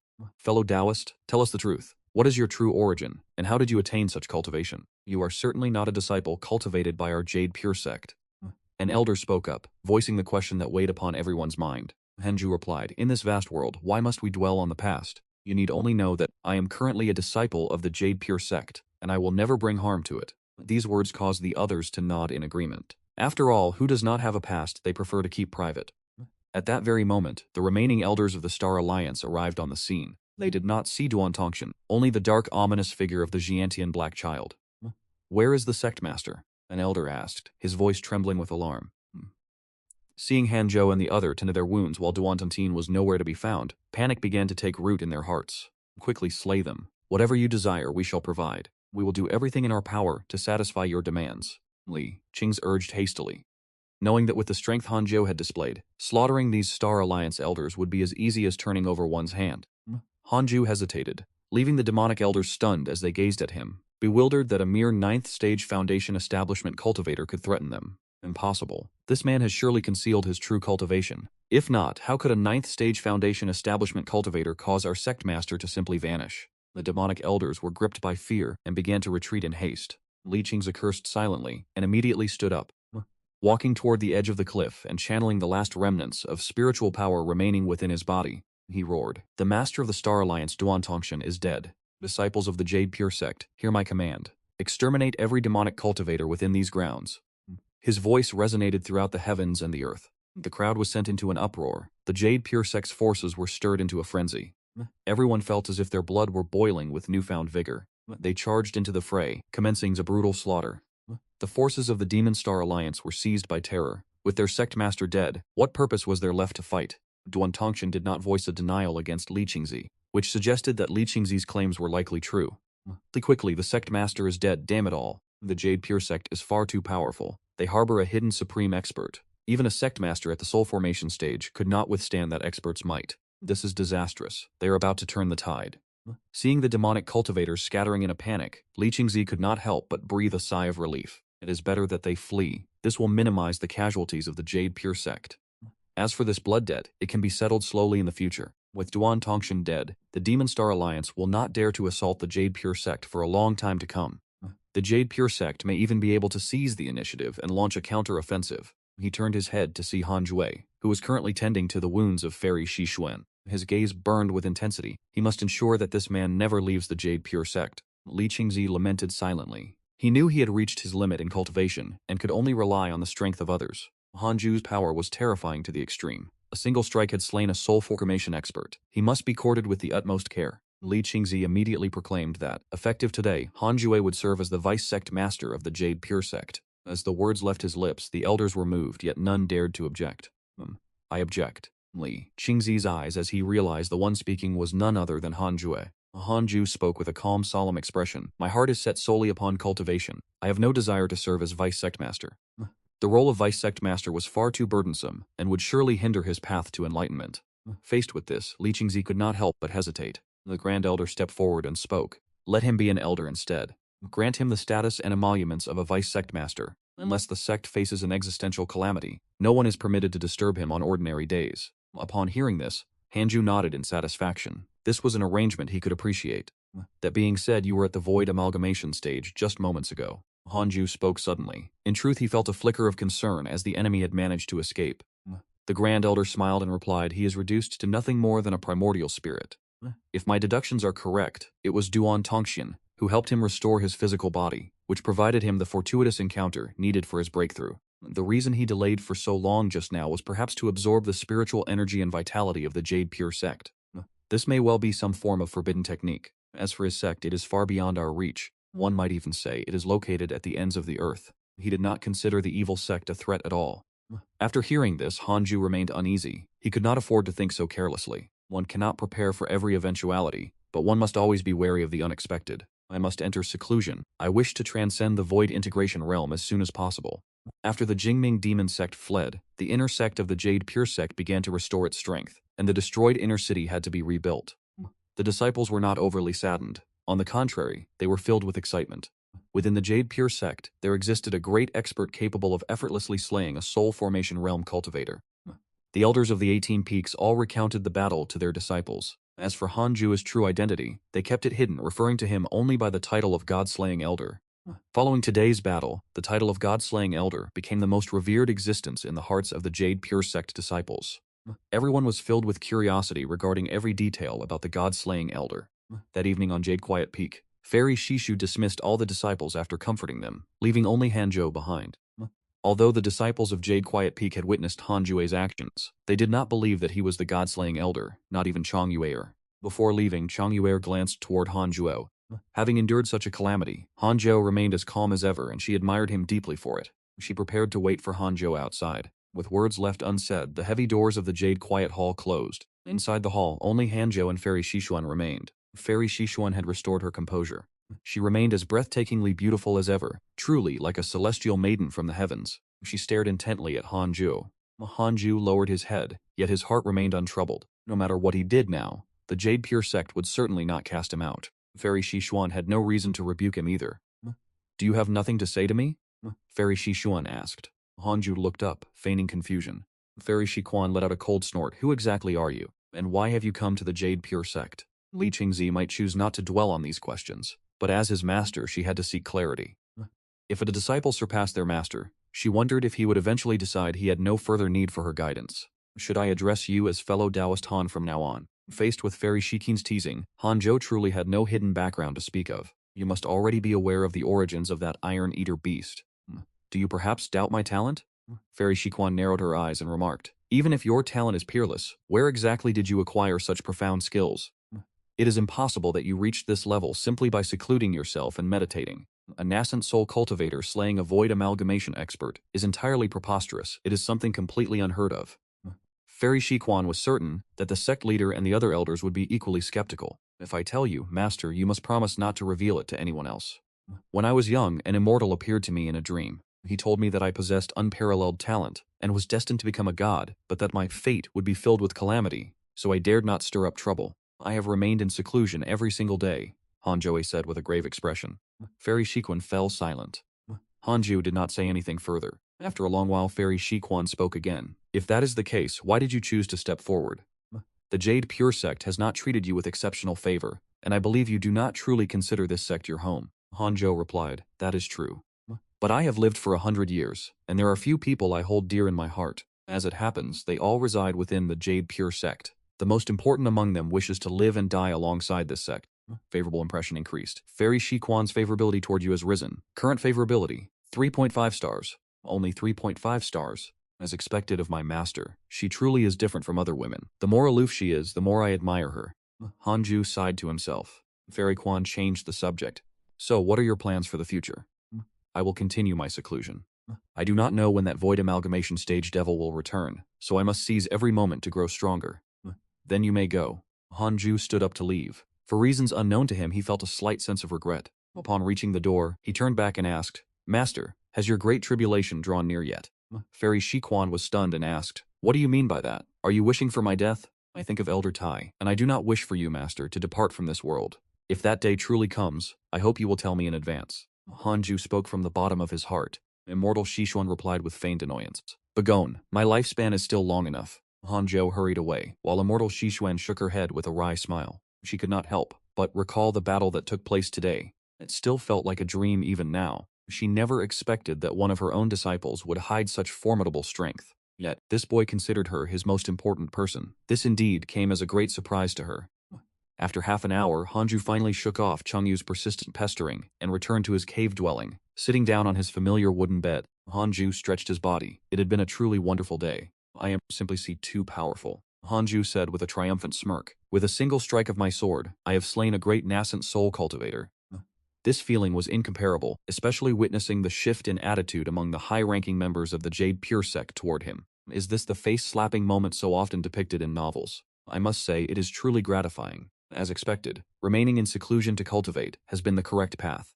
If I had not spent the past few years cultivating, I would not have seized such an opportunity. I must dedicate my full strength to cultivation. Hanju pondered that if this tribulation had occurred a year or two ago, he would not have yet reached the nascent soul realm. He certainly would not have been a match for Duan Tongxian, and he would have been forced to flee. The women who could have become his potential Dao companions would have all perished. Thinking of this, Hanjue became even more determined in his resolve for bitter cultivation. Until he reached absolute invincibility, he would dedicate every moment to his practice. Although Duan Tongxian was dead, the underlying danger remained. The demon sect of imperial beasts. Hanju's fighting spirit surged. He resolved that before the demon sect of imperial beasts came seeking vengeance, he would surpass every single one of them. With that thought, Hanzhou entered a state of cultivation. Half a year passed, and the inner sect of the Jade Pure sect had returned to its former state. The injuries of Li Qing's and the others had fully healed. They began mobilizing a large number of disciples to launch an assault on the demon sect. Hanzhou was not disturbed, and Immortal Shishuan did not send any disciples to seek him out. With Tongchen and Zhao Kun dead, in terms of top-tier combat power, the demon sect was clearly no match for the Jade Pure sect. Regarding spiritual morale, the Yu Qing sect held an absolute advantage. Later, under the relentless onslaught of the Yu Qing sect, the Star Alliance demonic cult was forced into a continuous retreat, eventually compelled to abandon their main sect headquarters. The entire cultivation world was shaken, and the prestige of the Yu Qing sect surged to new heights. Hanju's cultivation had reached the second level of the nascent soul realm. It had taken him 2.5 years to advance by a single level. Clearly, the minor realms of the nascent soul stage were not so easily surpassed. However, compared to his past, his cultivation speed had increased significantly. This was because Hanzhou no longer needed to cultivate his spiritual roots individually. He could directly absorb 6 types of spiritual qi and convert them into 6 types of spiritual power. He had been capable of such a feat ever since his breakthrough to the 9th level of the Golden Core realm. For the cultivation of the nascent soul realm, one could say it was as if he were aided by the divine. On this day, Chang Yuer arrived to pay a visit. The sect has gathered a great deal of heavenly treasures for you that can increase the spiritual qi within your cave dwelling. I am here to help you set them up, along with a spirit gathering formation. Upon entering the cave dwelling, Chang Yuer smiled. She had already learned that the Yu Qing sect's elder Zhanshen was none other than Han Jue. Upon discovering this news, her favorability rating toward him had risen to 5.5 stars. She had heard this news directly from Fairy Shi Xuan, so she had no reason to doubt it. Junior brother Han is truly a genius without peer. One could even say he is the favored son of the heavens. Hanju nodded. You have my thanks, senior sister. Chang Yuer began to busy herself, laying out the formation while saying with a smile, Now that you are Elder Zhanshen, can I still remain your senior sister? Hanju chuckled. As long as you cultivate diligently and do not become a salted fish, you shall remain my senior sister for all eternity. With such high favorability, how could he turn her away? Chang Yuer was certainly not unattractive, but Hanju had no desire for romance for the time being. To him, dedicated cultivation was the only true path. Therefore, he hoped he could inspire the women who favored him to embark on the path of bitter cultivation. To cultivate together, enduring for 1,000 years of hardship. With my aptitude, it is impossible for me to keep pace with you, junior brother. Chang Yuer sighed, and as she spoke, her mood grew heavy. Was she truly worthy of Hanju? Even considering only the inner sect, she already faced 2 competitors, and Moju's innate talent even surpassed her own. Hanjue consoled her. You are right, you cannot keep pace with me. You only need to focus on your cultivation. Eternal life is the primary pursuit for us cultivators. Upon hearing this, Chang'e felt even more despondent. Afterward, Chang'e recounted the events. The sectmaster led the disciples of 10 peaks to assault the Star Alliance demon sect, leaving the remaining 8 peaks to guard the sect. Since the conclusion of the battle against the Star Alliance demon sect, the atmosphere of cultivation within the inner sect has far surpassed what it once was. Every disciple is now acutely aware of the looming danger. Chufan has reached the 9th level of the Foundation Establishment realm, and is preparing to undergo the tribulation to form his golden core.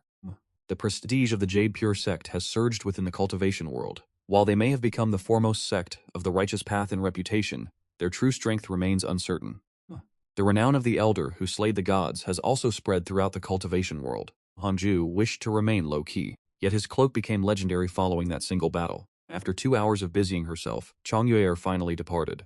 As the spirit gathering formation was activated, the density of spiritual energy within the cave dwelling began to rise noticeably. It appears that the status of one's sect is of great importance, as it can directly influence the speed of one's cultivation. Hanjue mused to himself that it was nearly time to approach Li Qingzi and request some medicinal elixirs. Hanzhou resumed his cultivation, and 6 months later, a notification appeared before his eyes. The Star Alliance demon sect has abandoned its vendetta against the Jade Pure sect.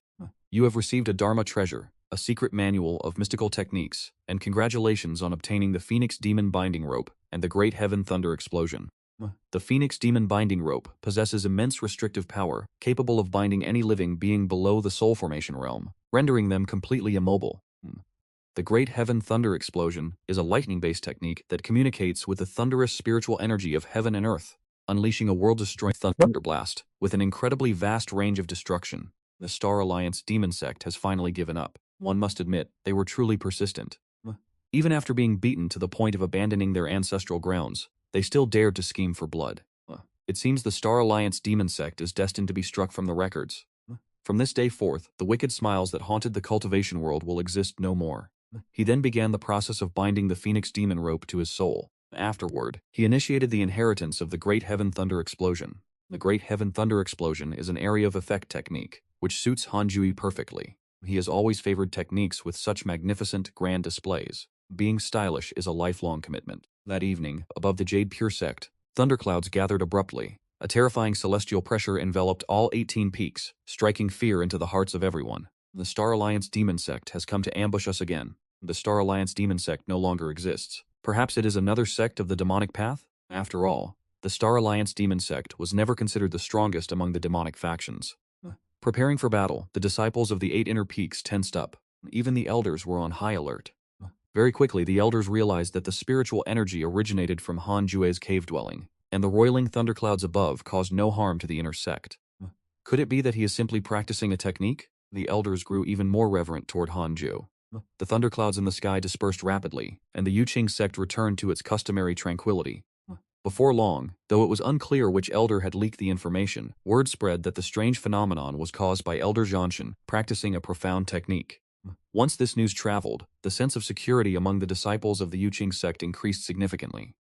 Ever since the great battle years ago concluded, Elder Zhanshan had become the greatest pillar of support in their hearts. As long as Elder Zhanshan remained, they were certain that no disaster would befall them. 2 years later, Hanju's cultivation remained at the 2nd level of the nascent soul realm, though he was very close to the 3rd. Such a speed of progress was already remarkably fast. Since Hanjue had joined the inner sect, most of the nascent soul cultivators in his relationship list had seen no progress in their cultivation levels. Hanjuo was quite satisfied with his own advancement, especially since he still had over 800 years of lifespan remaining. Advancing to the soul formation realm was a formidable task. Is Elder He around? A voice drifted in from outside the cave dwelling. It was the voice of Li Qingzi. Hanzhou immediately waved his hand to open the stone door of the dwelling, allowing Li Qingzi to enter. Li Qingzi wore a jubilant expression. The Yuqing sect could be described as having been in a position of great prestige recently. As the sect master, he naturally felt the most pride as he stepped inside, looking around the Tiantian cave dwelling, and said with a smile, "This dwelling is still a bit too small for Elder Han. Would you like to move your cultivation site to the main peak?" Hanju shook his head and said, "There is no need. I have grown accustomed to this place." He suddenly sensed the presence of another individual. There was someone waiting outside the cave dwelling. Suchi's aura was very weak, as if he had just reached the Foundation Establishment realm and he possessed innate luck. Do you wish to check his background? A line of text appeared before Han Jue's eyes, and he checked it immediately. Yang Tiandong carries the bloodline of a demon saint, half human and half demon, with peerless aptitude. Yet in his youth, he once lost control and transformed, injuring fellow disciples and being imprisoned by the Qingming demon sect, fortunately rescued by the Yuqing sect. He is indeed a protagonist archetype. The Qingming demon sect is truly formidable, to have hidden two people possessing innate luck. But upon reflection, the Yuqing sect also possesses two. True geniuses are not scarce, yet very few geniuses survive until the end. Since that is the case, I will not force the matter. If Elder Han has any requests, please speak freely. I have already instructed all the elders. Any minor matter of yours is a matter of great importance to the Yuqing sect. Li Qingzi said with a smile. Hanzhou replied with a smile, I thank the sectmaster for his kind intentions. Although he had surpassed everyone within the Jade Pure sect, he remained humble and did not grow arrogant, for he still wished to remain in the Jade Pure sect. His life here was currently very comfortable. That is right, Elder Han. Would you like to take on a disciple? Even a casual pointer from you would suffice. This person possesses exceptional talent. Once he matures, he will surely show you filial respect. Li Qingzi asked with a smile, then turned his head toward the cave entrance and called Yang Tiandong inside. Yang Tiandong appeared to be over 20 years old with well-defined features. While not exceptionally handsome, he was pleasing to the eye, and an intense primal aura emanated from his body. The Taoist robes of the Jade Pure sect appeared somewhat ill-fitting on him. He approached Hanju and knelt down, his posture humble and respectful. Hanju instinctively wanted to decline, but upon further reflection, he realized that cultivating a disciple might not be such a bad idea. In the future, it would be another pair of hands to assist him. I will accept him as my disciple, but he must choose the cultivation techniques of the Jade Pure sect for himself. I shall only be responsible for imparting magical arts and divine abilities, Hanju said, deep in thought. Li Qingzi smiled and replied, the techniques are no issue. However, since he was not previously a disciple of the Jade Pure sect, I can bestow upon him intersect cultivation techniques. But for the secret ultimate arts, he must perform meritorious deeds and accumulate contributions. Li Qingzi produced a stack of command tokens, each inscribed with a character for god-slaying. These are the tokens representing your status as a god-slaying elder. You may distribute them to your disciples in the future. Having said this, Li Qingzi turned and departed. Hanzhou waved his right hand, and one of the tokens flew before Yang Tiandong. The remaining tokens were stowed away into his small universe storage bag. Yang Tiandong has developed a favorable impression of you. Current favorability is 1 star, only 1 star. Hanzhou narrowed his eyes and said, as your master, I have already divined your origins. Your name is Yang Tiandong, half human and half demon, and you were once imprisoned by the Qingming demon sect. Were you not? Yang Tiandong raised his head in a... Before his arrival, Li Qingzi had given him explicit instructions to conceal his past. Yet he never expected Hanzhou to calculate it so effortlessly. This was, after all, a terrifying powerhouse, capable of slaying a spirit-severing realm expert with a single sword strike. Yang Tiandong's favorable impression of you has increased. Your current affinity is 3 stars. Yang Tiandong spoke respectfully. Master is truly formidable to have divined even this. This disciple is filled with admiration. He hesitated for a moment, seemingly having reached a decision. He flipped his right hand, and a crimson feather appeared in his palm. With a solemn expression, he said, Master, this is an heirloom left by my father. It contains his ultimate cultivation manual. Given my current aptitude, I would need to reach the spirit-severing realm before I could attempt to cultivate it. The path to the spirit-severing realm is still distant. I ask that you study it first, Master, and pass it on to me in the future. Hanju accepted the crimson feather, projecting his divine sense into it, only to immediately feel a surge of immense power resisting his intrusion. It appeared that the divine sense of a spirit-severing realm expert was required to forcefully penetrate the seal. Yang Tiandong held a 3-star affinity toward him, so it was unlikely that he would attempt to deceive him. In that case, I shall accept it for now. You are to cultivate your spiritual energy diligently for the next 10 years. I favor those who practice with ascetic devotion. If you perform well, I shall bestow upon you my own techniques, and Hanju stated calmly. Upon hearing this, Yang Tian hurriedly expressed his gratitude. Hanju gestured to the side, saying, Find a place and begin your cultivation. With that, Hanjue closed his eyes and began his own cultivation session. Yang Tiandong rose and sought a corner to sit. He did not dare to look directly at Hanjue, fearing he might commit an offense, and immediately began to cultivate. He soon discovered that the spiritual energy within this cave abode was incredibly dense, a prime location for immortal cultivation.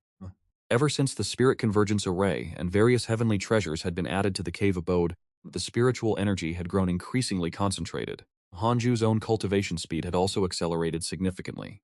In the blink of an eye, 10 years passed, and Hanjue's cultivation reached the 4th level of the nascent soul realm. Such a rate of breakthrough far exceeded that of ordinary cultivators. At this pace, the breakthrough to the spirit-severing realm was no longer a distant dream. Hanju opened his eyes. Over these 10 years, Yang Tiandong's cultivation had reached the 6th level of the Foundation Establishment realm. 15 levels in 10 years. Such a rate of advancement is not bad at all. You are truly worthy of the title of genius. Hanju remarked. The disciple, Yang Tiandong, was startled and hurriedly knelt before Hanzhou, asking, "How have you felt these past years, master?" Hanzhou inquired. Yang Tiandong replied, "The harvest has been significant. Not only has my cultivation base grown, but I have also grasped many profound truths." Good heavens, it has already been 10 years. Yang Tiandong sighed to himself in his heart.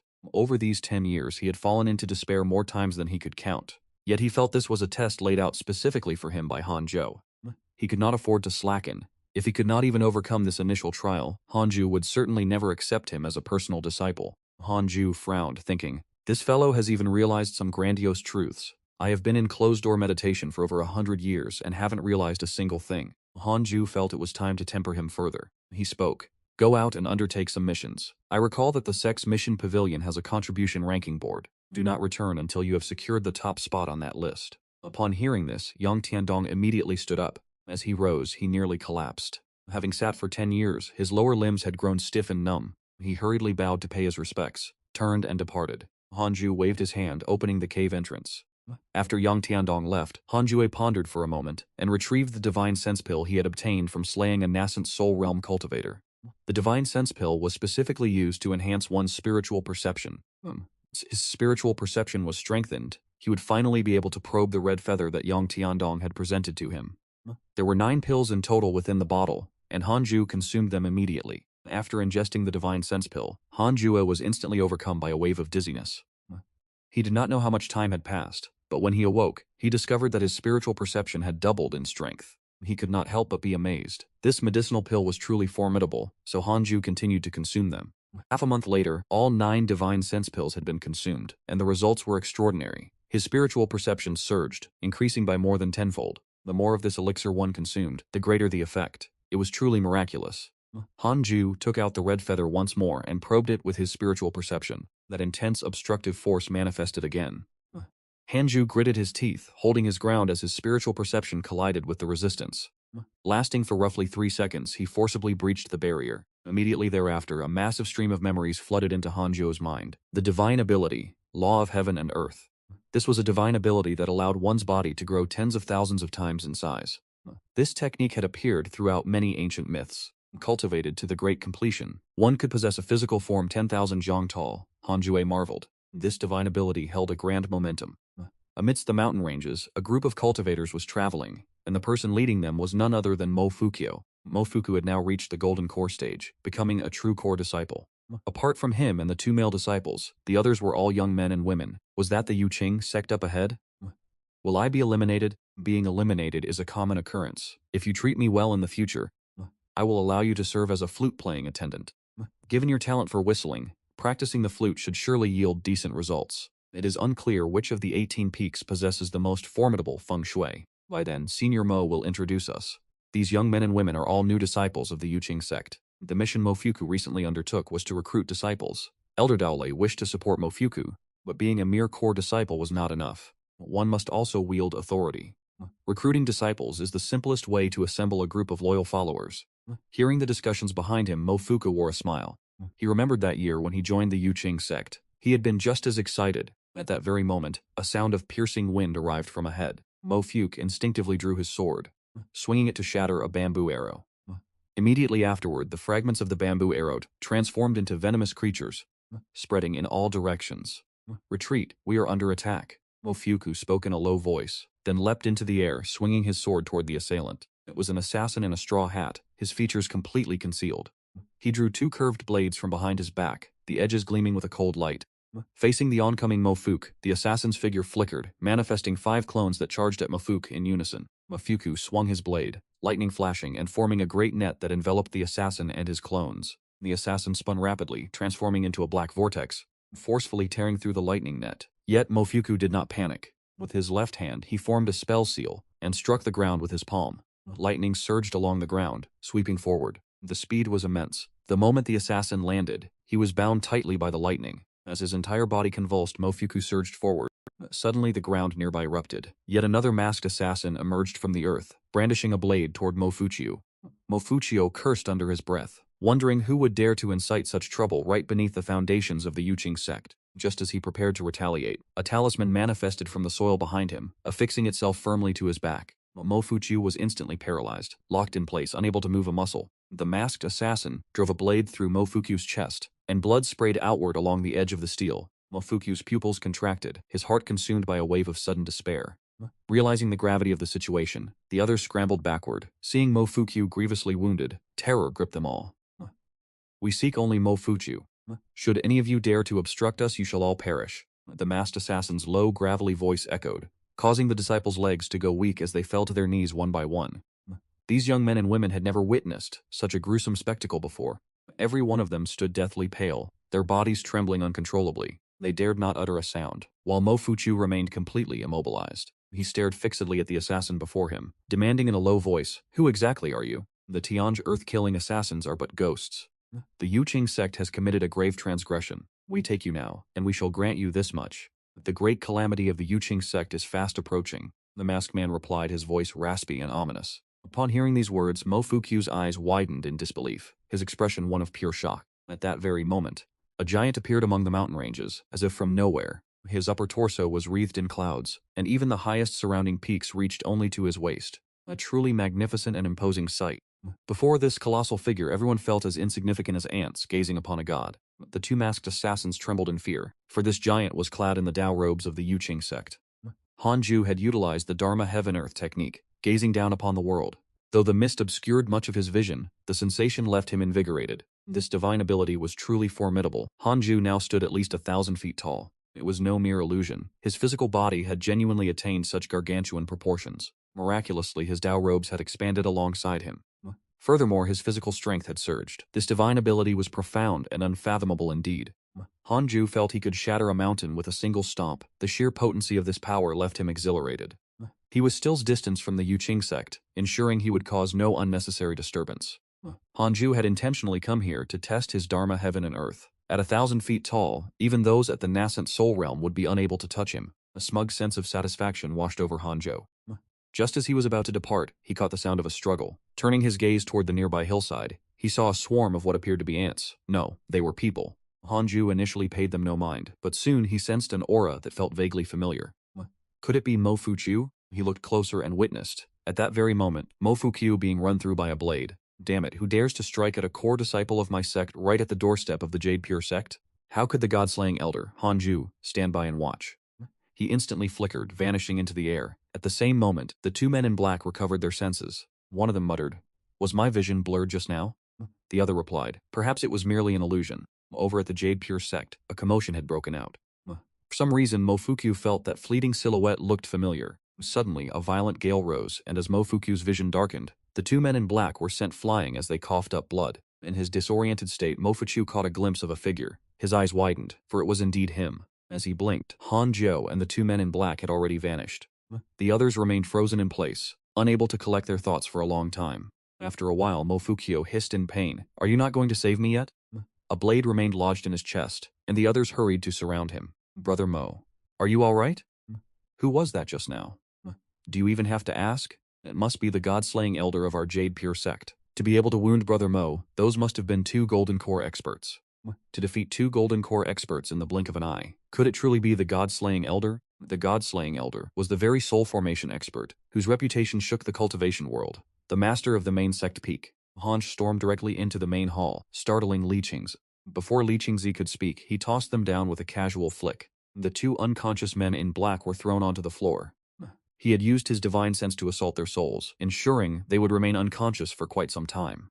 These 2 intended to capture Mofuchu and deliver him to someone else. Hanju left these words behind and swiftly departed. Li Qingzi remained stunned for a moment, before his gaze finally shifted toward the 2 figures on the hall floor. Back on the other side, Hanjo returned to his immortal heaven cave abode. He sat upon his wooden bed and stretched, thinking to himself that to dare attempt an abduction within the Jade Pure sect, this must be yet another hostile faction. One that had likely emerged only after the Jade Pure sect destroyed the Qingming demon sect, and one that was surely even more formidable. Hanju mused to himself, endless troubles. Is this truly what life is meant to be? He must achieve a breakthrough to the soul formation realm as quickly as possible. Hanju suddenly felt that the nascent soul realm was no longer safe. The next morning, Li Qingzi and the Grand Elder arrived at Hanjue's cave dwelling and requested entry. The spiritual energy here is nearly on par with the Peak Master's medicinal garden, the Grand Elder remarked, with a click of his tongue. Facing Hanzhou once again, he still felt a sense of awkwardness. After all, decades ago, his Tao heart had been shattered by Hanzhou. Although he had since recovered his supernatural powers, he still felt uneasy when standing before him. Li Qingzu smiled and said, "This cave dwelling is still a bit small. Shall I have someone expand it for you?" Hanju shook his head, replying, "It is fine as it is. A space too large would only feel cold." With both the current and the former sect masters arriving together, it was certain that trouble had followed. "Speak plainly, is the Yuqing sect facing trouble once more?" Han Jue asked. "The two individuals captured yesterday likely possess significant identities." Li Qingzi let out a sigh and said, "Those two are members of the Suoyi sacred sect. The Yuqing sect has existed for nearly 1,000 years, but the Suoyi sacred sect has existed for millennia. Their movements are mysterious and erratic. They once united the entire Great Yan cultivation world, before being defeated by an alliance of righteous sects and retreating into the shadows. Now that they have resurfaced, they have already abducted many of our talented disciples. They seem to possess a great deal of information regarding our sect. Every disciple they have captured is a genius." The Grand Elder let out a huff and said, "There is surely a mole among us. The spies from the Qingming demon sect have yet to be fully eradicated, especially those hidden within the ranks of the elders. I suspect they deliberately sought out the Sui sacred sect to exact their revenge." "The Sui sacred sect? That name is rather interesting." Han Jue asked, "Does the Sui sacred sect possess cultivators at the soul formation realm? Do they have anyone at the void amalgamation realm?" Li Qingzi replied, "They certainly have those at the soul formation realm, but as for the void..." Hanju suddenly felt the urge to flee. Though in truth it was merely a fleeting thought, where could one truly run to in such a world? The Supreme Elder spoke. "We intend to personally lead a delegation to unite the various righteous sects. During this period, the Yuqing sect relies upon your protection." Facing the request from the sect master and the Supreme Elder of the Yuqing sect, you are presented with the following choices. First, refuse the request and abandon the Yuqing sect. You may obtain a beauty-preserving elixir. Second, accept the request and continue your cultivation. Protect the Yuqing sect until the sect master returns. Ensure the Yuqing sect remains safe and sound. You may obtain a secret manual of mystical techniques. You will also receive a bottle of cultivation elixirs for the soul formation realm. Before Hanju's eyes, these options materialized. The rewards for the second choice were quite generous, especially the cultivation elixir for the soul formation realm. There was no issue with that. Hanju readily agreed. So long as he did not have to leave the sect, everything else was easy to discuss. Li Qingzi and the other elder were astonished. Their favorability toward Hanju surged, both reaching a 4-star rating. After the two men departed, Hanjue immediately entered a state of cultivation. It was simply too dangerous out there. He had to seize every moment to elevate his cultivation base. Hanju mused that although he could now absorb 6 types of spiritual energy simultaneously, reaching the soul formation realm would still require several decades. Several decades for many mortals. That was the extent of an entire lifetime. In the blink of an eye, 6 years passed. Hanju broke through to the 5th layer of the nascent soul realm, and his lifespan increased to 1,085 years. Such progress was not bad at all. Hanju was deeply satisfied. Suddenly he remembered a matter. Why had his disciple Yang Tiandong not yet returned? He opened his relationship list and noticed the mail icon flashing. He immediately opened the mail to inspect it. Your good friend Li Qingzi was attacked by the Demon Saint cult 14 times. Your good friend the Supreme Elder was attacked by the Demon Saint cult twice. Your disciple Yang Tiandong was attacked by the Demon Saint cult. Your disciple Yang Tiandong was captured by the Demon Saint cult. Your good friend Chu Fan was attacked by the Demon Saint cult 3 times. Scanning further down, it was nothing but news of attacks by the Demon Saint cult. Compared to the conflict with the Qingming demon sect, this was even more intense. Hanjue took note of the fact that his disciple had been captured.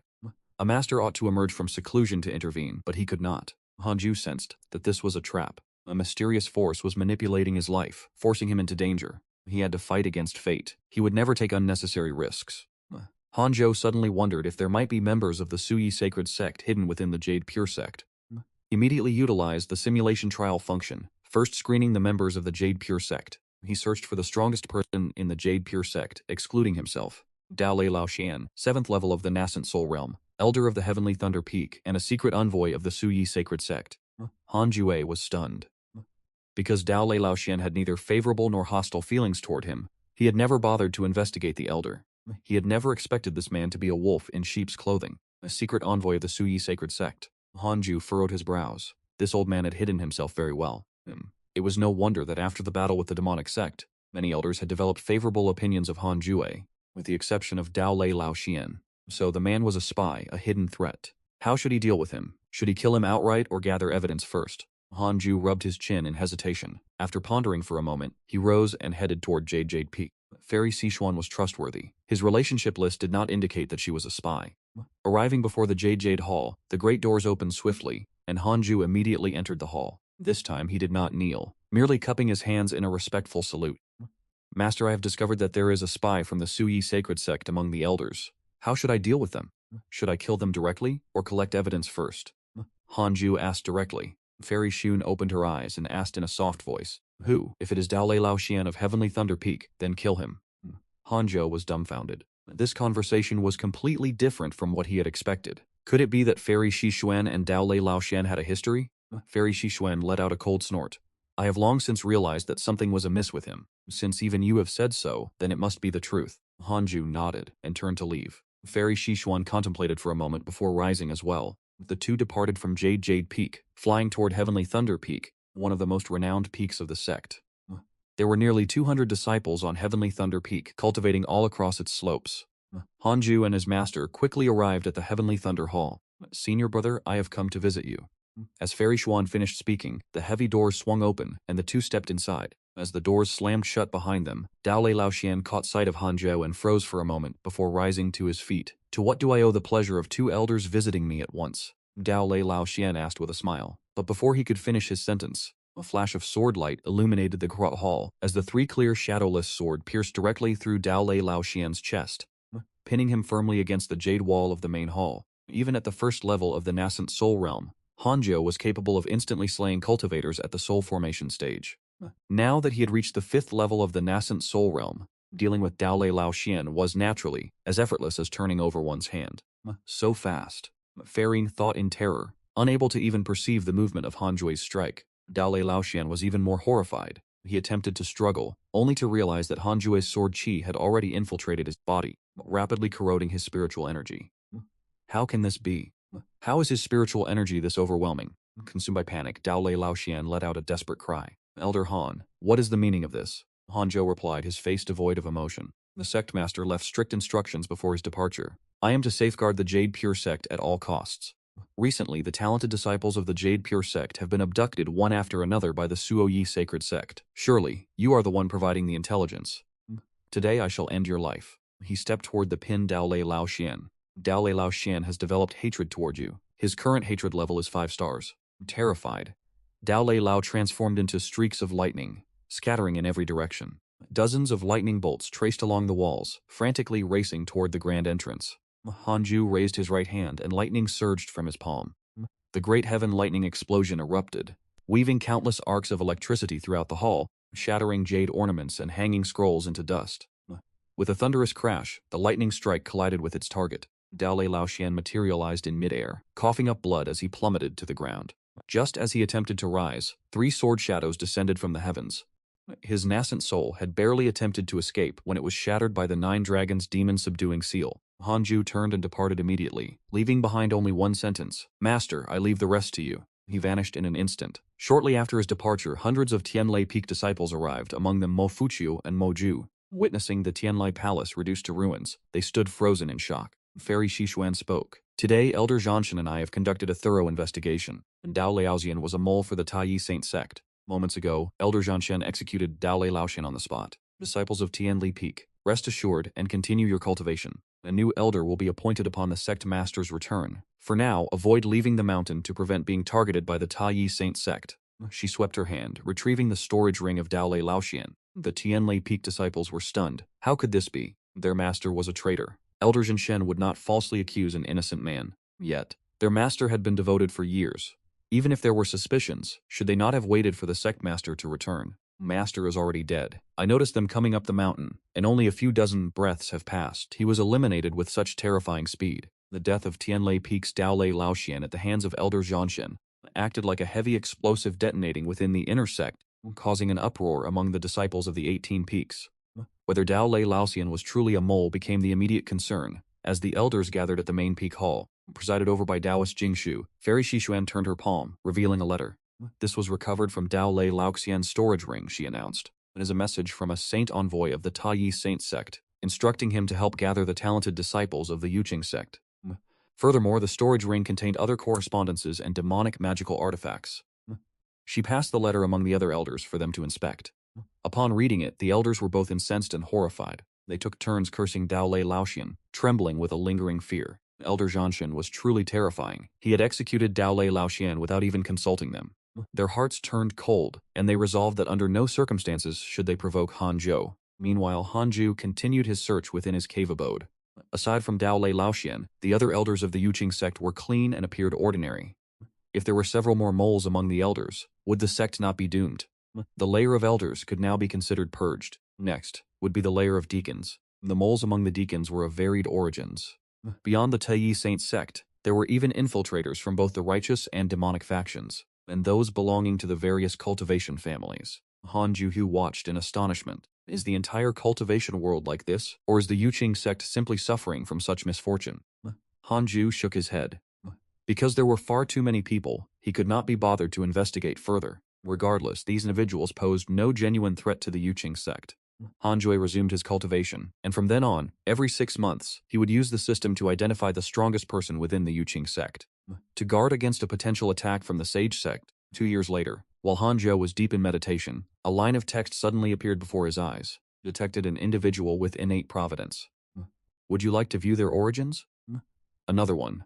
Hanzhou immediately examined the prompt, and lines of text began to materialize before him. The Black Hell Chicken, a reincarnated demon saint from the upper realm. Its original form is the Black Jade Phoenix. Due to countless slaughters, it offended the heavenly court and was executed by them. Its soul fell into the 6 paths of reincarnation and was reborn into the mortal world. Its soul will continuously refine its physical body until it has fully transformed back into a Black Jade Phoenix. Current status, Chick. Its intelligence is underdeveloped, similar to that of a 2-year-old child. Hanju was stunned. A demon saint from the upper realm. Truly impressive. The demon saint bloodline that Yang Tiandong possessed was merely of the mortal realm. Yet, this Black Hell Chicken is a demon saint of the upper realm, and even involves the heavenly court. This is not merely a figure from Huaxia mythology. Such entities truly exist in this world as well. Hanju found himself intrigued by the Black Hell Chicken.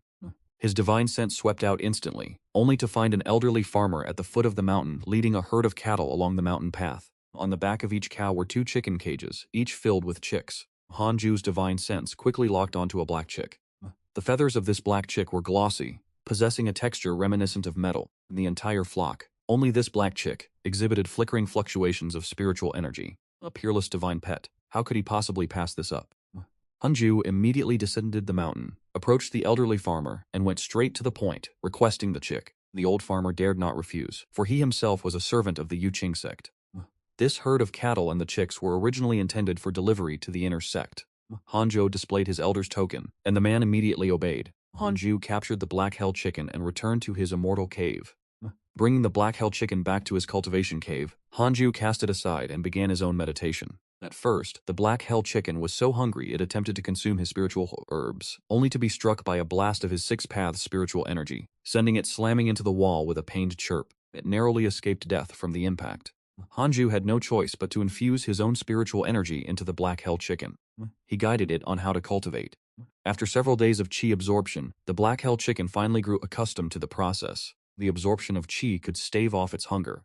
The Black Hell Chicken began to relish the state of cultivation. One must admit, the reincarnation of a demon saint is truly formidable. Although its bloodline had not yet fully awakened, and its intellect remained dormant, its instincts were still intact.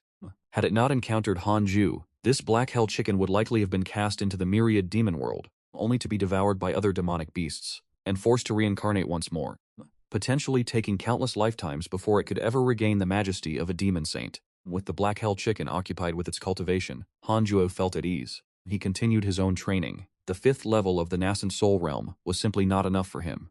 His goal was to reach the spirit-severing realm as soon as possible, and beyond that, the void amalgamation and great vehicle realms. He had to reach the pinnacle of the mortal world with the greatest possible speed. Only then could he truly rest in peace. 2 years later, Li Qingzan, the Supreme Elder, returned, learning that the Daolei Elder was a mole who had been slain by Hanjue. The master and disciple were utterly astonished. When Fairy Xishuan presented the evidence, the 2 men flew into a rage, condemning the saintly path of the unscrupulous as shameless. At that same moment, Han Shui was hosting Xing Hongshuan within his cave. Having not seen her for a long time, he found that Xing Hongshuan had grown increasingly enchanting. She had reached the 8th level of the Foundation Establishment realm.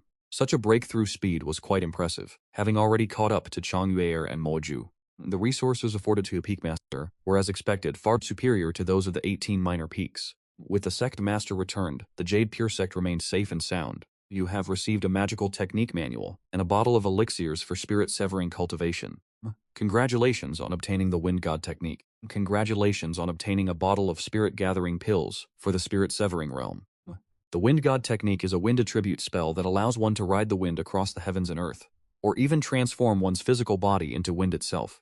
The spirit-gathering pill is a top-tier cultivation elixir for the spirit-severing realm. Han Ju gazed at the 4 lines of text before his eyes, a faint smile spreading across his face. Xing Hongshuan began to plant the heavenly treasures and rare herbs she had collected. I acquired these treasures while out on my cultivation journey. I brought them back for you immediately, as I knew they would be of use to you. Xing Hongsha said with a smile, and as she turned back to see Han Jue's expression, her heart brimmed with sweetness. It appeared her husband was truly pleased by her arrival. Han Ju began to converse with her. Xing Hongshuan recounted the tales of her recent journey, while Han Xia took the opportunity to learn more about the cultivation world. Last month, she had gone out to hone her skills alongside her fellow senior brothers and sisters. They happened upon a fierce battle between the righteous sect, Qian sect, and the demonic Qinglong sect. They intervened and succeeded in defeating the cultivators of the Qinglong sect. Xing Hongshuan also took the opportunity to seize a storage ring from the fray. Upon returning, she discovered it contained quite a few treasures. Where does the Yuqing sect stand within the Great Yan cultivation world? Han Ju inquired. Hongshuan pondered for a moment before replying. The Great Yan cultivation world consists of over 20 sects and factions, 12 of which belong to the righteous path. The Yuqing sect likely ranks within the top 5. Only the top 5. Han Ju felt a touch of disappointment. It is no wonder the Yuqing sect has so many enemies. In truth, the strength of most sects does not differ significantly, and there is no official ranking. Xing Hongshuan shook her head with a smile. Han Ju nodded in understanding. How could there truly be such rigid rankings in the world of cultivation? There was no vast data to support such claims after all. That is right, there has been a prominent figure rising in the cultivation world recently, from the Vermilion Bird Sword sect, Huang Jihao. When he was still in the Golden Core realm, he successfully slew a nascent soul-old monster, shaking the entire world with his name. In the hundreds of years since, his power has likely reached the spirit-severing realm. He once stormed a righteous sect entirely on his own, and not a single soul could stand against him.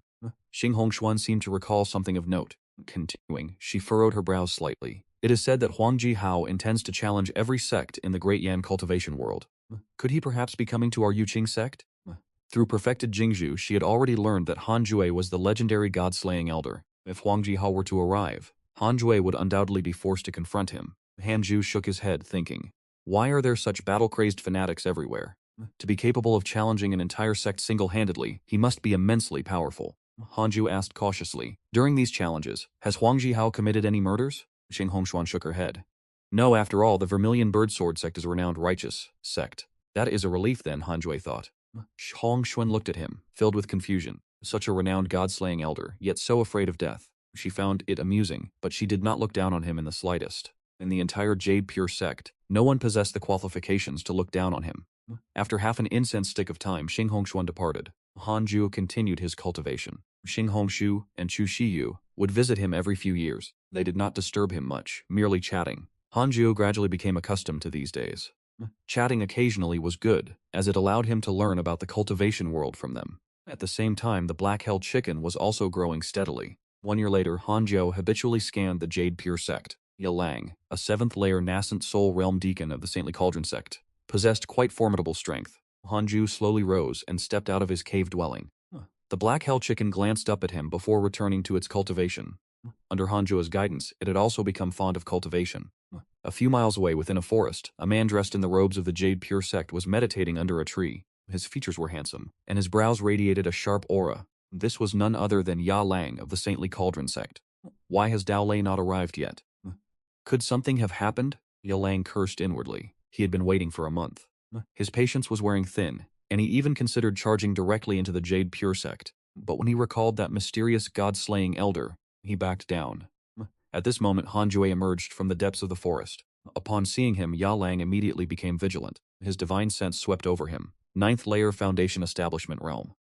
Too weak. Yao Lang continued his cultivation, feigning that he had not noticed Han Jue. After all, since he was wearing the robes of the Jade Pure sect, fleeing upon seeing someone would only arouse suspicion. Little did he know, Han Jue walked straight up to him. Yao Lang frowned and asked, "What is your business, friend?" Han Ju sent a voice transmission. "Are you Deacon Ya of the Saintly Cauldron sect? I am a personal disciple of the Venerable Dao Lei. Recently, the Zuoi Holy sect has been frequently harassing the Jade Pure sect."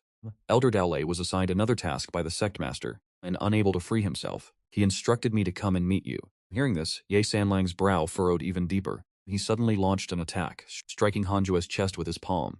Powerful spiritual energy surged into Hanju's body and boom! Ye Sanlang was sent flying, crashing through tree after tree. Hanju patted his chest and coldly scoffed, "I possess a divine armor. How could you possibly harm me? With only your meager spiritual energy, the golden cicada mysterious divine garment is certainly no counterfeit." However, Hanjo had instinctively used his six-path spiritual energy to defend himself. How could the spiritual energy of a mortal like Yi Sanlang ever contend against it? Yi Sanlang stood up, both shocked and furious. How can a ninth-level foundation establishment cultivator be this strong? Wait, could it be? Yes, Sanlang suddenly thought of a certain person. His face turned pale with fear, and he turned to flee. Just as he turned, 3 sword shadows streaked toward him like lightning, directly shredding his physical body. In the blink of an eye, Ye Sanlang released his nascent soul. The nascent soul transformed into a streak of red light, bolting toward the horizon. Too slow, Han Jue thought, immediately utilizing the wind god technique, transforming into a whirlwind to give chase. In less than 3 seconds, he caught up to Ye Sanlang. Raising his hand, he unleashed the great heavenly thunderblast. Lightning filled the sky, forming a web of electricity that blocked Yi Sanlang's path. Trapped by the great heavenly thunderblast, Sanlang fell into utter despair, hastily turning back to scream, "I concede, I surrender, do not kill me." Hanju executed the six-path soul absorption, pulling the man's nascent soul into his hand. The six-path spiritual energy encased Yi Sanlang's nascent soul like invisible shackles, rendering him unable to move.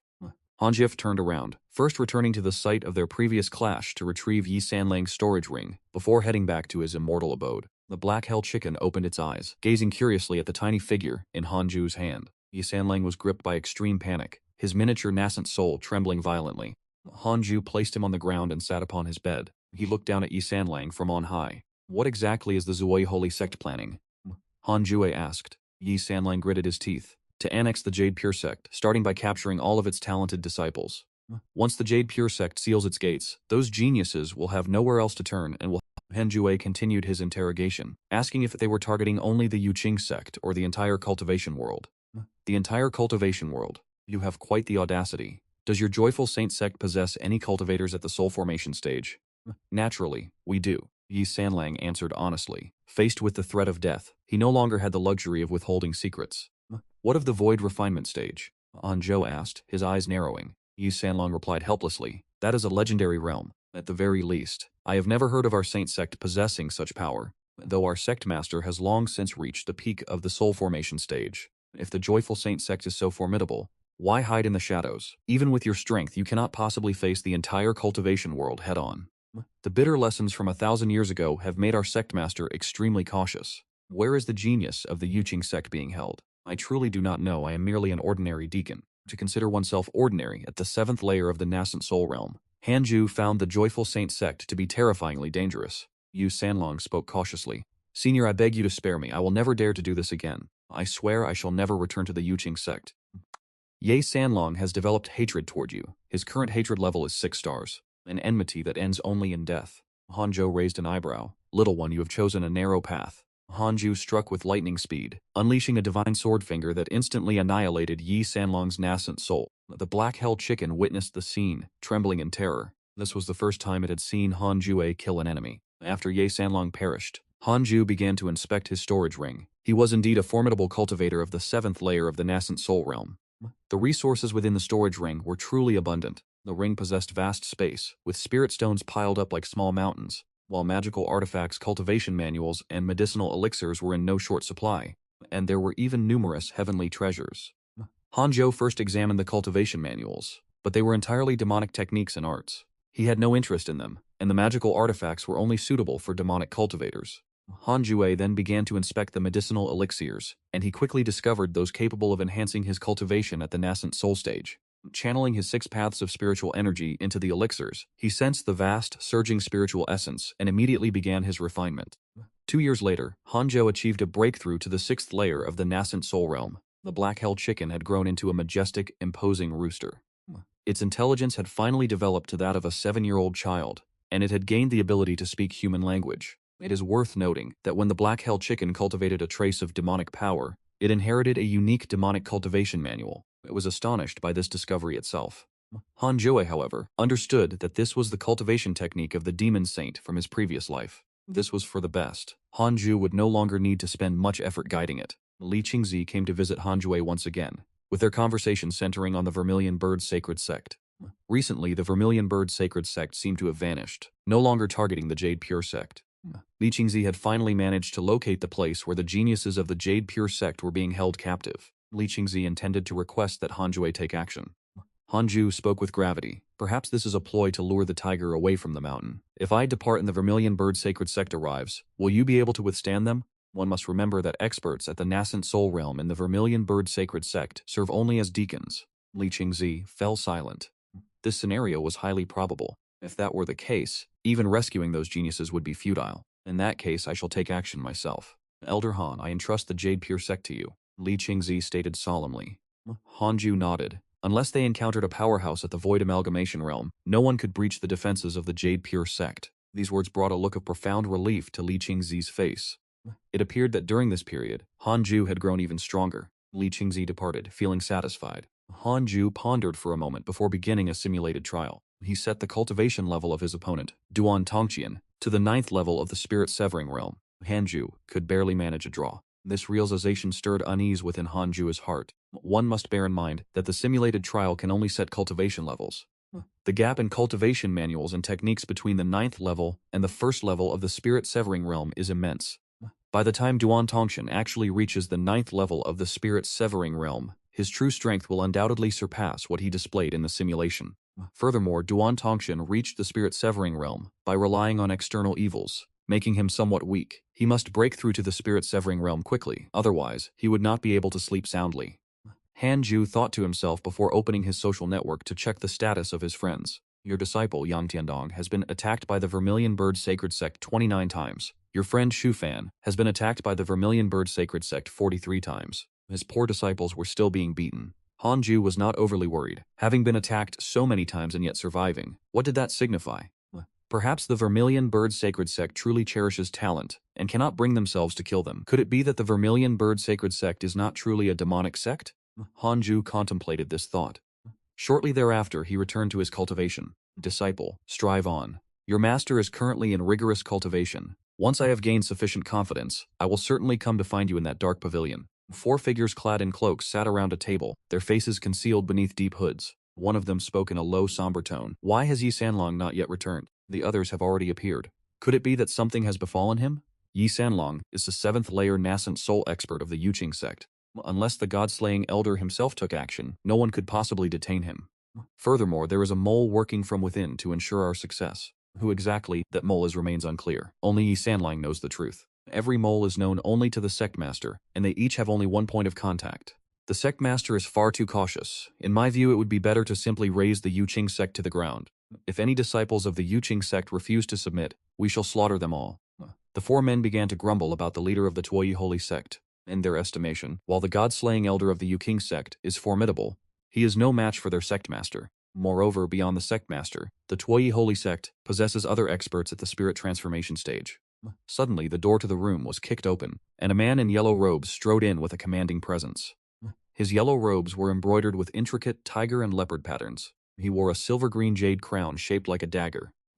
His features were handsome, and his eyes shone with a sharp, piercing intelligence. But his brows, an air of unyielding arrogance, radiated outward. The 4 cloaked men slammed their hands on the table and stood up. Emboldened, one of them drew his blade, preparing to strike at the man in yellow. The gaze of the man in yellow turned glacial. A terrifying wave of pressure erupted from his body. The entire building shook violently, and the 4 cloaked men were so terrified they dared not move a muscle. One of them gritted his teeth and demanded, "Who are you?" The man in yellow replied with a stoic expression, "I am Huang Xihao of the Vermilion Birdsword sect. I heard that you hail from the Tuoyi Holy Sect. It just so happens that I intend to challenge the Tuoyi Holy Sect." "Speak, where exactly is the Tuoyi Holy Sect located?" Upon hearing the name Huang Xihao, the 4 men trembled even more violently. Of late, Huang Xihao's reputation has become truly overwhelming. One of the men suddenly spoke. If we tell you, we will certainly die. However, if you go to challenge the Yuqing sect first, then we might consider revealing the location. Confronted with the Yushuan sect, Huang Jihao knit his brows and spoke coldly. This declining sect offers no challenge. His words were saturated with contempt for the Yushuan sect. One of the robed men hurriedly spoke up. Recently, a god-slaying elder has emerged within the Yushuan sect, a man who slew a transformation god expert with a single strike. His true strength is unfathomable. Hearing this, Huang Jihao could not help but arch an eyebrow. I have clashed with both the sect master and the supreme elder of the Yushuan sect. Their strength was mediocre at best, and I have never heard of this god-slaying elder. Do not attempt to deceive me. Huang Jihao spoke in a deep voice. The terrifying aura he exuded did not wane, remaining truly formidable, and they dared not lie to him. It is the truth. You may go out and inquire for yourself. The Qingming demonic sect was also destroyed because of this individual. The remaining 3 robed men quickly chimed in, knowing that even if the 4 of them joined forces, they would be no match for Huang Jihao, and they feared he might turn his blade against them. A glint flashed in Huang Jihao's eyes as he said, "First tell me the location of the holy sect. I shall challenge the Yushuan sect first, then proceed to the holy sect afterward." The 4 robed men exchanged glances. In order to survive, they finally compromised.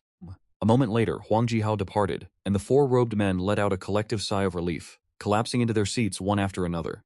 Just how powerful is this man? One of them gritted his teeth and said, "What people call him matters not. What matters is that this guest is troublesome." He claimed the room was shielded from sound and divine sense. Yet, within the Yushuan sect, 2 years had passed since Li Qingzi's departure, and Hanzhou remained at the 6th level of the nascent soul realm. With the aid of medicinal pills from Yitamlang, he was nearly at the 7th level of the nascent soul realm. The black hell chicken had grown to half a meter in height, but Hanzhou had checked its bone age. It was still far from maturity. That day, Chang Yuer came to visit. Having not seen the black hell chicken for many years, she couldn't help but walk over and stroke it repeatedly. Suddenly, the black hell chicken resisted and retreated. Hearing its youthful, immature voice, Chang Yuer became even more intrigued. Hanzhou couldn't help but interject, "Stop touching it. This is my precious mount. If you break it, you will have to compensate me." "Compensate you, indeed. Taking a chicken as a mount. You truly have a bright future ahead of you." Chang Yuer pouted, but despite her words, her body remained obedient as she turned to face Hanzhou. She appraised Hanzhou and said with a smile, "Junior brother Han, every time I look at that face of yours, I find it pleasing to the eyes. I wonder just how extraordinary the appearance of your parents must have been." As for his parents, they were entirely ordinary people. Hanzhou chuckled to himself. Over these many years, he would occasionally think of the parents he had in this life. More than 100 years had passed. If they remained mortals, they had likely already returned to the earth, and in a way, that was for the best, as it spared him many complications. Hanzhou did not harbor deep sentiments for his parents in this lifetime. When they abandoned him to flee, the bonds of blood had been severed. Had it been the parents from his previous life, they certainly would never have abandoned him. Chang Huer continued, "Have you heard the news regarding Elder Guan? He and our master joined the Jade Pure sect together, but 300 years ago, he offended the Vermilion Bird Sword sect. To avoid suspicion and fallout, the Supreme Elder secretly helped him escape the Great Yan dynasty.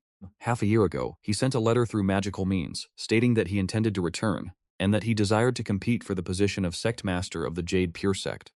Hanzhou shook his head. He had indeed never heard of this matter, nor had he heard of this individual. "It is said that Elder Guan is very fond of our master. Perhaps they will even become Dao companions," Chang Yuer added.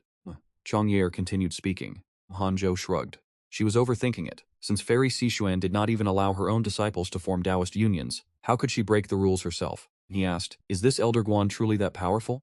Chang Yuer nodded and said, "I hear that he obtained a great fortuitous encounter outside the Great Yan borders. He has reached the Soul Formation realm, and he has returned this time to lead the Jade Pure sect in surpassing the Vermilion Bird Sword sect." The other elders are overjoyed. With another Soul Formation expert, the Jade Pure sect will be far more secure in dealing with the evil sect. Even the Supreme Elders are pleased, though the sect master is away and is not yet aware of this news. Hanzhou could not help but offer a silent prayer for Li Qingzi. After working so hard for all these years, he would ultimately lose his position. Just as Hanzhou was about to inquire further about Elder Guan, a line of text suddenly appeared before his eyes. Detected an individual with peerless providence. Would you like to view his origins? Hanzhou was stunned. Another person with heaven-sent providence? Is the luck of the Jade Pure sect really that exceptional? Why do individuals with such significant backgrounds keep appearing? Hanzhou hurriedly chose to view it. Jihao, 3rd level of the Soul Formation realm, an outer elder of the Vermilion Bird Sword sect. Born with a sword heart and an extraordinary aptitude for the sword Dao, His brilliance from a young age fostered an arrogant disposition, viewing others with disdain. In his pursuit of strength, he is willing to sacrifice everything. Why has this man come here? Could he be planning to challenge the Jade Pure sect? Hanju immediately felt a headache coming on. Can't everyone just focus on their cultivation? Before Hanju's eyes, a set of choices appeared. As the Yuqing sect faces the challenge from Huang Jihao, you may choose from the following paths. Order the entire sect to surround and execute Huang Jihao to secure a resounding victory. Achieving nationwide fame will grant a fire attribute cultivation manual. System prompt. This option has been discarded in favor of the following. Silently repel Huang Jihao without causing a massive commotion. Doing so will grant 1 high-grade spiritual treasure. Hanzhou did not hesitate to select the second option. High-profile displays were simply not his style. Furthermore, if he were to openly defeat Huang Jihao, the Jutsi Sword sect would undoubtedly mark the Yuqing sect as a sworn enemy. Hanzhou had yet to ascertain Huang Jihao's true standing and strength within the Jutsi Sword sect. Even if he were their strongest disciple, the Yuqing sect could not withstand an alliance between the Jutsi Sword sect and the Suyi Holy sect. The Yuqing sect was still far too weak. Hanzhou sighed softly and looked at Chang Yue, saying, "Senior sister, you should return first. I have matters to attend to." "What kind of matters? It is not convenient to speak of them." Chang Yue pouted before rising to leave. Having been in the middle of a pleasant conversation only to be dismissed, anyone would naturally feel displeased. Once Chang Yue had departed, Hanzhou began using the simulation trial to pinpoint Huang Jihao's location. At this moment, Huang Jihao was less than 20 miles from the Yuqing sect, advancing at a measured, unhurried pace. Hanzhou did not depart immediately. He chose to be cautious, opting to run a battle simulation first. Hanzhou's consciousness entered the simulation trial accordingly. 5 minutes later, Hanzhou concluded the simulation. He furrowed his brows, muttering, "He has some skill." Hanzhou took a deep breath and continued the simulation, surprised that he could not instantly strike this man down. The man was only at the 3rd level of the soul formation realm. Hanzhou adjusted his combat strategy. 2 minutes later, the simulation trial concluded again. Hanju's brow furrowed even deeper, and he whispered, as expected of one born with a sword heart, "Very well, to think he could withstand my attacks for over 2 minutes." Anzhou felt troubled. The scale of such a battle would be too grand, and 2 minutes was more than enough to draw unwanted attention. This was proving difficult, but regardless of the challenge, it had to be done. If he allowed this man to reach the gates of the Yuqing sect, the resulting conflict would truly shake the heavens and earth. Huang Jihao walked on at a leisurely pace. Devoid of any tension regarding the impending battle, a figure suddenly appeared in front of him. Walking toward him was none other than Hanzhou. Hanzhou wore the robes of the Yuqing sect. His ethereal, refined appearance made it clear at a glance that he was no ordinary person. Huang Jihao glanced at him, noting the 9th stage of the Foundation establishment realm was truly weak, yet the young man was remarkably handsome. "Huang Jihao has developed a favorable impression of you. The current favorability rating is 2 stars. A line of text suddenly appeared before Hanju's eyes, leaving him momentarily stunned. What in the world is this? Why would he suddenly have a favorable impression of me? Hanju furrowed his brow. The situation had become far more complicated. It was difficult for him to strike against someone who held a favorable view of him. Huang Jihao walked up to Hanzhou and said, "Boy, you please me. Would you like to take me as your master? Achieving the nascent soul realm in the future will be effortless for you, and for a Foundation establishment cultivator, a nascent soul expert is like a god." Having said this, he was certain Hanzhou would be moved. Hanju's expression grew strange. How could one man find another pleasing to the eye? Unnerved and feeling a chill run down his spine, Hanzhou took a step back and asked, "Who are you? Why have you come to the Yuqing sect?" Hanju asked in a deep voice. Huang Jihao replied with a mocking smirk, "I am Huang Jihao of the Vermilion Bird Sword sect. Have you never heard of me? My arrival at the Yuqing sect is, naturally, to challenge your sect's Elder Zhanshen." Hanju asked, "Why challenge Elder Zhanshen specifically, rather than the Yuqing sect as a whole? Your sect leader and his predecessor have already been defeated by my hand. Within the Yuqing sect, only Elder Zhanshen possesses the qualifications for me to draw my blade. I originally had no interest in bothering with the likes of you. I intended to challenge the Suyi Sacred Sect. However, the people of the Suyi Sacred Sect insisted that I deal with Elder Zhanshen before they would reveal the location of their mountain gate to me." Huang Jihao spoke with an air of casual indifference. Upon hearing this, Hanju's hatred for the Suyi Sacred Sect instantly spiked to 6 stars. Hanzhou asked, "Are there many spirit-severing experts in the Suyi Sacred Sect? What is the strength of their sect leader?" "There are indeed many spirit-severing experts, given their thousands of years of heritage. But as for their sect leader, they are quite mysterious. I am not entirely sure myself." "How much certainty do you have in defeating the Suyi Sacred Sect? Why are you asking so many questions? Are you going to take me as your master or not?" Huang Kehao's favorability toward you has decreased. His current favorability is 1 star. Huang Suhao wore an expression of clear impatience. Hanju chuckled. He only asked a few more questions, and the good impression immediately plummeted by half. Very well, then I shall hold nothing back when dealing with you. Han Jue drew his Qilin sword and said, if you can withstand one strike from me, I will take you as my master. Huang Xiao laughed at as well, replying, boy, have you never heard of my reputation? Just tell me if you dare or not, I will take one strike. If you can injure me even slightly, I will turn around and leave immediately, and I will never come to harass the Yuqing sect again. You said it yourself. Wen Hao was arrogant and high-minded. After confirming that Han Jue was only at the 9th level of the Foundation Establishment realm, he paid no heed to Han Jue's words. Han Jue struck suddenly, the 6 strands of spiritual energy within his body erupting like a volcano as they poured into the Qilin sword. Hao's pupils dilated in sudden shock. This spiritual energy is extraordinary. Huang Hao hastily raised both hands, mobilizing the surging spiritual energy within his body. A brilliant flash of sword light erupted, a black sword chi cleaving through the forest, soaring straight into the heavens, even parting the sea of clouds above in two, a truly magnificent sight. Immediately afterward, the ground trembled. Amidst the swirling dust, Huang Hao gritted his teeth, exerting all his strength to resist the sword chi of the 6-path ghost god sword. Under the terrifying pressure of the sword chi, he was forced back repeatedly. The protective layer formed by his spiritual energy began to crack like shattered glass. This is bad, I cannot withstand this. Huang Hao cursed under his breath and hurriedly leaped away. He jumped. Han Zhou's sword chi invaded his body, forcing him to cough up a mouthful of fresh blood. His body was thrown back hundreds of feet. The sweeping sword chi pulverized the trees in its path and carved a colossal trench into the earth. It was unfathomably deep, resembling a narrow canyon. Huang Hao came to a halt, staring at Han Zhou in horror. What kind of sword technique is this? No, this is a divine ability. Huang Hao, a man of such renowned status, surely you are not one to break your word? Han Zhou looked up and asked with an expressionless face, Huang Hao has developed hatred toward you? His current hatred level is 4 stars. Han Zhou felt no panic, his gaze fixed steadily upon Huang Hao. Huang Hao trembled with rage. He desperately wanted to slay Han Zhou, but having boasted so boldly, he could not bring himself to lose face. Furthermore, Han Zhou's sword aura was truly formidable. If they were to truly risk their lives, he was not certain of victory. Gritting his teeth, he demanded, who exactly are you? You came seeking me, yet you ask who I am. Hearing this, Huang Hao laughed in sheer indignation. The immortal slaying elder of the Jade Pure sect. The rumors truly do not do you justice. Though I declared I would not return to the Jade Pure sect, once you step foot outside, I will surely find you to challenge you again. Leaving those words behind, Huang Hao departed. Han Zhou let out a cold laugh, thinking to himself, by the time I leave the Jade Pure sect, will you even be alive to wait for me? He turned and departed. Not long after, the various elders of the Jade Pure sect discovered the path carved out by the sword aura, and could not help but be struck with terror. Yet, they surmised that it must have been Han Jue who intervened. Otherwise, the conflict would not have ceased so abruptly. Could it be that a powerful enemy had launched an assault? After fleeing the Jade Pure sect, Huang Hao stood upon his flying sword, healing his wounds while consumed with fury. Damnable wretch, you dared to toy with me. Huang Hao was on the verge of madness. If Han Zhou had revealed his identity from the start, how could he have been so careless? If he had been on his guard, how could he have failed to deflect that single strike? Very well, perhaps, he could not have blocked it regardless, but he would not have conceded to such a pact so easily. While Huang Hao was lost in his own frustration, a figure appeared before him, blocking his path. Who goes there?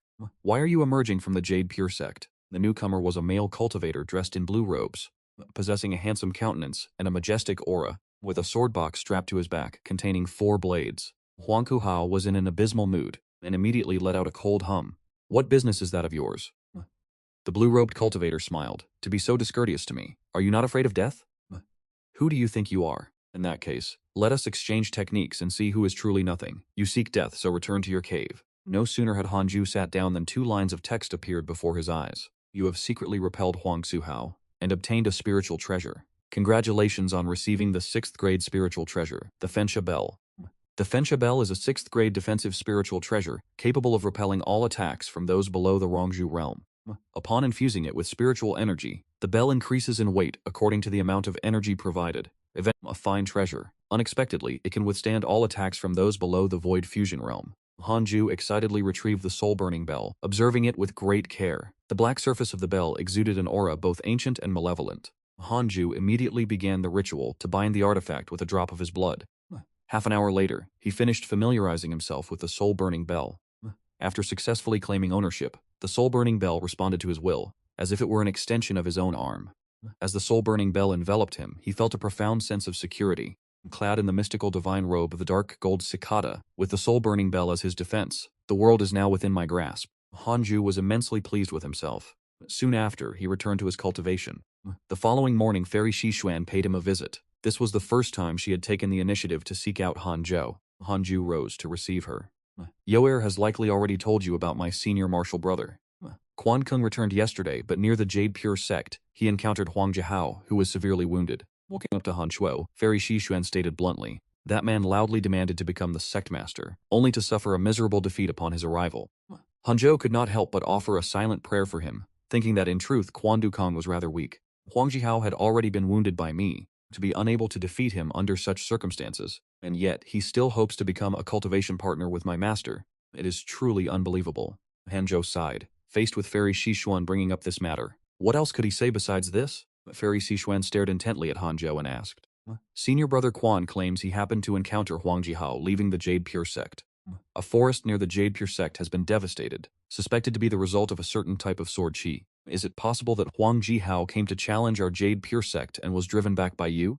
Han Jue nodded and replied, that is correct. Fairy Xishuan sighed. I never expected that the renowned Huang Jihao would be defeated at the hands of a junior such as yourself. Hanzhou gestured for Fairy Xishuan to sit and speak. Fairy Xishuan sat on the chair beside him, and continued, I came to find you this time in hopes that you might help me suppress senior brother Quan a little.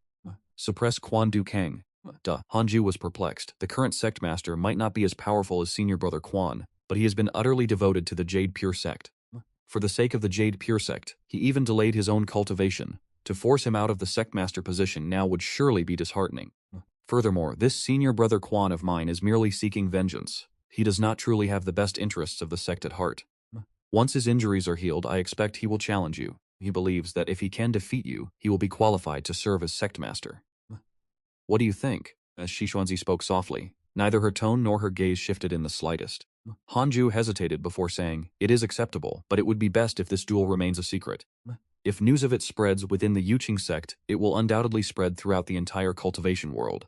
I have no desire to be too prominent, otherwise it will only invite endless trouble. Helping the Yuqing sect deal with the Qingming demon sect has already garnered me unwanted fame, and it was precisely for that reason that Huang Jihao came here. That is only natural, and it was also to preserve the reputation of senior brother Guan. And Jue nodded, just as Xishuanzi suddenly glanced at the black hell chicken in the corner, and asked with surprise, why are you raising a chicken? This creature does not look ordinary. The black hell chicken raised its head and scoffed, I am a phoenix. My master told me that sooner or later, I will transform into a true phoenix. Xishuanzi smiled, a mere chicken wishing to transform into a phoenix. I obtained it from a farmer within the Yuqing sect. Cultivation is often quite dull, so having it for company is not entirely bad. Hanju explained with a smile. As for the true origins of the black hell chicken, he kept silent. Even if he spoke the truth, who would believe that the difference between a chicken and a phoenix is as vast as that between a snake and a dragon? Xishuanzi looked toward Hanjue once more, and began. The Centennial Immortal Domain Grand Assembly is about to commence. I possess an Immortal Domain token that I can bestow upon you. The Immortal Domain Grand Assembly is a rare event, where one can obtain any magical treasure, elixirs, rare earthly treasures, or even the cultivation manuals you desire, provided you possess sufficient resources of equal value. The Immortal Domain Grand Assembly sounded remarkably prestigious and promised to be an incredibly bustling affair. If this were a novel, it would undoubtedly be the stage for the protagonist to display his prowess. But one wrong move and it would be easy to incur new grudges. It is best not to go. Hanju declined. I thank Master for her kindness, but this disciple only wishes to focus on seclusion. With my current aptitude, there is no need for me to venture out and take risks for the time being. She stood up to leave, and Hanjue rose to see her off. After Xishuanzi departed, Hanjue returned to his bed and resumed his cultivation. Assembly. I shall Shinzitra tending once I have reached the Mahayana realm. As Hanjue circulated his internal energy, he mused, the Vermilion Birdsword sect is the premier righteous sect of the Great Yan dynasty's cultivation world.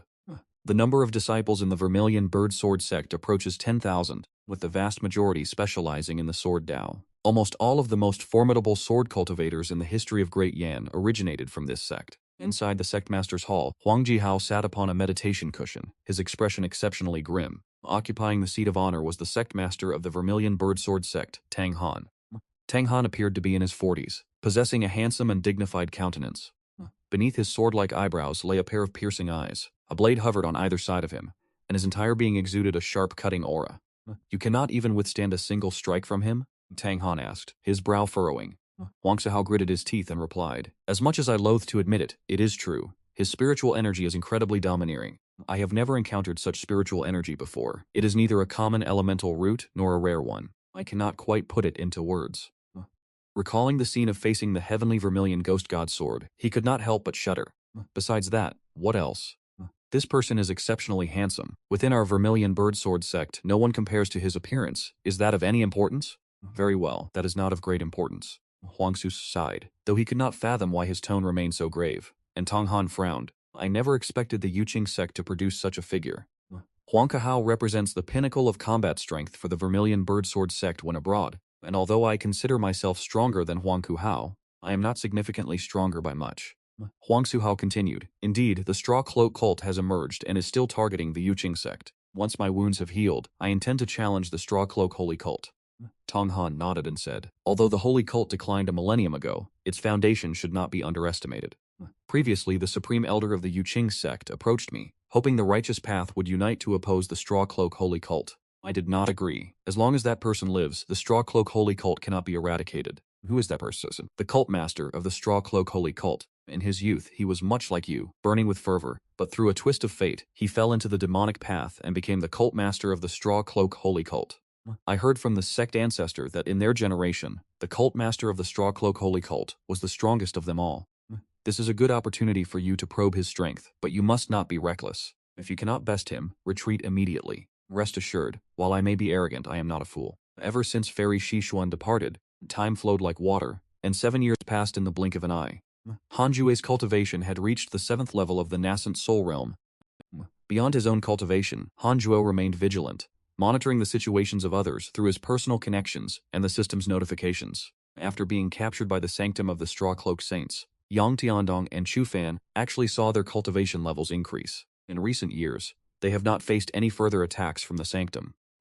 It seems they have reached a compromise, though they have not officially become disciples of the sanctum.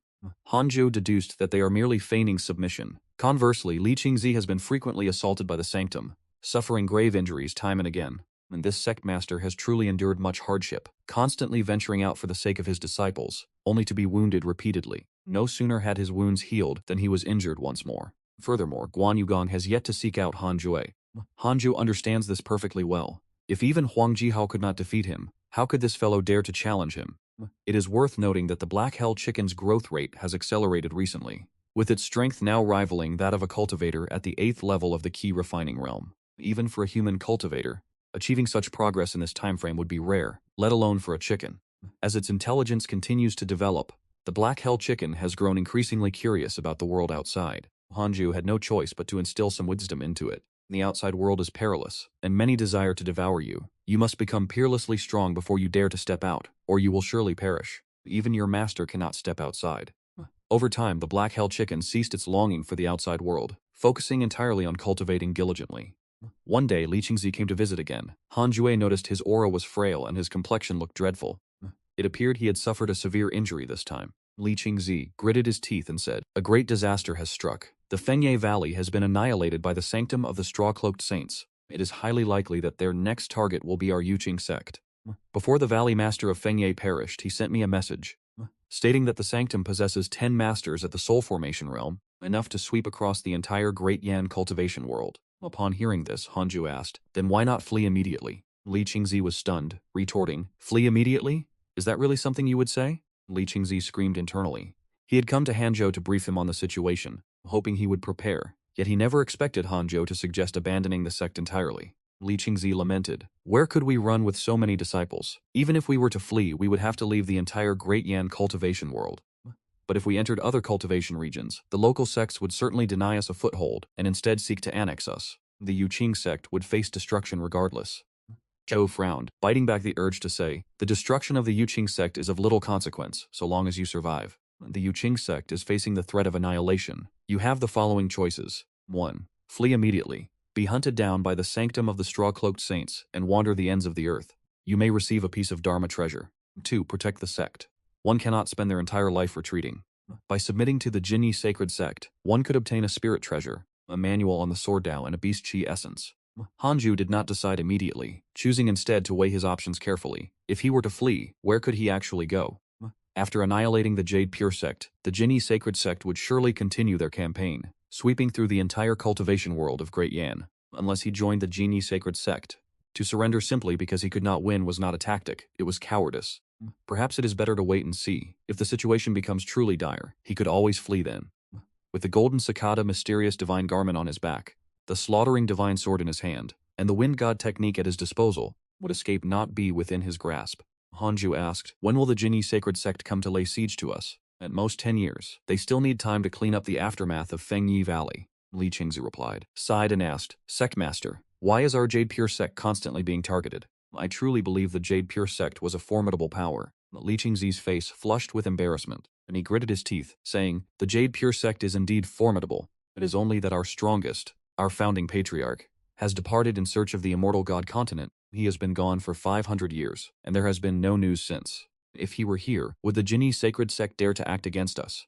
1,000 years ago, during the decisive battle against the Jinni sacred sect, the founding patriarch was the one who made the greatest contribution. Hanju raised an eyebrow and said, in other words, the Jinni sacred sect is seeking revenge against us. Li Qingzi nodded helplessly. For mortals, 1,000 years is an immense span of time, but in the world of cultivation, it is but a fleeting moment, especially for a sect. Li Qingzi is only the third sect master of the Jade Pure sect. His master, the Grand Elder, is the only other witness. The Patriarch himself left behind a treasure to maintain contact with him. The Grand Elder and I have already activated it. We know not if the Patriarch can perceive it. If he were to return, the Jinni sacred sect would certainly be of no concern. By then, the Jade Pure sect would surely become the strongest sect in the cultivation world of Great Yan. Elder Han, we must grit our teeth and overcome this trial. If we survive this, there will be no more dangers hereafter. You may rest assured and continue your seclusion. The Patriarch might even impart upon you the cultivation techniques of the immortal god continent. Li Qing's gripped Hanju's hand, speaking with profound intensity.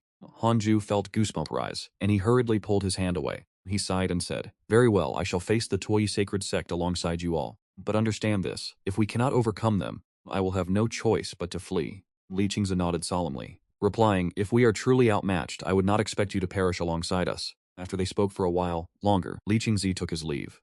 Han Jue had intended to have Li Qingzi provide some medicinal pills to assist in increasing his cultivation base, but Li Qingzi spoke with embarrassment. The Jade Pure sect does not possess pills suitable for the cultivation of the nascent soul realm. The Jade Pure sect suffers from a severe lack of alchemists.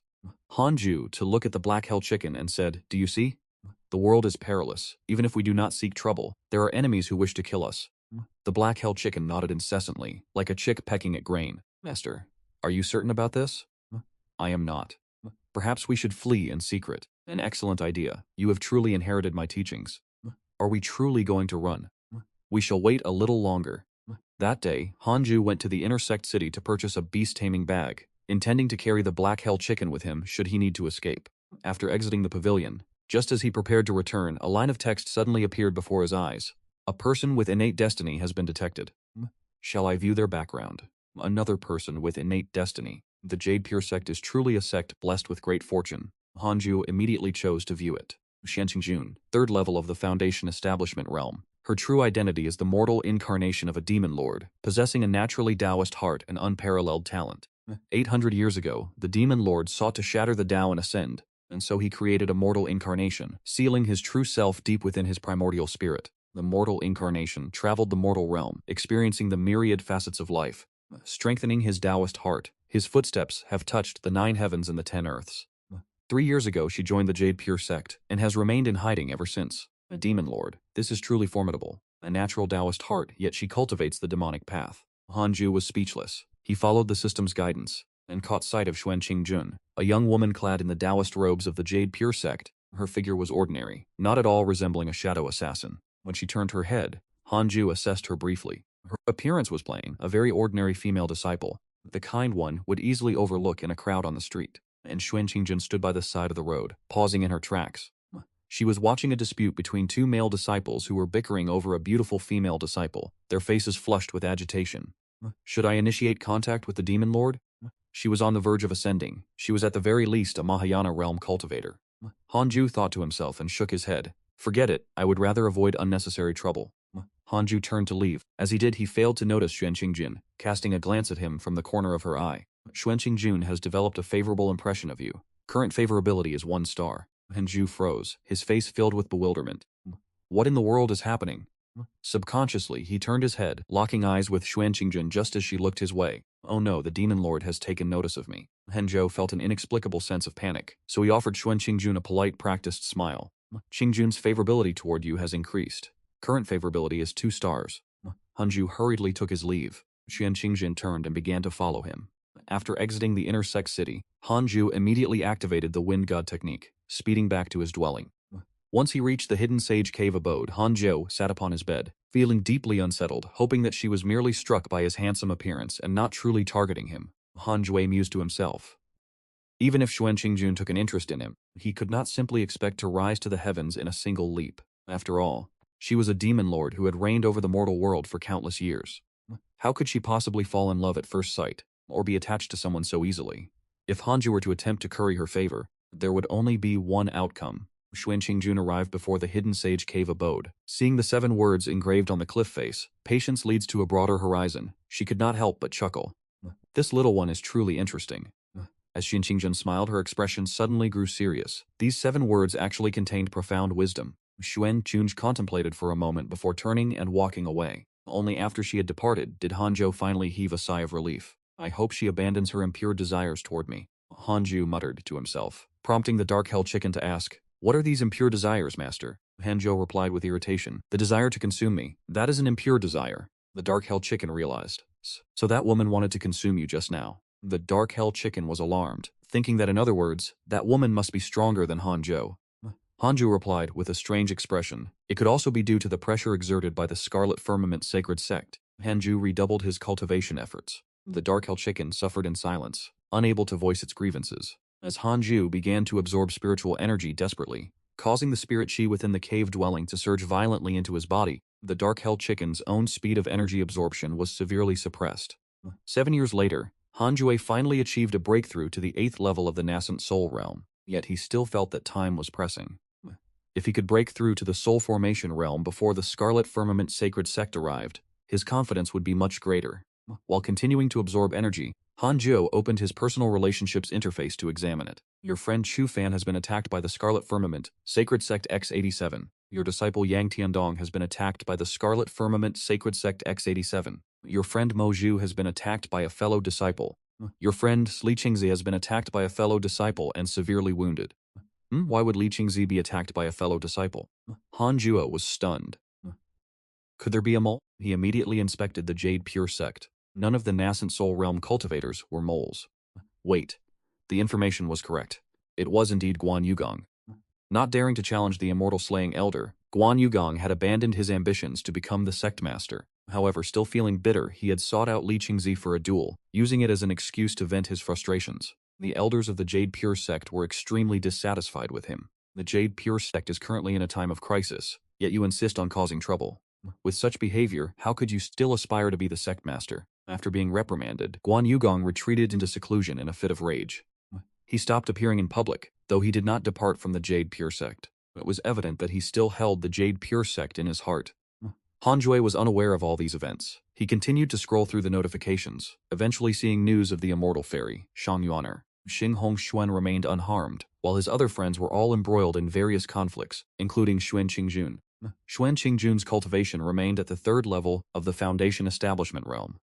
Henzhou suspected that she did not practice cultivation at all, choosing instead to focus solely on observing others. As Henzhou was silently complaining, he suddenly sensed a surge of aura. Taoist, are you there? May I come in for a visit? Hearing Xuanqingjun's voice, Henzhou had tensed up. He pondered for a moment. The other party undoubtedly knew he was present. If he were to feign death, he risked losing all favorability with her. Since she was a demon monarch, it was certainly better to maintain favor than to invite enmity. With this in mind, Henzhou opened the gates of his cultivation cave. Xuanqingjun approached with a graceful gait. Upon seeing Henzhou, she could not help but smile. Henzhou felt helpless. The black hell chicken still remembered Xuanqingjun's aura, and squawked in terror, "I beg you, do not eat my master."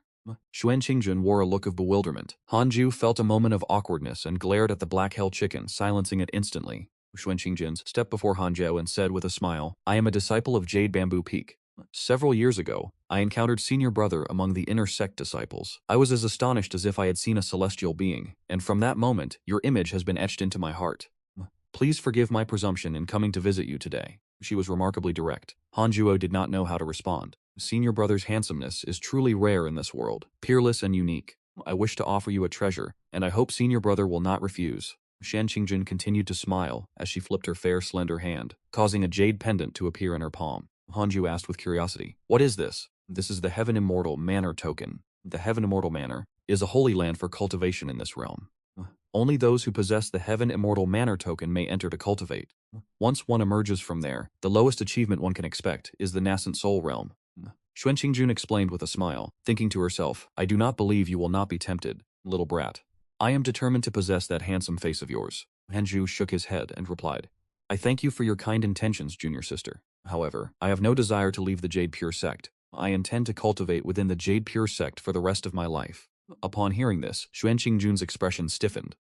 "This is the Spirit Severing Sword. It can easily slay a cultivator at the Golden Core stage.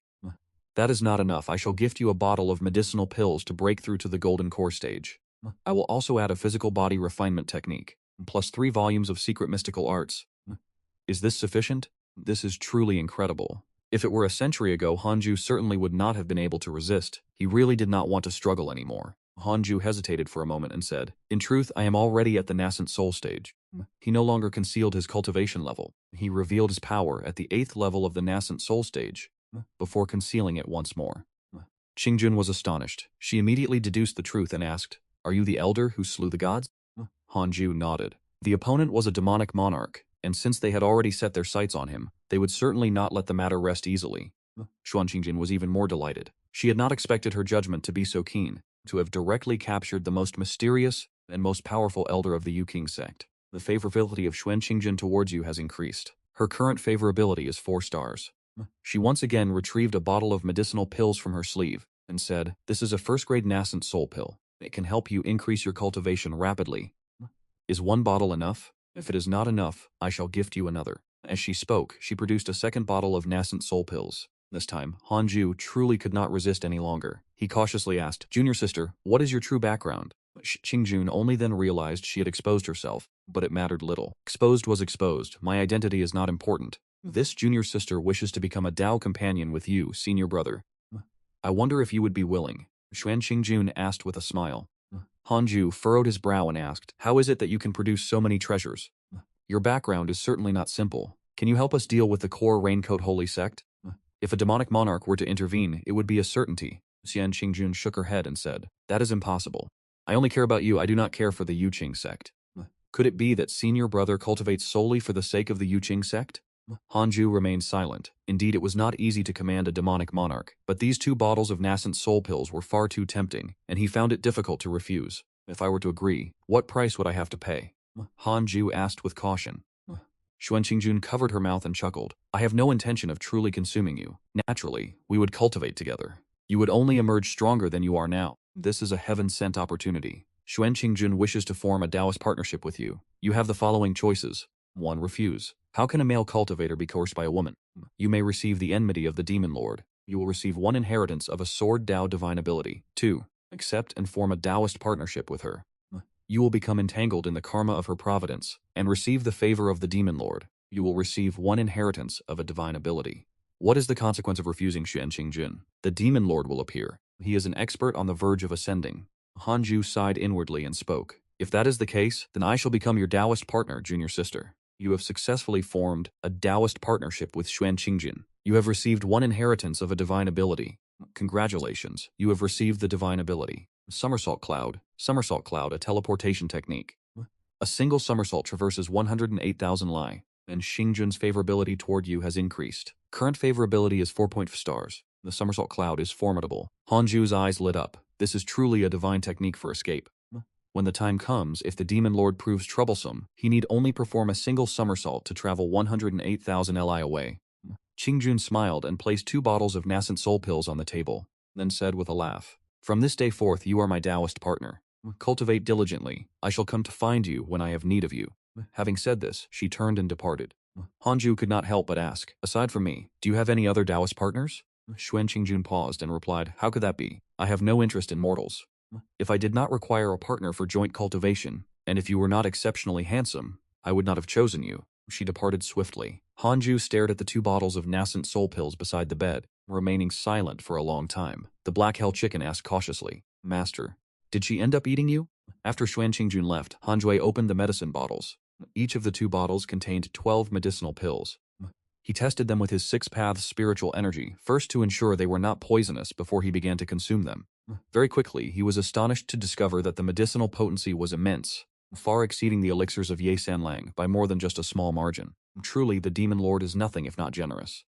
Han Ju suppressed his astonishment and began his cultivation within the gloomy depths of the underground palace. The relentless sound of lashes striking flesh echoed through the air. Yang Tiandong and Chu Fan were bound firmly to wooden pillars. 2 members of the Tuoyi sect swung their long whips, spraying fresh blood in every direction. In the distance, many cultivators sat in meditation, unable to bear the sight. These 2 from the Yuqing sect are truly stubborn. Indeed, every year they attempt to escape, only to be caught and beaten, yet they never surrender. How pitiful. Why does the Tuoyi sacred sect not simply execute them?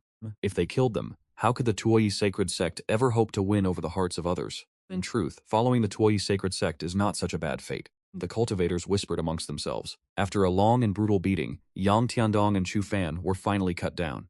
One possessed the bloodline of a demon saint, while the other was a reincarnated Mahayana cultivator. By now, both men were beaten to the point of hovering between life and death. The whips used by the Tuoyi sect were no ordinary weapons. They were crafted from the tendons of a formidable demonic beast. Each strike felt as though iron claws were tearing away their very flesh. The agony was absolute. Yang Tiandong lay upon the ground, teeth gritted, and muttered, "This was the plan of that mastermind. We were captured before we even made it out." Chu Fan collapsed, his eyes brimming with tears. "It has been so many years, and every escape attempt ends in failure. How detestable. If I ever attain the Tao, I shall slaughter every last member of your Tuoyi sacred sect, leaving not even a chicken or a dog alive. Let us stop struggling for now. We must wait for our master to arrive." Yang Tiandong sighed. "Oh master, why have you still not come?"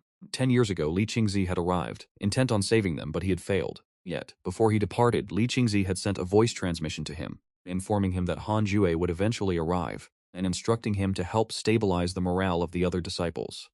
It was this very instruction that had allowed Yang Tiandong to persevere until this day. Xu Fan retorted irritably, "Our master is the most cowardly of all. There is no way he will come." He already knew that Han Zhou was the one known as the God Slayer. He was astonished, yet he understood Han Jue's temperament all too well. His natural talent is truly terrifying, but he is deathly afraid of dying. A man who fears death will never come to save us. If he were coming, he would have arrived long ago. Yang Tiandong gritted, "My master will certainly arrive. For all I know, he might be watching me from the shadows. He likely wishes to see if I can endure this trial. Is the Dao sect truly stable enough?" Xu Fan rolled his eyes. He felt that this brat had suffered a cultivation deviation. Let us speak of him no more. 2 years later, Han Zhou achieved a powerful breakthrough to the 9th layer of the nascent soul realm. It must be said, the medicinal pills of the Demon Lord are truly refreshing to use. I must consider the original source for future needs. Han Zhu had worried that Xuan Qingjun would frequently seek him out, but it turned out he had been overthinking. It seems Xuan Qingjun does not crave his physical form for a Dao companion. It is more likely she intends to use him once her true self emerges. Han Zhu dare not trust her completely. He must strive to become as strong as possible beforehand. What if by that time Xuan Qingjun intends to drain him dry? A favorability rating of 4.5 stars does not mean that Xuan Qingjun would not harm him. How many killings are committed in the name of love? The foreign films of my previous life often promoted such sentiments, especially those superhero movies. Han Zhu began to inherit the somersault cloud divine ability. The distance of the somersault cloud is determined by the spiritual energy one pours into it. It is not limited to just 108,000 Li.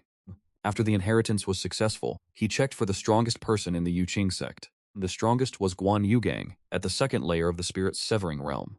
Han Zhu continued to search for cultivators of the nascent soul realm. He did not discover anyone from the Sui holy sect. He immediately breathed a sigh of relief. There was still time to continue his cultivation. He must seize the day and break through to the spirit-severing realm as soon as possible. Han Zhu rallied his spirit and threw himself into cultivation with all his might. 1 month later, Li Qingzi came to find Han Jue. Han Zhou frowned and asked, "Has the Sui holy sect arrived?" He was already nearing the spirit-severing realm. For the enemy to arrive at such a moment, it is not entirely accurate to call it mere bad luck. Huang Jihao of the Vermilion Birdsword sect launched a surprise attack on the Sui holy sect, only to be captured as a prisoner. The Vermilion Birdsword sect is furious and is preparing to unite with us to launch a joint attack against them. The tide has turned. Li Qingzi became more excited as he spoke. He absolutely loved Huang Jihao for being such a troublemaker, though Han Jue simply raised an eyebrow at the news. "Very well, then you all may go. Take Elder Guan as well. The Yuqing sect has given you authority to mobilize all the experts of the nascent soul realm. As for me, remaining behind is enough." Hanzhou said with a solemn expression. Li Qingzi's face twitched. He thought, "You truly are a cunning one." Hanzhou spoke in a low voice. "I am on the verge of breaking through to the soul formation realm. I require time." Upon hearing this, Li Qingzi's entire body trembled, his face revealing an expression of frantic joy. When Han Jue was in the nascent soul realm, he was already capable of slaying soul formation experts. Once he reached the soul formation realm himself, the possibilities were beyond what he dared to imagine. Li Qingzi said excitedly. "Good, you may rest assured and focus on your breakthrough. Leave the rest to us. Beyond the Jushi sword sect, there are surely other sects we can forge an alliance with." "I wish Sect Master Zhu a smooth journey," Hanzhou replied. Not long after, Li Qingzi departed in a state of high agitation. Before leaving, he could not help but tease the Black Hell Chicken. The Black Hell Chicken was deeply annoyed, and, seizing the moment as he turned, pecked him sharply on the backside. Li Qingzi was enraged, but sensing Hanzhou's gaze, he quickly retreated. Hanzhou could not help but shake his head and chuckle. This Xiao Qiang was just like a child. Hence, she was the nickname he had given Li Qingzi, for he was truly as resilient as a cockroach. Half a year later, Qingzi and Guan Yugong led over a dozen nascent soul elders, along with the core and elite disciples, to depart from the Yuqing sect. This caused a great stir within the inner sect. Everyone understood that a momentous event was about to unfold in the cultivation world. Meanwhile, Hanzhou went to his spirit beast pen, retrieved his elder token, and entered the myriad demon realm. He prepared to undergo his tribulation there. The phenomenon caused by the soul formation tribulation was far too immense. It could easily level an entire mountain. He did not wish to destroy his own immortal cave. Thus, he had considered the myriad demon realm beforehand. He had consulted Fairy Xishuan, and it was she who had suggested he go to the myriad demon realm.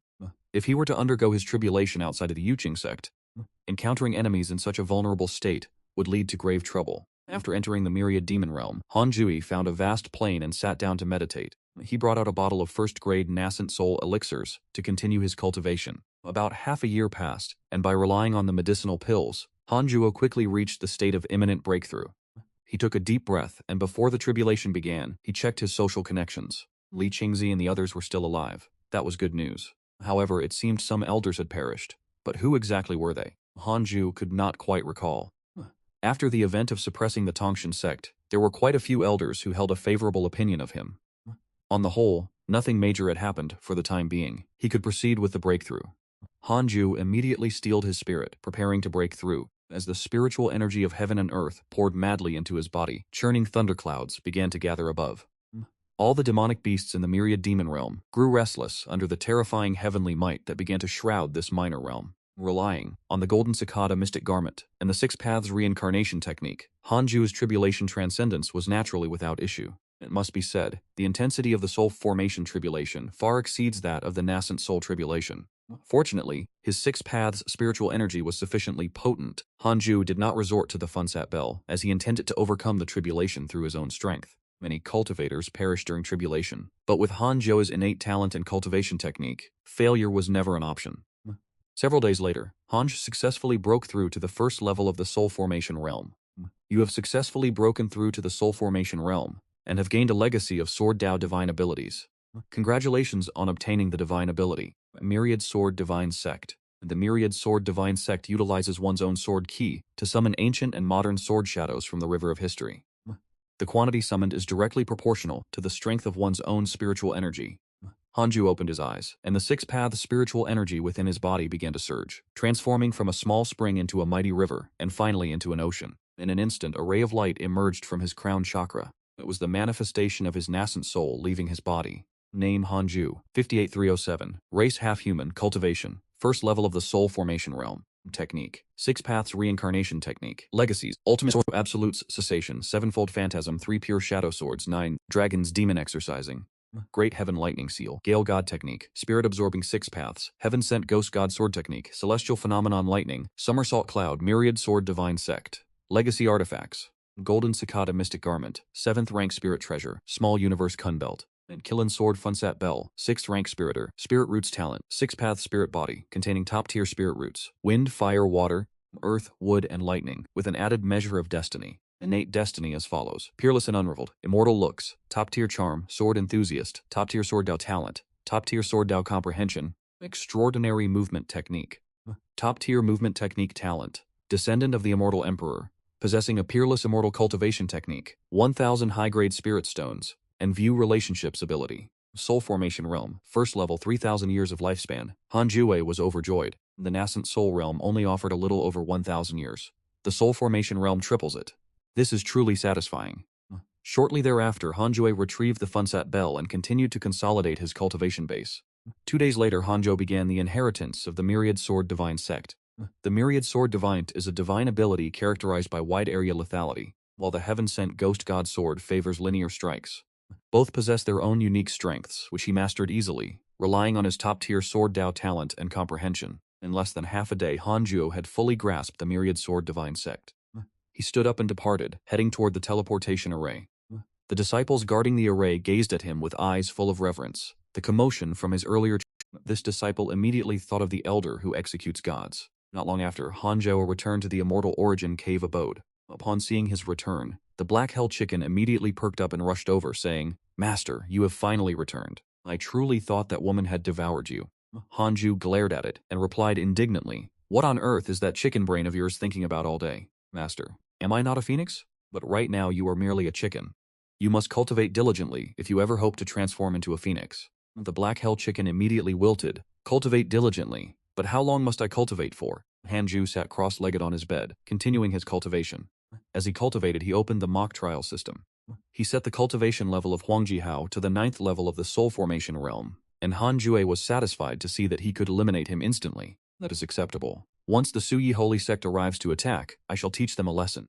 Han Jue pondered for a moment and set Huangji Hao's cultivation to the 1st level of the Void Amalgamation realm. It took Han Jue 5 full minutes to secure the kill. He immediately furrowed his brows. This will not do, it takes too long. I must continue my arduous cultivation. Complacency in Hanju's heart vanished instantly, replaced by a deep sense of crisis within the gloomy underground palace.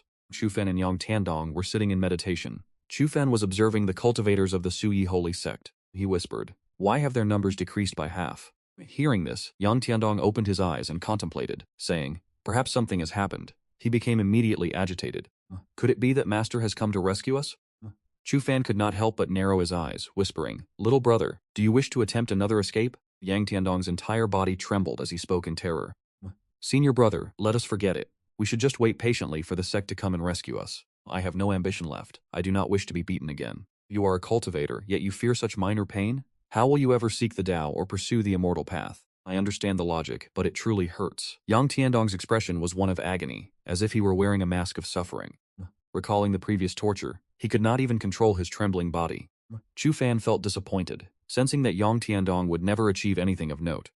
With a thunderous boom, the underground palace began to shake violently. The voice of Li Qingzi rang out. "All disciples of the Jade Pure Sect, prepare for a counterattack. Break out of this place and join me in annihilating the Suyi Holy Sect." Chu Fan and Yang Tiandong were instantly overjoyed as if they had gone mad. It was exactly as expected. After the soul formation breakthrough, in the blink of an eye, a year had passed. Hanju was still in secluded cultivation, though he would occasionally check his mail. Looking at the overall situation, the Jade Pure Sect had gone to war with the Su Holy Sect. Guan Yugong and Li Qingzi had once again been severely wounded, truly a miserable state. His disciple Yang Tiandong was also being repeatedly attacked by the Suyi Holy Sect. It appears he is finally reunited with the main force.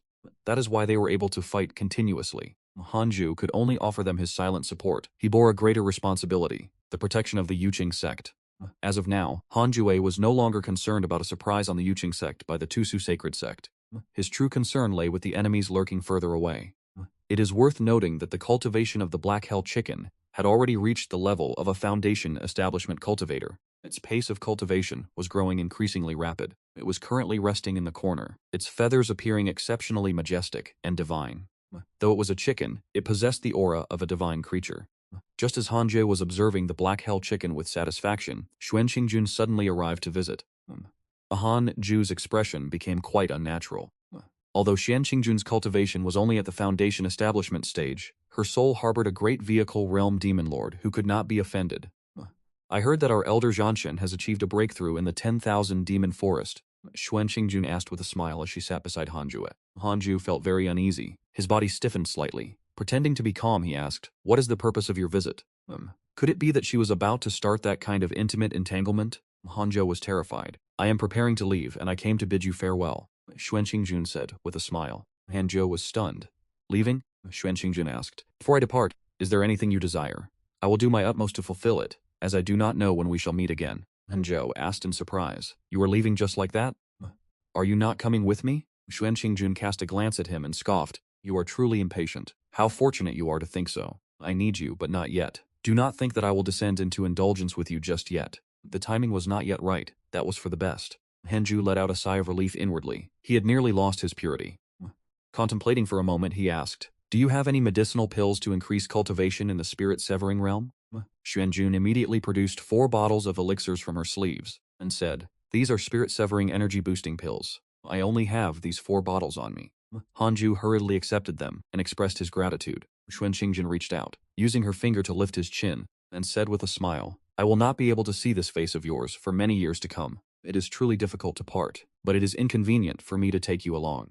From now on, you shall remain within the Jade Pure sect to cultivate. Do not wander aimlessly. The world of cultivation is treacherous. Even though you have reached the spirit-severing realm, you are far from invincible.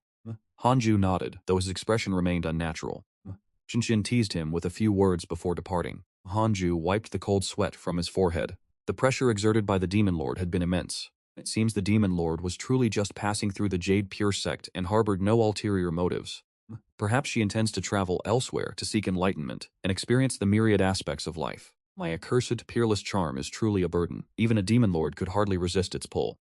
But looking at it from another perspective, it was quite a fragrant encounter. Han-ju looked at the 4 bottles of spirit-severing elixirs beside him, joy surging in his heart. After Xuan Qingjun left, the black-held chicken spoke excitedly. Congratulations, Master. You no longer need to worry about being devoured by her. Han-ju could not be bothered to acknowledge it and continued his cultivation.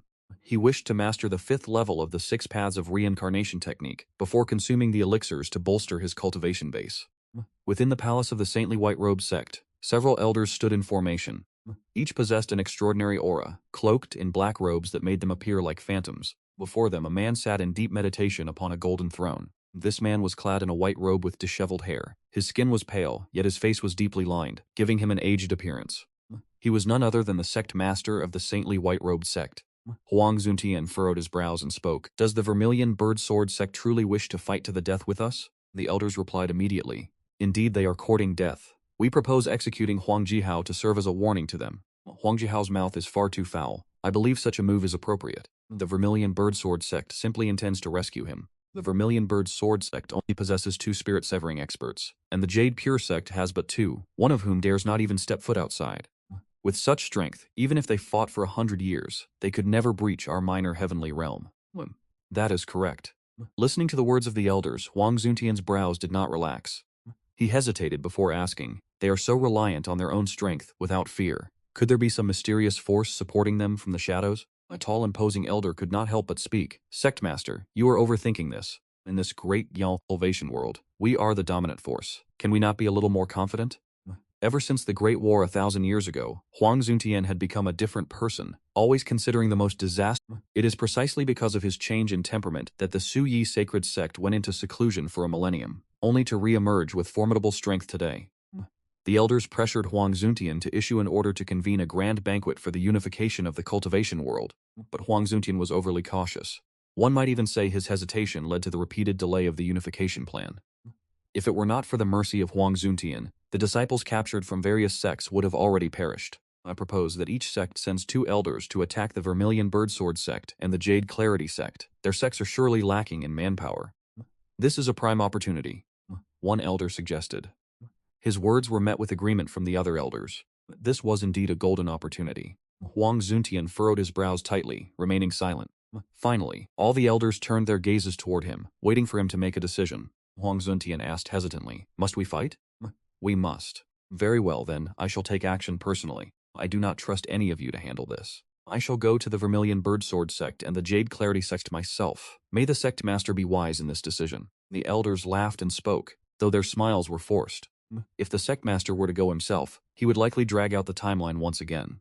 A few months later, Hanzhou successfully cultivated the 5th level of the 6 Paths reincarnation technique. He comprehended a new divine ability, or more accurately, an upgraded version of the 6 Paths soul absorption. He could now absorb the souls residing within his own primordial spirit. This technique could both protect his soul and serve to restrain the souls of others. Furthermore, he could now imprint the 6 Paths mark onto a soul. The 6 Paths mark would persist eternally and never fade. No matter how many times the target reincarnates, the 6 Paths mark remains. It is effectively a means to transcend the cycle of rebirth and track the individual across lifetimes. This was not a bad outcome. If he were to encounter someone he cared for in the future, he could place the Six Paths mark upon them, ensuring he would find them again in their next life, even if they attained a higher realm. Hanju realized that his Six Paths spiritual energy was becoming increasingly domineering. He retrieved medicinal pills to continue his cultivation. The first level of the soul formation realm was not enough. He sought greater power. His next target, the void integration realm.